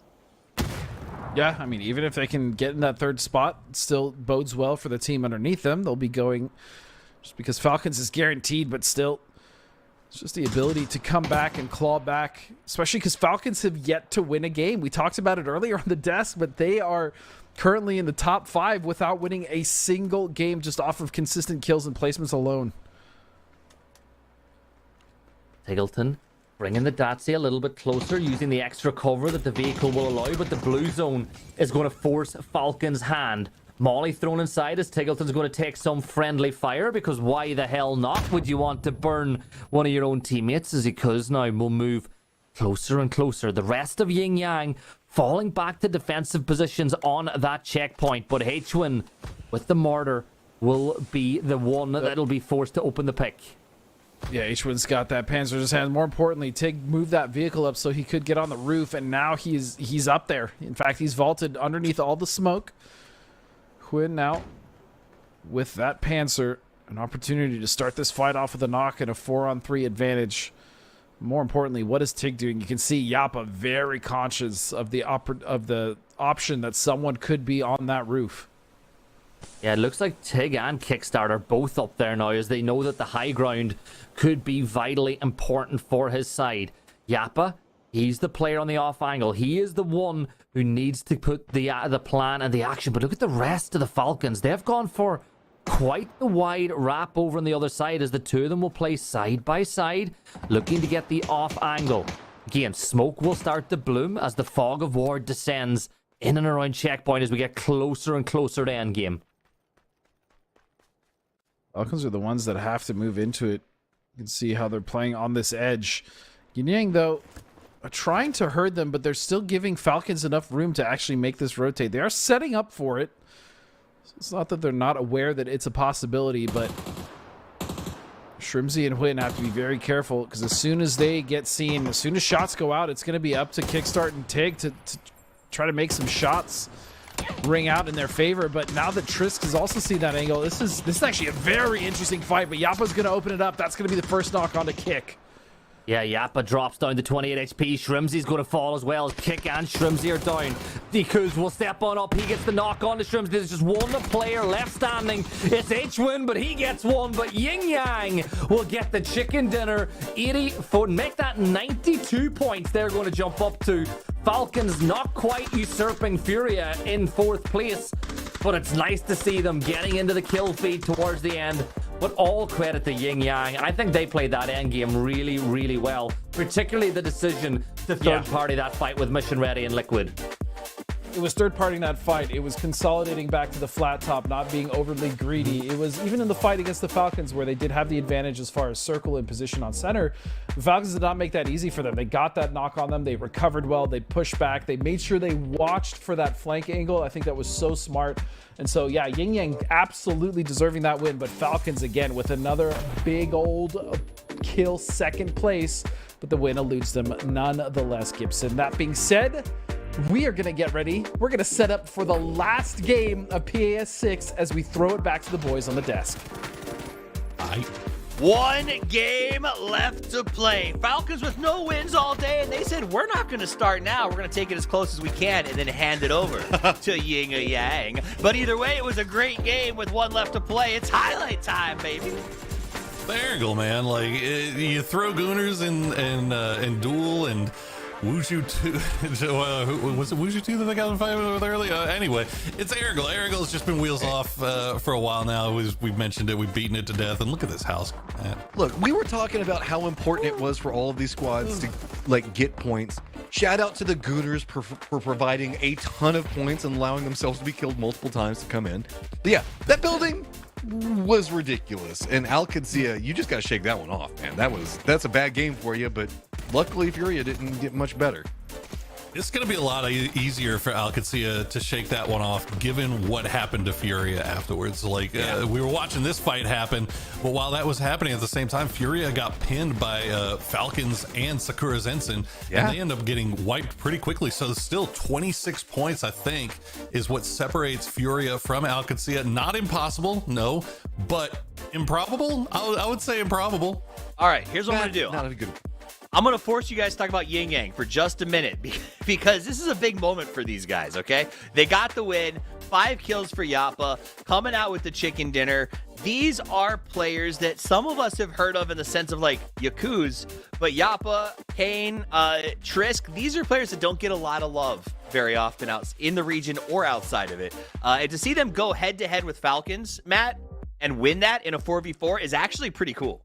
And it was pretty clean. The way that they handled it was really good in the later stages of it. This is a squad that's, I mean, it's been middling here or there, but you can see that they've always been proactive in their play, picking up 10 kills. You just don't get 10 kills in a game like that by accident. It was very efficiently played. I love how they realized kind of the threats that were going on around and where the weak points in the push that could come out from Falcons would be at. Made sure to exploit that very, very fast. This is a squad that does feel like they're on the climb, and this is big because we've got one game left. There's still a lot of money on the table for a squad like Yin Yang. And that's part of it. So money on the table, points, it's the end of the season, so it's not really that big a deal for like a Yin Yang team. But yeah, cash and reputation, invitation to future scrims. There's a lot on the board for teams that are sort of on the come up.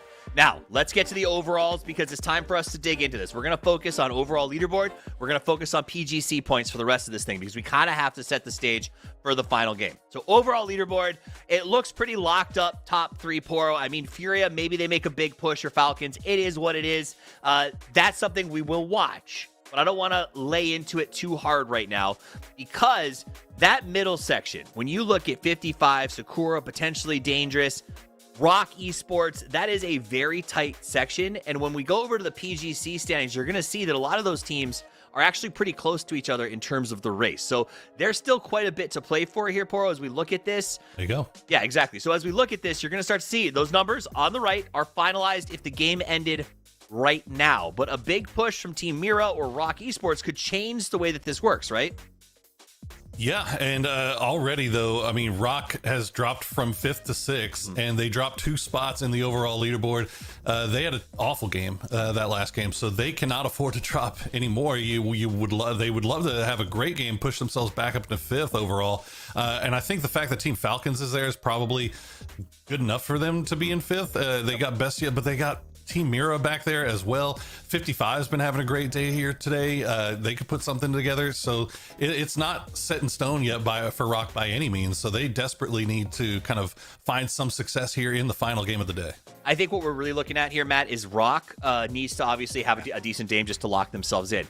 Mira, and then below Mira. So just as a heads up for everybody, when you talk about sort of where these positions are, Mira, Al-Qudsiya, and Toyo all had very similar point totals coming into this. So if we're talking about wanting to get to 7th place, in case, say, Rock makes PGS, something happens and we get an extra team to push up, Mira does really good at PGS, you need to be in that 7th place spot. And there are about 3 teams with a really good game that could potentially make a move, but it's going to be a tall order for them to do so. And especially given the fact that we're seeing Rock on their downward slide, that's kind of neutralizing out their point totals that give them a better rise, right? When you look at it, you can see that 10 points differential over there on one side between Bestia and Rock. Bestia not competing inside this denial of another set of points, so really they're just riding on their 120. There's a lot of different moving factors as we're going in this game section, and Toffees, you're 100% right. That mid-pack around 90 to 100 has a lot of moving factors with a lot of different teams that have been very involved in this stage. And while we're looking at our top, this is a squad that I think in Rock we've talked about repeatedly is better than what they're performing for right now. And this is not the point where they can fumble, because it feels like if they slide anymore, they're in some trouble, and there's still people nipping on their heels.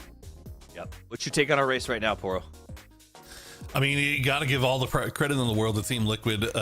After what people have been talking about, it was a little bit of a slow start, and then the performance at EWC notwithstanding, they came in and they are putting on a show here today. And Team Mission Ready also having a lot of success. Furia, it looks like obviously already qualified for PGC essentially off of their performance at PAS5, and they're starting to find some success here and there. But one game left. The biggest thing I can take away from this is we saw how crazy Game 5 was. Yep. Game 6 is not going to get any calmer. Like, it's going to be wild.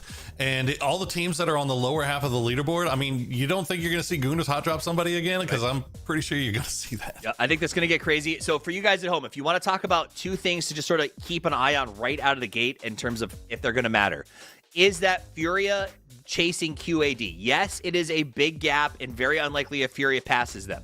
If they do, however, QAD loses, they don't go to PGS, they lose their chance to go to PGC, essentially. They need to finish in 3rd if they want to go. Furia, if they get up there, they're already qualified for PGC, but they would love PGS time to potentially make a statement that they can train. They also could potentially pick up enough points if they go, I believe, to be involved with the race. Yeah, they carry 20 PGS points. So if they went to PGS and dominated, they could open up an extra spot for the region. So that's also on the table. So Furia, QAD, keep an eye on that fight. Secondly, Rock Esports is not fighting against anybody but themselves. They just have to not suck and keep their points up, because if they stay where they are, they're going when Falcons qualifies at PGS. If they mess up this game and they drop like 20 of those points to a team that pushes past them like Mira, they will be, Bestia will go, and Rock will have to hope to goodness that somebody else has a really good PGS to earn them a spot.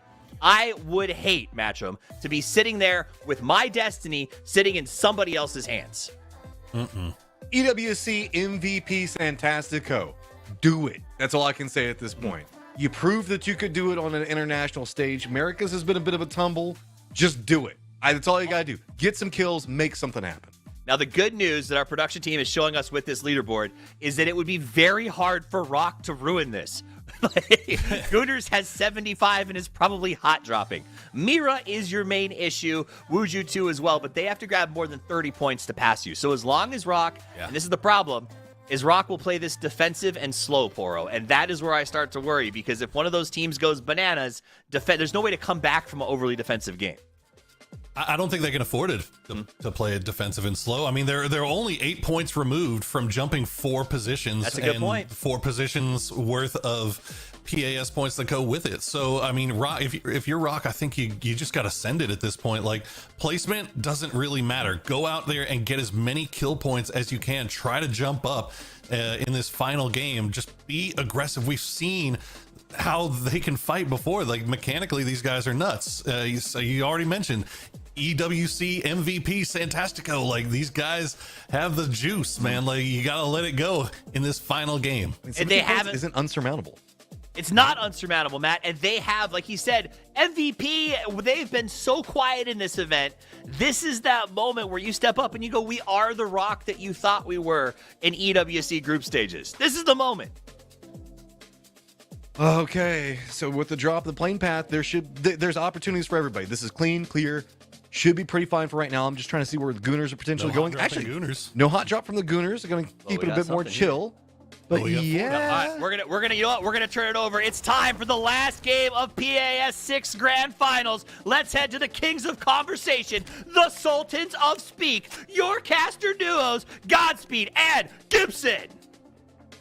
For the third alliteration there, but it didn't come. But 16 teams started this journey a couple of days ago, and at the end of this map we will know for sure who's going to PGS and who is going to PGC, and well, whose year is over. I'll tell you what, Ice Tech, potentially his year is over right now as he'll sustain that knock from the sawn off at close range. But Godspeed, couple of teams' futures in the year is on the bubble now as we move in, as Benya finds another knock. Yeah, it's just such a rough place to be. Oh, little crazy there on the double. Benya just showing off a bit with the M249. But yeah, this is do or die for a lot of these teams. And as you stated, as the Death stated, this is potentially their last event of the year. And especially if you're a team like Bestia, Toffees was talking about it, the fact that you don't even have your own fate in your hands. Some of these other teams, it's the worst position to be in, where you have to sit there and just hope that everything works out in your favor. Yeah, Bestia sitting back and watching this game now, preying on the downfall of Rock, whether that be at Rock's own hands or whether that be based on a momentous push from the Gunners or Mission Ready International Alliance. Either way, they need Rock to drop that leaderboard to give themselves a chance. But the big thing is, even if Rock still get in and Bestia remain in 7th, there is a world where if Team Liquid or Mission Ready go international, get a victory at one of the PGSs, it maybe opens up another spot for the Americas. But one thing's for sure, it is completely out of Bestia's own hands. Yep, and that is the worst position to be in. As we can see now with this circle, it's going to be very favorable to teams like Sakura Zensen, as well as Team Liquid and Mira, not Mission Ready International Alliance, but the actual Mira, the original Mira, we'll call them that. As this is actually a lot of water, man. There's a lot of unplayable space in this circle, Gibson. It's a great circle for Liquid, though, as they look to get their hands on that PAS title. Like, it is such a spot. Like, genuinely, before this weekend started, I believed in Liquid and bouncing back. But did you expect to see MRIA and Liquid and maybe at an outside chance Al-Qudsiya being the 3 teams battling for PAS? Liquid, I did actually think that they would do it. Al-Qudsiya, I wasn't sure, although they were pretty consistent. And then Mission Ready, the way they were playing in groups, I kind of expected them, or not, I should say LCQ, I did expect them to kind of hit the ground running, and that's exactly what they did. It's great to see. Like, as I said, you know, we saw lots of posts online kind of saying why you should support this team, why you should support that team. You know, former coach of some of the players on Al-Qudsiya, Gobang, was talking about how much work that D and Monster, aka Fadeaway, aka D, put in over the last few years as they got ready to make their bow in competitive PUBG. But one thing's for sure, all that separates these three teams from the title is this map and 60 other players. Circles being drawn, Al-Qudsiya are a million miles away.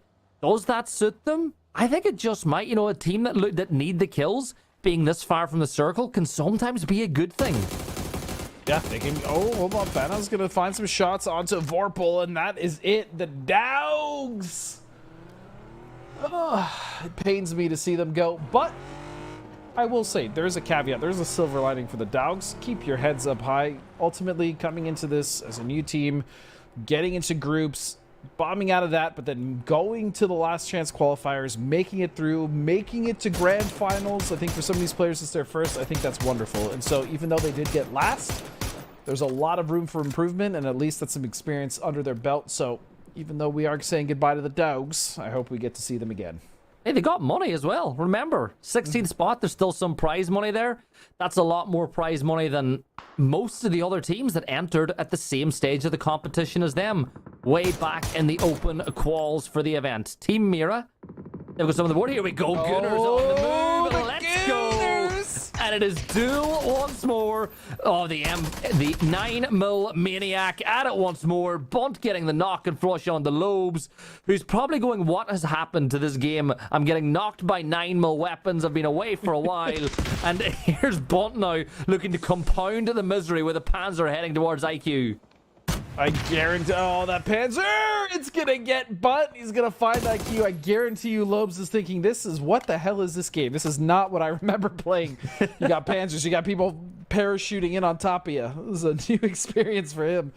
But he's been finding his footing well enough, but that was just rough. That was rough.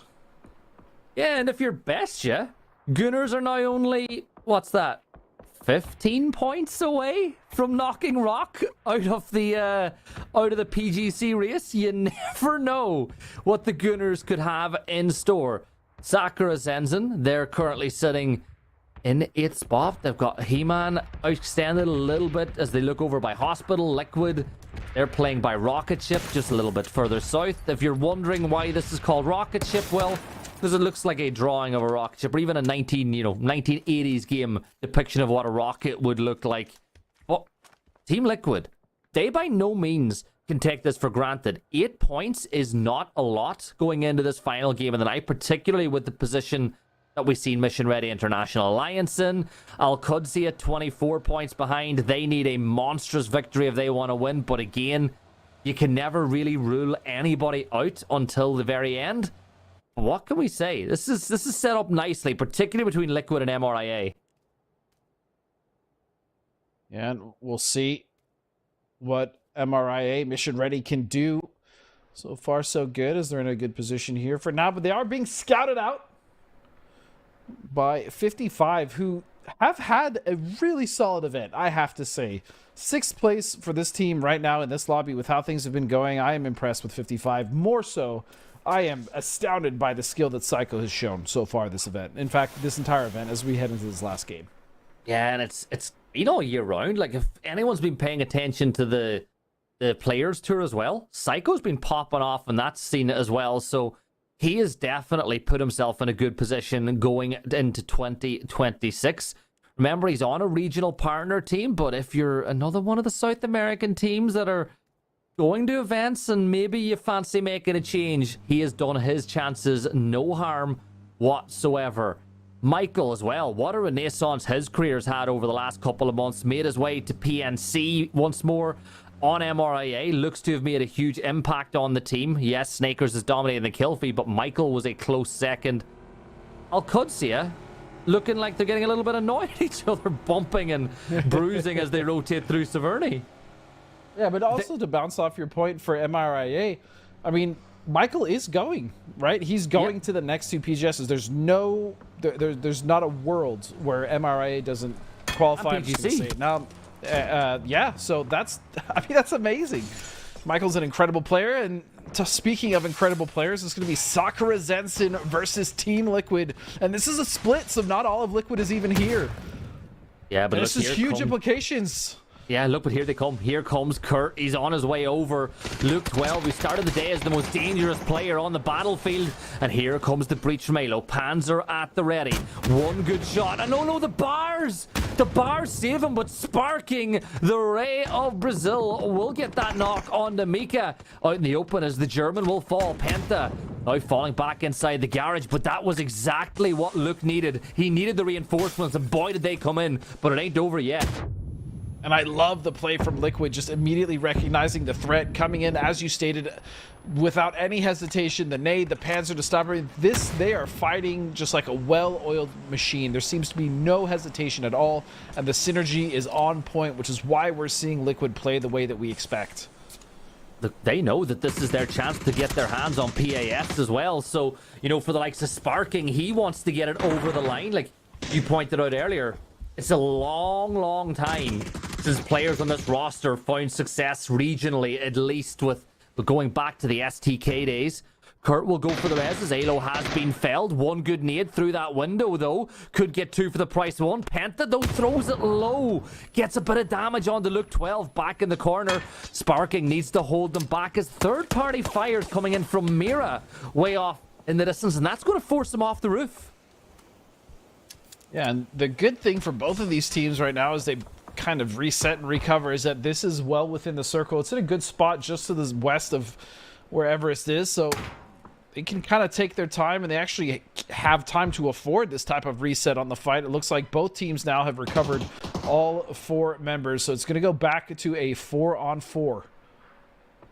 Yeah, this has massive repercussions, as you said, in that race for PAS victory. The knock onto Halo just stalled the push out enough to give Sakura Zenzen the chance to get He-Man back on his feet.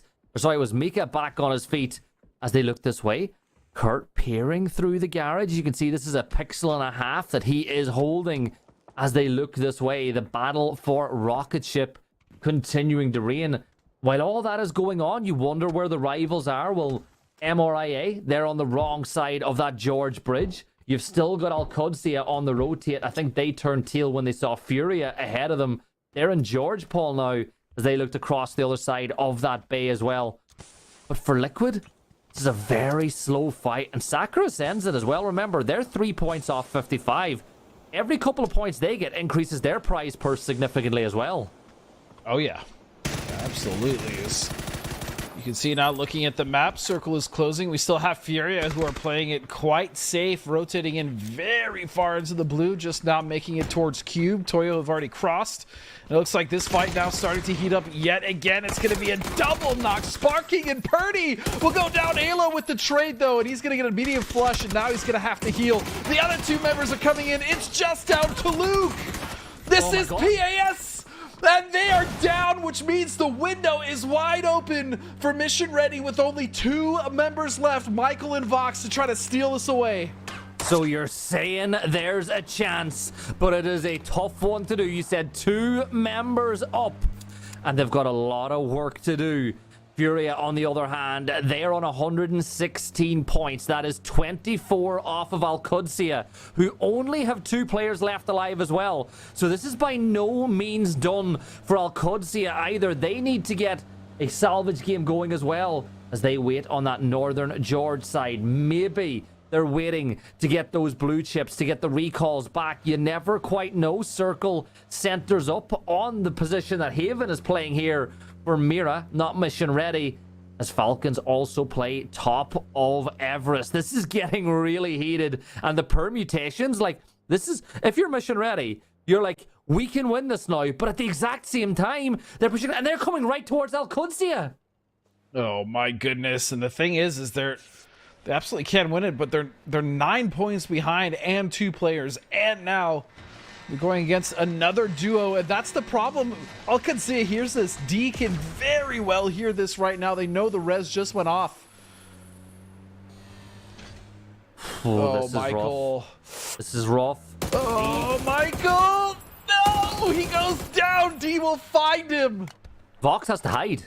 Vox has to stay alive. because the teammates don't come back unless Vox stays there. But that 1 point increases the gap to Furia again. This could come down to just singular or towards, because Furia have got themselves on the northern side of the circle and they're putting pressure on Everest. Falcons, though, still looking for their first victory of the weekend. They're going to see 2 players fall. Toyo down at the bottom of the leaderboard, looking to take advantage of one of the teams way up at the top. Capitan hitting win for a lot of damage, and Tig will dip back inside the smoke. Both players have taken a lot of damage in this battle so far, but Toyo looking to finish things off with a bang as well.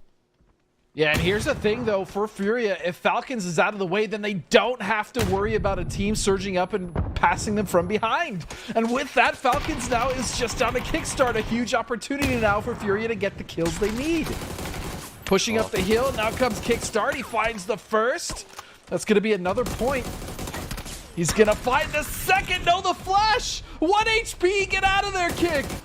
Oh, he tries to confirm the kill, but he can't get it done. Capitan will get it done, and he's going to go for that res. But here come 55. They know they can pass Sakura's ends, and 1 point behind, and Pipa will throw the nade. This is his former teammates. These are his former friends. Him and Capitan go way, way back, and Capitan will look to send Pipa back to the lobby. Psycho following up now, trying to get the trade. Emmy is down. Capitan in this one-man army, and here comes Fury as well. They know they need the points as well. They need all the points, as many points as they can possibly muster if they actually want to catch Al-Qadsiya. They're still just about 24 points behind. A big kill win. We've seen them do it before. Can catapult them into PGS. But they have to start here, and it's got to be against 55. Mission ready. They've got their teammate back, though. You can see the flight path is on its way, and Vox is making his way in. What sort of a symbol is that being drawn? I feel like there's a curse being put on Berserk. The lobby. Yeah, this is insane. But Bizzler is back. So is Vox, and Mission Ready are going to play, but the Bizzler's going to have nothing. He needs to drop on this crates and hope to get himself a helmet and a vest as he makes his way down to Dirtfall. Taking a little bit of damage here as he makes his way in. Furia looking to pick up these points. Pipa spraying for 55. But all this noise they're making, Furia still creeping up. I don't know if 55 realize that Furia are right on their doorstep. I don't think they do as well. And that's very dangerous. There was a nade that exploded earlier, but I wonder if they think that that was from just a remnant from the last fight that they just had. Yeah, Furia, though, you can got see an MG. Kraken. Yeah, Bizzler's an MG does. and a 15X. You know, just why not? You can see, though, I like what Kraken is doing. Going on the south side of this mountain. That was a disgusting spray to Aranzera. That's going to slow down Furia pretty considerably. Yeah, and will they get the res off Rock, though? Remember, they can't afford to go down early because all the teams behind them have a chance of catching. Souls will fall. The Bizzler will get one, and that could be another weapon. Remember, he's just dropped in. All he has is the MG3. And he might just have the chance to get himself more. Now, that thing sprays bullets as fast as... Well, you could spray bars, Godspeed, but the Gooners! Simply Mac gets the knock onto the Bizzler, and Mission Ready International are eliminated. And that means, barring a miracle, Team Liquid are your PAS champions. But there's still a lot to be answered. Rock putting some kills on the board. Psycho looking over that ridgeline as things stand. 3 teams now pushing up on this side of Everest. And the problem with Kraken's flank or reposition on the south was it was cut off by Yin Yang. They came down, and so Furia, their chances, their hopes to go to PGS, maybe dash here, but the points that they've accumulated so strong, which means they should be going to PGC. What a crazy event this PAS has been. Oh, look, they know. Look, they know. There's fist bumps, Extreme smiling.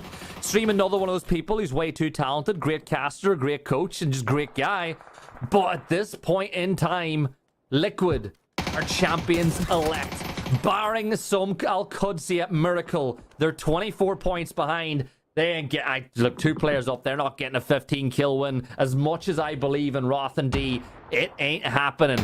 55 though. They're looking to climb the leaderboard even more. Gizera is going to fall. That nade doing damage. Remember, all these kills are securing potential spot for Al-Qudsiya as well. Furia down to just Kawazine. The young Brazilian gunner is looking to get it done. Mira get a couple more kills on the board. They're up to... Oh my god, that is fantastic from Mira.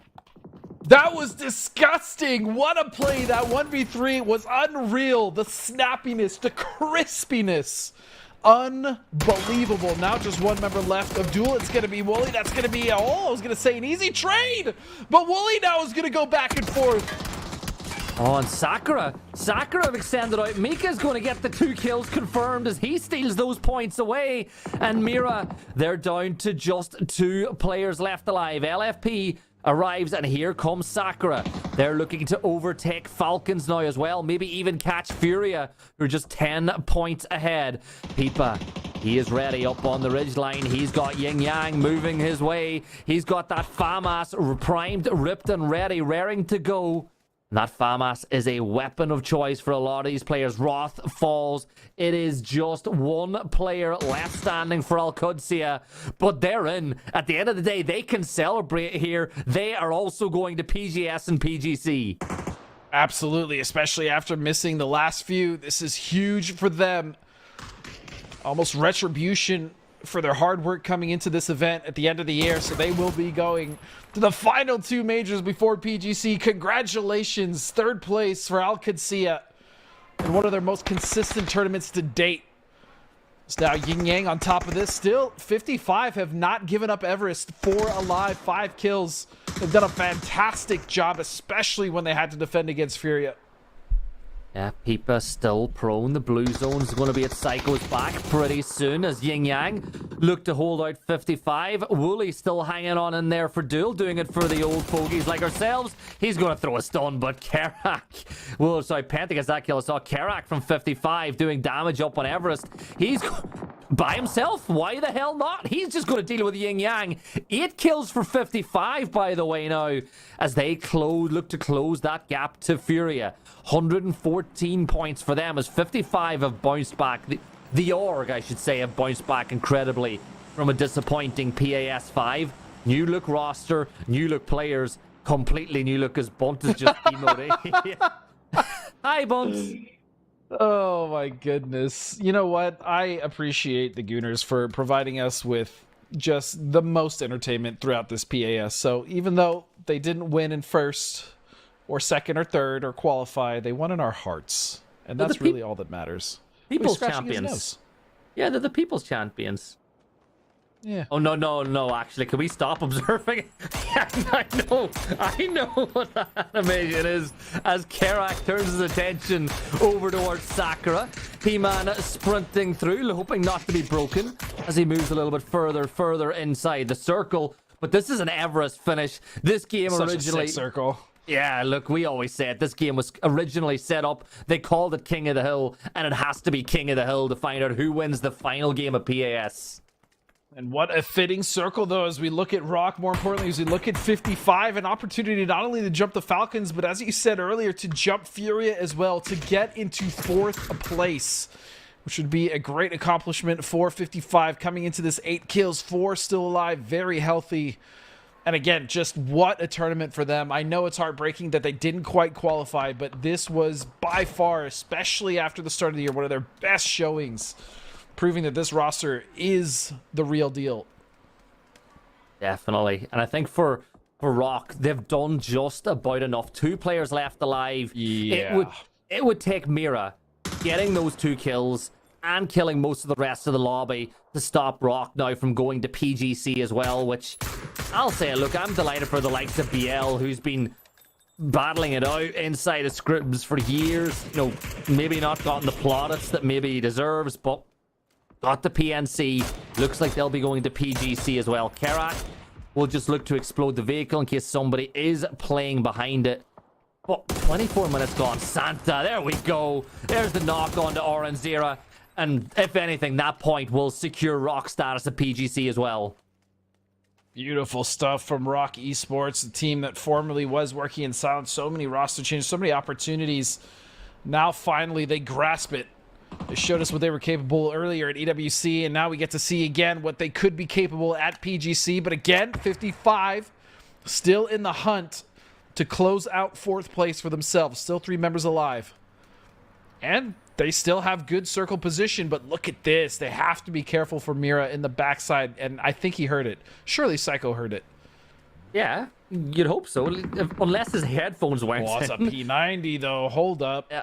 Salute, by the way. I salute you, Bunt. I salute you, Gunners. You weren't here for a long time, but you're here for a good time. A PAS 55 now. They're taking the fight towards Mira. Mira can no longer wrestle that spot away. Vixen gets a great knock on to Peepa, though. They want to finish things out with a bang. 2 players left for 55. Remember, they are just about holding on to 6th spot. And Sakura Zenzen with 4 players up. They can get all the way up to 4th place before this one is over. A drop down the hill for Kerak, and Psycho's going. What is Psycho? He is living up to his name. He is deleting all the members of Sakura Zenzen and securing 55's position ahead of them as well. Just as you were saying, that was an opportunity for them to pass Sakura Zenzen to get up to 4th place. Psycho completely stifles this. What was almost, it looked guaranteed. Sakura Zenzen was the only team with 4 members alive. Yeah, well, Psycho said no. He's done it once. He ruined their game. Yeah, he's done it once, he's done it twice, he's done it multiple times over this weekend. Now, Adam is the last player up. He is trying to rob some utility, but Santa is going to get the kill, and Sakura will climb no more than 7th place. It's a 1v2v2. Mira with that P90 up on top of the hill. Rock at the bottom of Everest, and Kerak still alive. Fixing a couple of taps of the AUG will get the knock on to RBN, and this is now a 1v2v1 as things stand. Look at that, Fakes and 682 damage as well. Unbelievable. What a way to close out this event. PAS 6, the final regional. This has been an absolute blast. For 55, tying with Furia, 1 point. He just needs 1 point to secure them 4th. Fantastico is going to step up, stop that flush from happening, but no! He won't be able to do it, and now it is just a 1v2, Gibbs. Yep, and this is Mira looking to finish it off with a bang. Look, they were a team that were brilliant in groups. They were a team that have been brilliant all the year round in all the other events, but when it came to the final event of the year, qualification for PGS is going to elude the Pugs, and I guess that, well, they will have some positive stuff to look back on at the end of the year. Kerak, though, 55, what can I say? They have been fantastic this weekend. I don't think anybody saw them getting to the position that they've found themselves in, but they have bounced back as an org, and they are going to look pretty strong going into 2026, but it's not over yet. Kerak, he'll sneak up the hill, but surely Mira have this in the bag. Well, if he could just secure that 1 extra point. Blue there, don't you dare deny. He's still blind. He's not trying to deny. He literally cannot see, as the P90 ahead of him is going to be such a huge hurdle for him to get past. He's not going to do it. Mira will win the final game, but that means your champions, as you stated, will in fact be Team Liquid, and joining them in the last 2 PGSs will be MRIA as well as Al Qudsiya. Congratulations, what a way to end the PAS year. Yeah, look, this is phenomenal. These guys worked so hard off the back of a incredibly disappointed PAS due to a 1 in a million play from DraftKings, but they win PAS 6. Kurt getting his hands on silverware after what feels like years, alongside a look at Halo, Sparking, living up to the name. But Liquids, they're getting hot at the right time. They've got a point to prove, and they will be at PGC, Godspeed. And I'm going to say it, they have a point to prove when it comes to PGC 2025 after what happened last year. I really thought last year was going to be their year. They weren't able to close it out, but speaking of closing it out, that is it for us, you and me, Gibbs. We are going to head back to the desk so they can close out what has been an incredible PAS 6. The games were hot, but these guys were liquid cool as they came out with a big victory, and they are officially your PAS6 Grand Champions, Team Liquid, and not a moment too soon. Poro, Matchroom, I know both of you are just as hyped for these guys as we are. To see the Elder Statesmen, to see them play so well, to see them win a PAS, it's got me super excited for the rest of the year, Poro.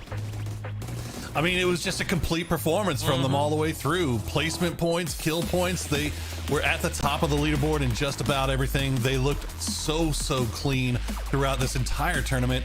Nothing really lacking in the performance. So you got to feel good about how they're looking going into this going into PGS, especially I mean, look, I guess the answer is just a boot camp. Let's go to Brazil, boys. Get them in the same room. But that makes sense to me, Matchroom, especially with the guys on this team. They know each other. They've been playing together. That's a picture of them in the room as they find out that they're the champions. But this is a team that, because they do so much LAN, because they work together so much, they're better together. Matchroom, it's not like a new team that's excited to see each other for the first time. These guys love playing in the same room. Yes, and this is a squad that finally gets there first after what feels like it's been a long time. This is a big moment for this team, and I love the fact that we're seeing them gel and cement more. Every single time you think that there's a ceiling on this squad, they take it to a new level. They find more consistency. They find more strength. They get a bit bolder in their firefighting. Liquid right now is on an absolute rampage, and the potential for what could be happening over these next few months for them is absolutely massive. I don't think that we've seen the top of Everest for these guys yet. We did see them on the top of this game.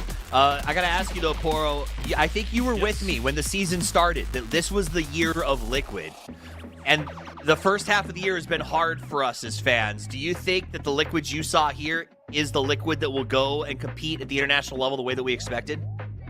I really hope so. I really do, because, I mean, look, I'm not going to rain on their parade by any means. All I'm going to say is that they finished first place in EWC qualifiers too.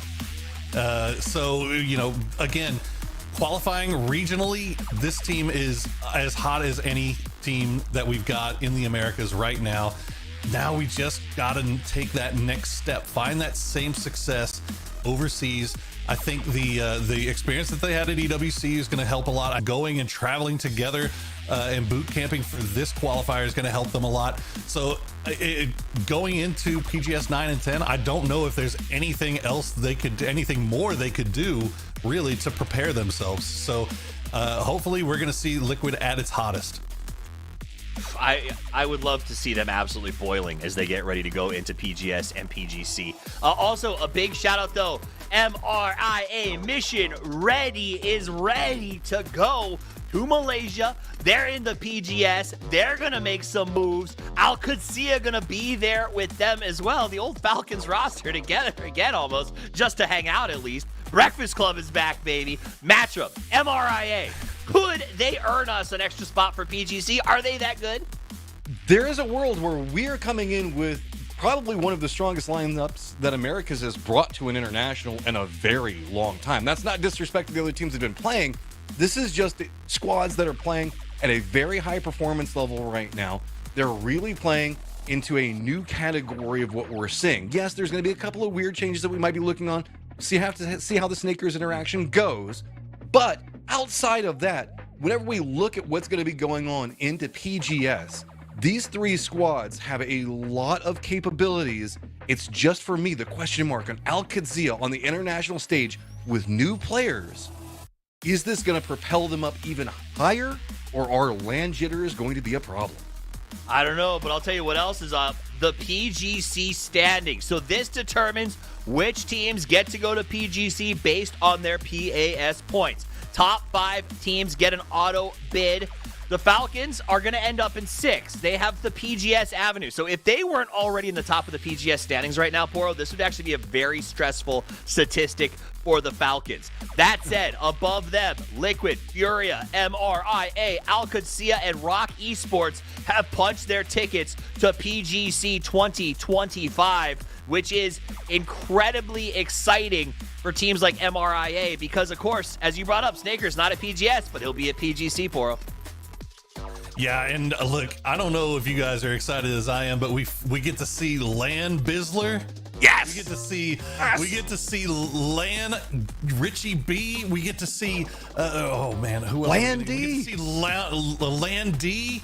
Land Cowboy. Like I'm pretty pumped about all of this, but again, congratulations to all the teams that finished in that top 5 in those PAS standings. Now the job is on the rest of our America's contingent that we are sending to PGS. Can we get some more spots in there? I know those guys are hoping that we can, because that means they will be finishing in very high placement. We would love to see it. Well, let's do this. Let's go ahead and sit down with our grand final winners. It's time to chat with all of Team Liquid in the same place at the same time.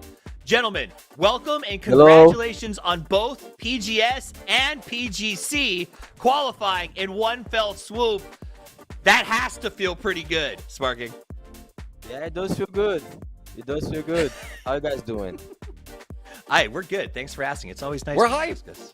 Yeah, thanks, man. All right, you've got to be pretty hyped coming off of the back of this win. It's been a long year. What was the feeling in the room? Did you guys know that, like, when did you know your path was set? PGS, PGC, did you guys know before you even showed up today, or was there a game where you went, this is the moment? I think we're just focused on winning the tournament. I don't think we were focused on PGS or PGC specifically. It was just win the tournament. You guys are so cool. All right, Poro, you got a question for these lads? They really are. Halo looks so comfy back there in his big puffy jacket. Look, I gotta keep it real. So EWC qualifiers, you guys finished in first place, and then had, not a great tournament when you got to Esports World Cup, when you got to Riyadh. This time again, you're finishing first place after qualifiers. What do you think is going to be different in the way you approach the lead up going to this long event, this long travel time that you're going to be away? I think this boot camp's really helped us with our practice, and we were able to get in some double blocks of EU scrims and NA scrims. So we're just basically going to kind of keep up the same work we've improved on since we've been here, which is just practice, work on fundamentals, and that's basically about it. Be as best as we can. Nice, I like that. Awesome. Matcham? I'm going to throw it over to Kurt, if we can pass the headphones over to him real fast. PAS #1. How are you feeling, man? I saw a smile. I heard you. I saw the earbuds in. Brutally honest time. Bring it back to us. Like, how are you feeling, dude? I know this is something you've been striving for a long time. Having America's dominance. Feels good, obviously. The real goal is the LAN win, Like, we've been here regionally online before, but the LAN win is the real goal. I do have to, for my boys around me, for King and Alo, Sakura really tried to fuck us in that last game. He tried to infest it, so that was fucked up. I'm gonna hold a grudge against Penta for a little bit, but it does feel good to get the dub. Look, it was his birthday yesterday, man, or the other day. You gotta cut him some slack, right? Also, I think you kicked him once, That right? shit's in the like, past, you know what I'm saying? All right, Poppy. All right. I do have one small favor though before you pass over the headphones. Can I get Alo's picture? Can I get the Alo Buddha pose real fast? Matchroom wants a recreation of your picture. Just it's perfect. There you go. Yeah, thank you. All right. Can you pass that headset over to Alo? We're gonna make him actually answer a question. Send that over to Alo. Oh, it's on. And you can't wiggle out of it because I've been waiting for this for years. So, Alo, what you got? You've been playing for a long time. You know the game as well as any other person out there. You are a statesman who's been doing this since the NPL era. This has been a tough year at moments for you guys. How do you, as a professional who's done this for so long, keep a strong mental when tournaments don't go the way that you expect them to or want them to, for the quick turnarounds for things like this? Like, you guys have played as a totally different team here this week. EWC, I could see that you were crestfallen, that didn't go the way you wanted. How do you keep that mental acuity after all these years of training? You forget all the bad games, forget the past, and just look forward to the future and look at your mistakes and see what you can do better. For me personally, how do you look at your mistakes? How do I look at my mistakes? I rely on my teammates to call me out when I'm doing something really bad, and I expect to be told when I'm doing something really good. being criticized is the main way to improve, in my opinion. Nice. That's really good. Thank you. Do either of you two have more questions for these gentlemen before I follow up with my finals? Yeah, I got a question for Sparking. Just one quick one. It's for you, Sparking. It's for you. It's like phone. You guys don't know what it was like to have phones in the 90s. Hello. So you got the boys down in Brazil. Have you been able to take them to go and do anything fun, or just show them around, or is this are you in a different place than you're used to as well? Yeah, I'm from actually Rio de Janeiro. It's like five Okay. 6 hours driving from here. You know, there's a big rivalry between São Paulo and Rio. You know, São Paulo kind of sucks, so there's not much to them to see here. It's just a big city, but we didn't have much time either. You know, since they got here, we had a lot of time to practice, like global blocking scrims, and people were tired. So I was able to show them the real Brazilian food. You know, some barbecues. You know, some good meat. Besides Nomi, he's vegan, unfortunately, but they eat real good food. Trust you me, know? we know. Well, yeah. At least Nomi enjoys watching people eat. All right, I have another question here. Can you hand it back to Extreme? I want to get the coach in here for a question. Oh, we don't know. Extreme. I know. Yeah, he's blending into the background, disappearing into that wall. Hey, Extreme, I want to know from you guys. You got flown down there by Liquid. You got this great training facility. You're working together as a group. What did the ability to do that, do you feel like that had an impact on your performance in this event? Do you feel like it brought anything? Tell me a little about what the benefit of that was. I mean, a boot camp, I think for any esport, any player, any team, just being in the same room, being in the same vicinity, doing everything together will have a pretty massive impact. Being able to face the person you're criticizing or praising, being able to talk to them face to face, being able to go over twice and things like that, like actually together with no distractions, everyone's focused is, I mean, it's always going to be a massive benefit. So it actually like fully allowed us to nail down what we wanted to work on in like the best possible environment, basically. Nice. Thank you very much. All right, give it back to Kurt because I'm going to make Kurt do the sign off for everybody in just a second. So Kurt, I'll wait for his head cups on. All right, I'm going to make you do the sign off. Before I make you do the sign off, though, I want you to answer one last question. I think everybody who's watching is wondering, what does Nomi do? You want him to answer that, actually? If be more sure. fun. Yes, Nomi interview. Let's go. The Nomi interview. Don't react. He's never gonna play with us again. Nope, Yeah, never again. this is over. Hey, Nomi, I asked Kurt to tell us, what do you do? What do I do? I don't do anything. I just hang out. Vibes merchant, or Yeah, I just dish vibes. Dish vibes. All right, give the headset back. Dish those vibes back over to Purdy if that's all we're getting. All right, he's full of shit. He does a lot of analytical work. Really good with any habit teams, rotations, heat maps, anything that has anything to do with anything analytical in any sense. He's great at it. That's what he's here for. I knew I could count on you for the real answer. Before we sign out, it sounds like our connection is getting a little bit weak, but I want you to have a chance to address the crowd, thank anyone you want to, call anybody out, including Sakura Zenson again. Your choice, your mic, have fun. No calls. Obviously, the big house is Team Liquid. The facility, all that's been insane. Alienware, obviously, that the Alienware facility. And then beyond the fans, most of the parents of the team. The parents have been insane all throughout. Sparking, Alo, Luke, everybody's been great. So thank you, guys. Awesome. Well, guess what? I am stoked to see you guys going to PGS and PGC. I'm excited about hanging out, having breakfast, getting you guys on LAN. Good luck. Thank you so much for chatting with us. Get back together. You guys have a wonderful whatever you're going to do to celebrate. I know it'll be a good time. All right. Thank you, boys.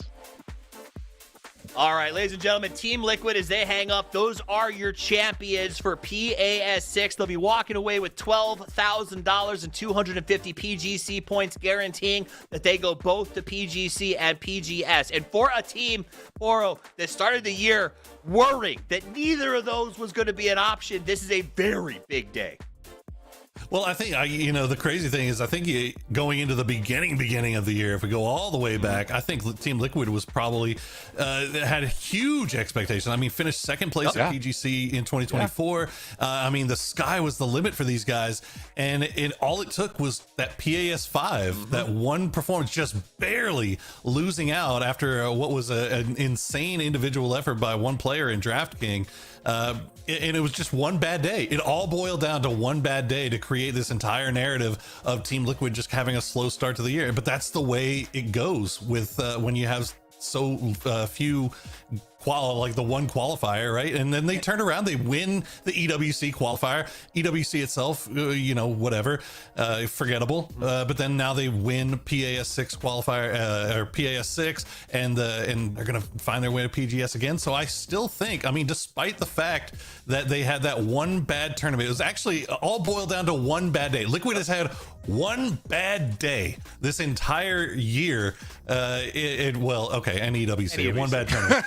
yeah. So, but for other than that, if you take those and you don't think about them, it's been absolutely insane for them so far. If I don't think about junior high, school was amazing. Go ahead.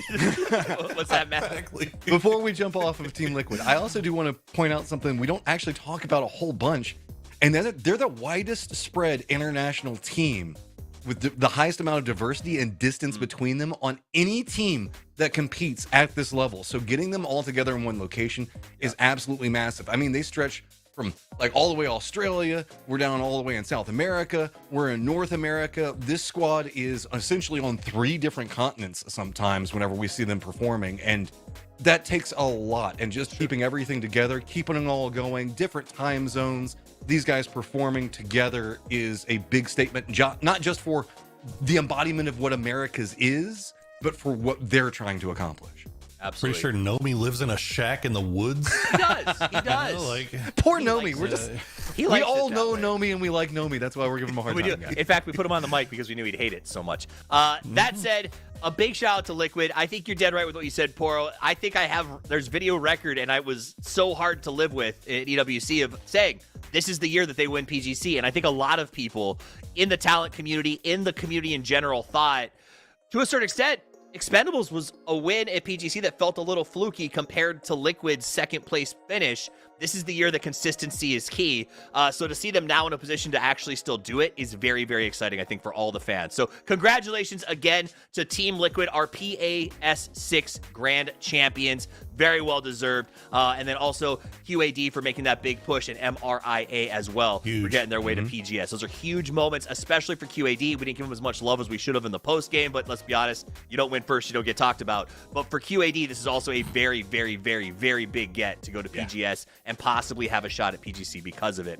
All right, that is the games for today. We are done. We have crowned a champion. It's time for us to slide into something a little bit more comfortable. Oh, are we doing this? It's time for the post show, where we talk about your questions and we give away our G-Coin.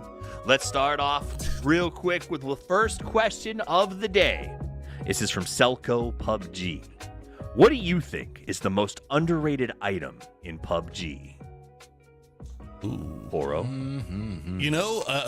Before today, I would have said the armor repair kit, but we saw it getting used so much in the late game here today that the armor repair kit might take the spot. But I'm also gonna say the taser, because taser, look, it's fun, it's practical. You can tase your teammates with it and they won't get mad about you destroying your armor or anything. Like, it's great. It's the best. It's one of the best items in the game. Toby once told me you can charge a Pico with it. You can even charge a Pico. Sorry. He walked into down that rabbit hole again. He brought it up on broadcast. He opened that door. All right, Matt, what do you think is underrated? Oh, like every time I want to think of something, I think of a play that some player has done, like, oh, the gas cannon, then you think of Shrimsy or something else like that. I'm just going to go with something a little bit simple and nostalgic. I'm going to say the bicycle. I don't think that it gets as much love for what it does on a regular basis. We see a lot of pretty cool things, but it's not like we don't talk about it unless it's like holding back a door. But even then, the bike was so strong, they had to nerf it to where the doors can be opened both ways now. That's how powerful it is, but nobody talks about it. It's transportation and it's defense. That's right. Here's my most underrated item. It is the bandages. Now, yes, you say they get used, but I'm going to ask you a serious question. When you play casual games, how many bandages do you pick up? How often do you think, I wish I had a bandage so I could heal while I was driving? You're asking the wrong person on that one. You're asking no, I've got like 50 of those. Yeah, I usually I'm like, why can't why do I only have 100 rounds of ammo? Why is my backpack? Oh, I've got 35 bandages. You carry bandage packs? Okay. Maybe I thought nobody else did. I always find myself wishing I had 5 more so that I could heal while I was driving, because that is what kills me so often. But I do think bandages don't get enough love. Maybe I'm wrong about that. Do you use bandages? That's fair. No, give them the love. Give them the love. All right, number 2. I am going to give the G-Coin to Selco PUBG. Congratulations. Next one up is Congrats. Cryptofeca or Kreptofeca. I don't know how to say it, but it's one of those two. If you could create a brand new map specifically for competitive play, what would its key features be? Matchroom? Does it have to be good? No. Can I just do what I think would be Absolutely really not. fun? Yeah. Awesome. Space, 0 gravity. We're essentially dogfighting now. Let's go, baby. Like you have to choose your trajectory every time you move and you can't deviate. No, it's just like make you like little spaceships. We're essentially now just flying around shooting each other in 3-dimensional space. Terrible. It's a terrible idea, but I want it. Fascinating. Okay. I can feel that. They made that game. What do you got, Poro? All right, look, you know how much we love polar bears on Vikendi, right? Well, some of us do, yeah. Yeah. What if you had a whole zoo and you're making your way through the zoo, but the cages at any point could just open, and all of a sudden you got a gorilla running down the aisle at you and you don't know what to do. You got lions coming from left, you got tigers coming from the right, you got chinchillas under the foot. Who even knows how do you strategize for that? Nomi would be in the lab for months trying to figure out how best to loot around my Poro's zoo. Yeah. So how much damage does Mudang do at the ankles? Exactly. Mudang is definitely going to be in there, and of course it will be called Poro Zoo. So whenever it shows up in the next map, I want y'all to know right now that I've claimed that. You know, because I like animals. I was just gonna say I want to see a city in the middle of the map that gets more play like a rondo, but I changed my mind. Ooh, I don't want Jadina in the middle of the map. I want a gigantic zoo with locked cages that can be shot open to ambush people, or buttons that you can push to trigger the door openings across the map. You're a genius. And I was holding it together until you said awesome. gorilla with you went full southern on that one. There's a gorilla over there. That's a gorilla. You got a gorilla now. All right, so that would be a good one. Cryptofeca, enjoy your G-Coin. All right, our last question for the day, Mr. Parl 4K. Oh, I like this. What do you think about the merger of PGC and PMGC? That's PUBG Mobile Global Championship. What will we see at PUBG United? So real quick before I hand you guys the questions, if you're at home and you don't know, PUBG, PGC, and PMGC, which is PGC for the mobile guys, are going to be back-to-back, from what I understand, in a combined venue. So PGC is going to be this insane doubleheader event, which was announced right before EWC. So we'll start with you, Matchroom. How do you answer this question? What do you think of it? Well, it's going to be really interesting because based off of the momentum of fans, we're also going to have like group stages, and we're going to have grand finals, and an ebb and flow of people and fans that are going to be coming together. I love the idea that it's going to bridge the gap between the two. We're actually going to have potentially some of the players hang around for a bit longer or come in a bit earlier, and they can kind of interact with each other. I think the melting pot idea of it is really, really interesting. Now, I feel bad for the workers because that is going to be a ton of people, given the fact that we're going to be seeing a lot of fun, and it's going to be that's got to be a long event, given how long PGC is for us. That is going to be hellacious to work through. And so credit to all the production teams and everybody else that's going to be involved in that. This is a really big thing that is going to be a very long production system. And I can't wait to see how it innovates and kind of changes esports around it. What do you got, Poro? I mean, I think Matt hit most of the points, right? PUBG, you're basically looking at a huge celebration of all things PUBG. It's going to be like a convention surrounding one game that we all know and love. in every version, right? So it's going to be so much fun. If you can get there, I think you got to get there, because this is going to be something that we've never seen before, and everybody's going to be there. Everybody's going to be there. It's going to be a blast. I cannot freaking wait, man. It is going to be a blast. I will just say this. I think it's going to be wild. It's going to be double the fun, double the entertainment. It opens the door for a lot of cool things. Fan area. That's double investment in the fan area, lots more prizes. That's double investment in the fun activities. That's double investment in the advertising, which means possibly prize pools and eyes for both people. I think it's big for the players, because I think brands going forward can look at this and say, I want to buy into PUBG Mobile, I want to buy into PUBG, because I want to go to these events where I can do double activations, where both of my Liquid teams are here talking to the fans at the same time. So I think this opens the door down the line for a huge growth within the esport on both sides. My worry is the technological mandate that this brings is going to be wild. But if there's a team that can do it, I know the production guys, I believe Steven's got his head in the right place. I think they're going to make this really, really, really good. So it's going to be a ton of fun. It's going to be the biggest ask we've ever put on our team before. But if it works, which it will, it's going to be so much fun and draw a long line for the future of PUBG in both forms. And I love that. Just like I love you guys, I love the players, I love everyone who is here to hang out with us, because PAS 6 is over. It's done. It's dusted. Liquid is the champions. MRIA and QAD get to go to PGS because of it. It's been an amazing event. Final thoughts time. Horo. Guys, if you enjoyed watching PAS, just get ready, because PGS 9 and 10 are going to be back-to-back. They're going to be absolutely insane. I love the teams that we've got going so far. We got to see the teams from Europe who are going to be attending earlier. Now we just get to sit back and wait on everybody else. But it is going to be a blowout. It's going to be so much fun. So make sure you keep eyes on everybody's socials. Make sure you keep eyes on the dates and when to watch, because it's going to be awesome. Matt? America's may be done, but America's ain't done yet, because we've got these internationals lined up. These guys are going to be coming in strong. We're bringing in a great contending teams that are going to be performing throughout the remainder of the year. So if you're a fan of America's, tune in, check it out. We still have hopes for maybe bringing in more Americas. I have faith that we're going to bring in at least one more team. I believe it's going to happen based off of the strength of what we're sending out here. I'll leave you with this final thought. Twisted Minds looks insane. Coming off of their performance at EWC, coming off of what they just did in PEC. However, those Liquid lads put up some plays today and some confidence that says maybe they're that deadly pill that could take down the juggernauts, and I cannot wait to see if it happens at PGS. Make sure you're there. On behalf of everybody who is here, the players who played their hearts out, the production team who made this possible, Krafton who built this game, and our entire talent team, myself, Horosaurus, Matrin, Gibson, Godspeed, and the Cammy D, thank you so much for watching. We love you. We appreciate you. And until we see you next time, play more PUBG.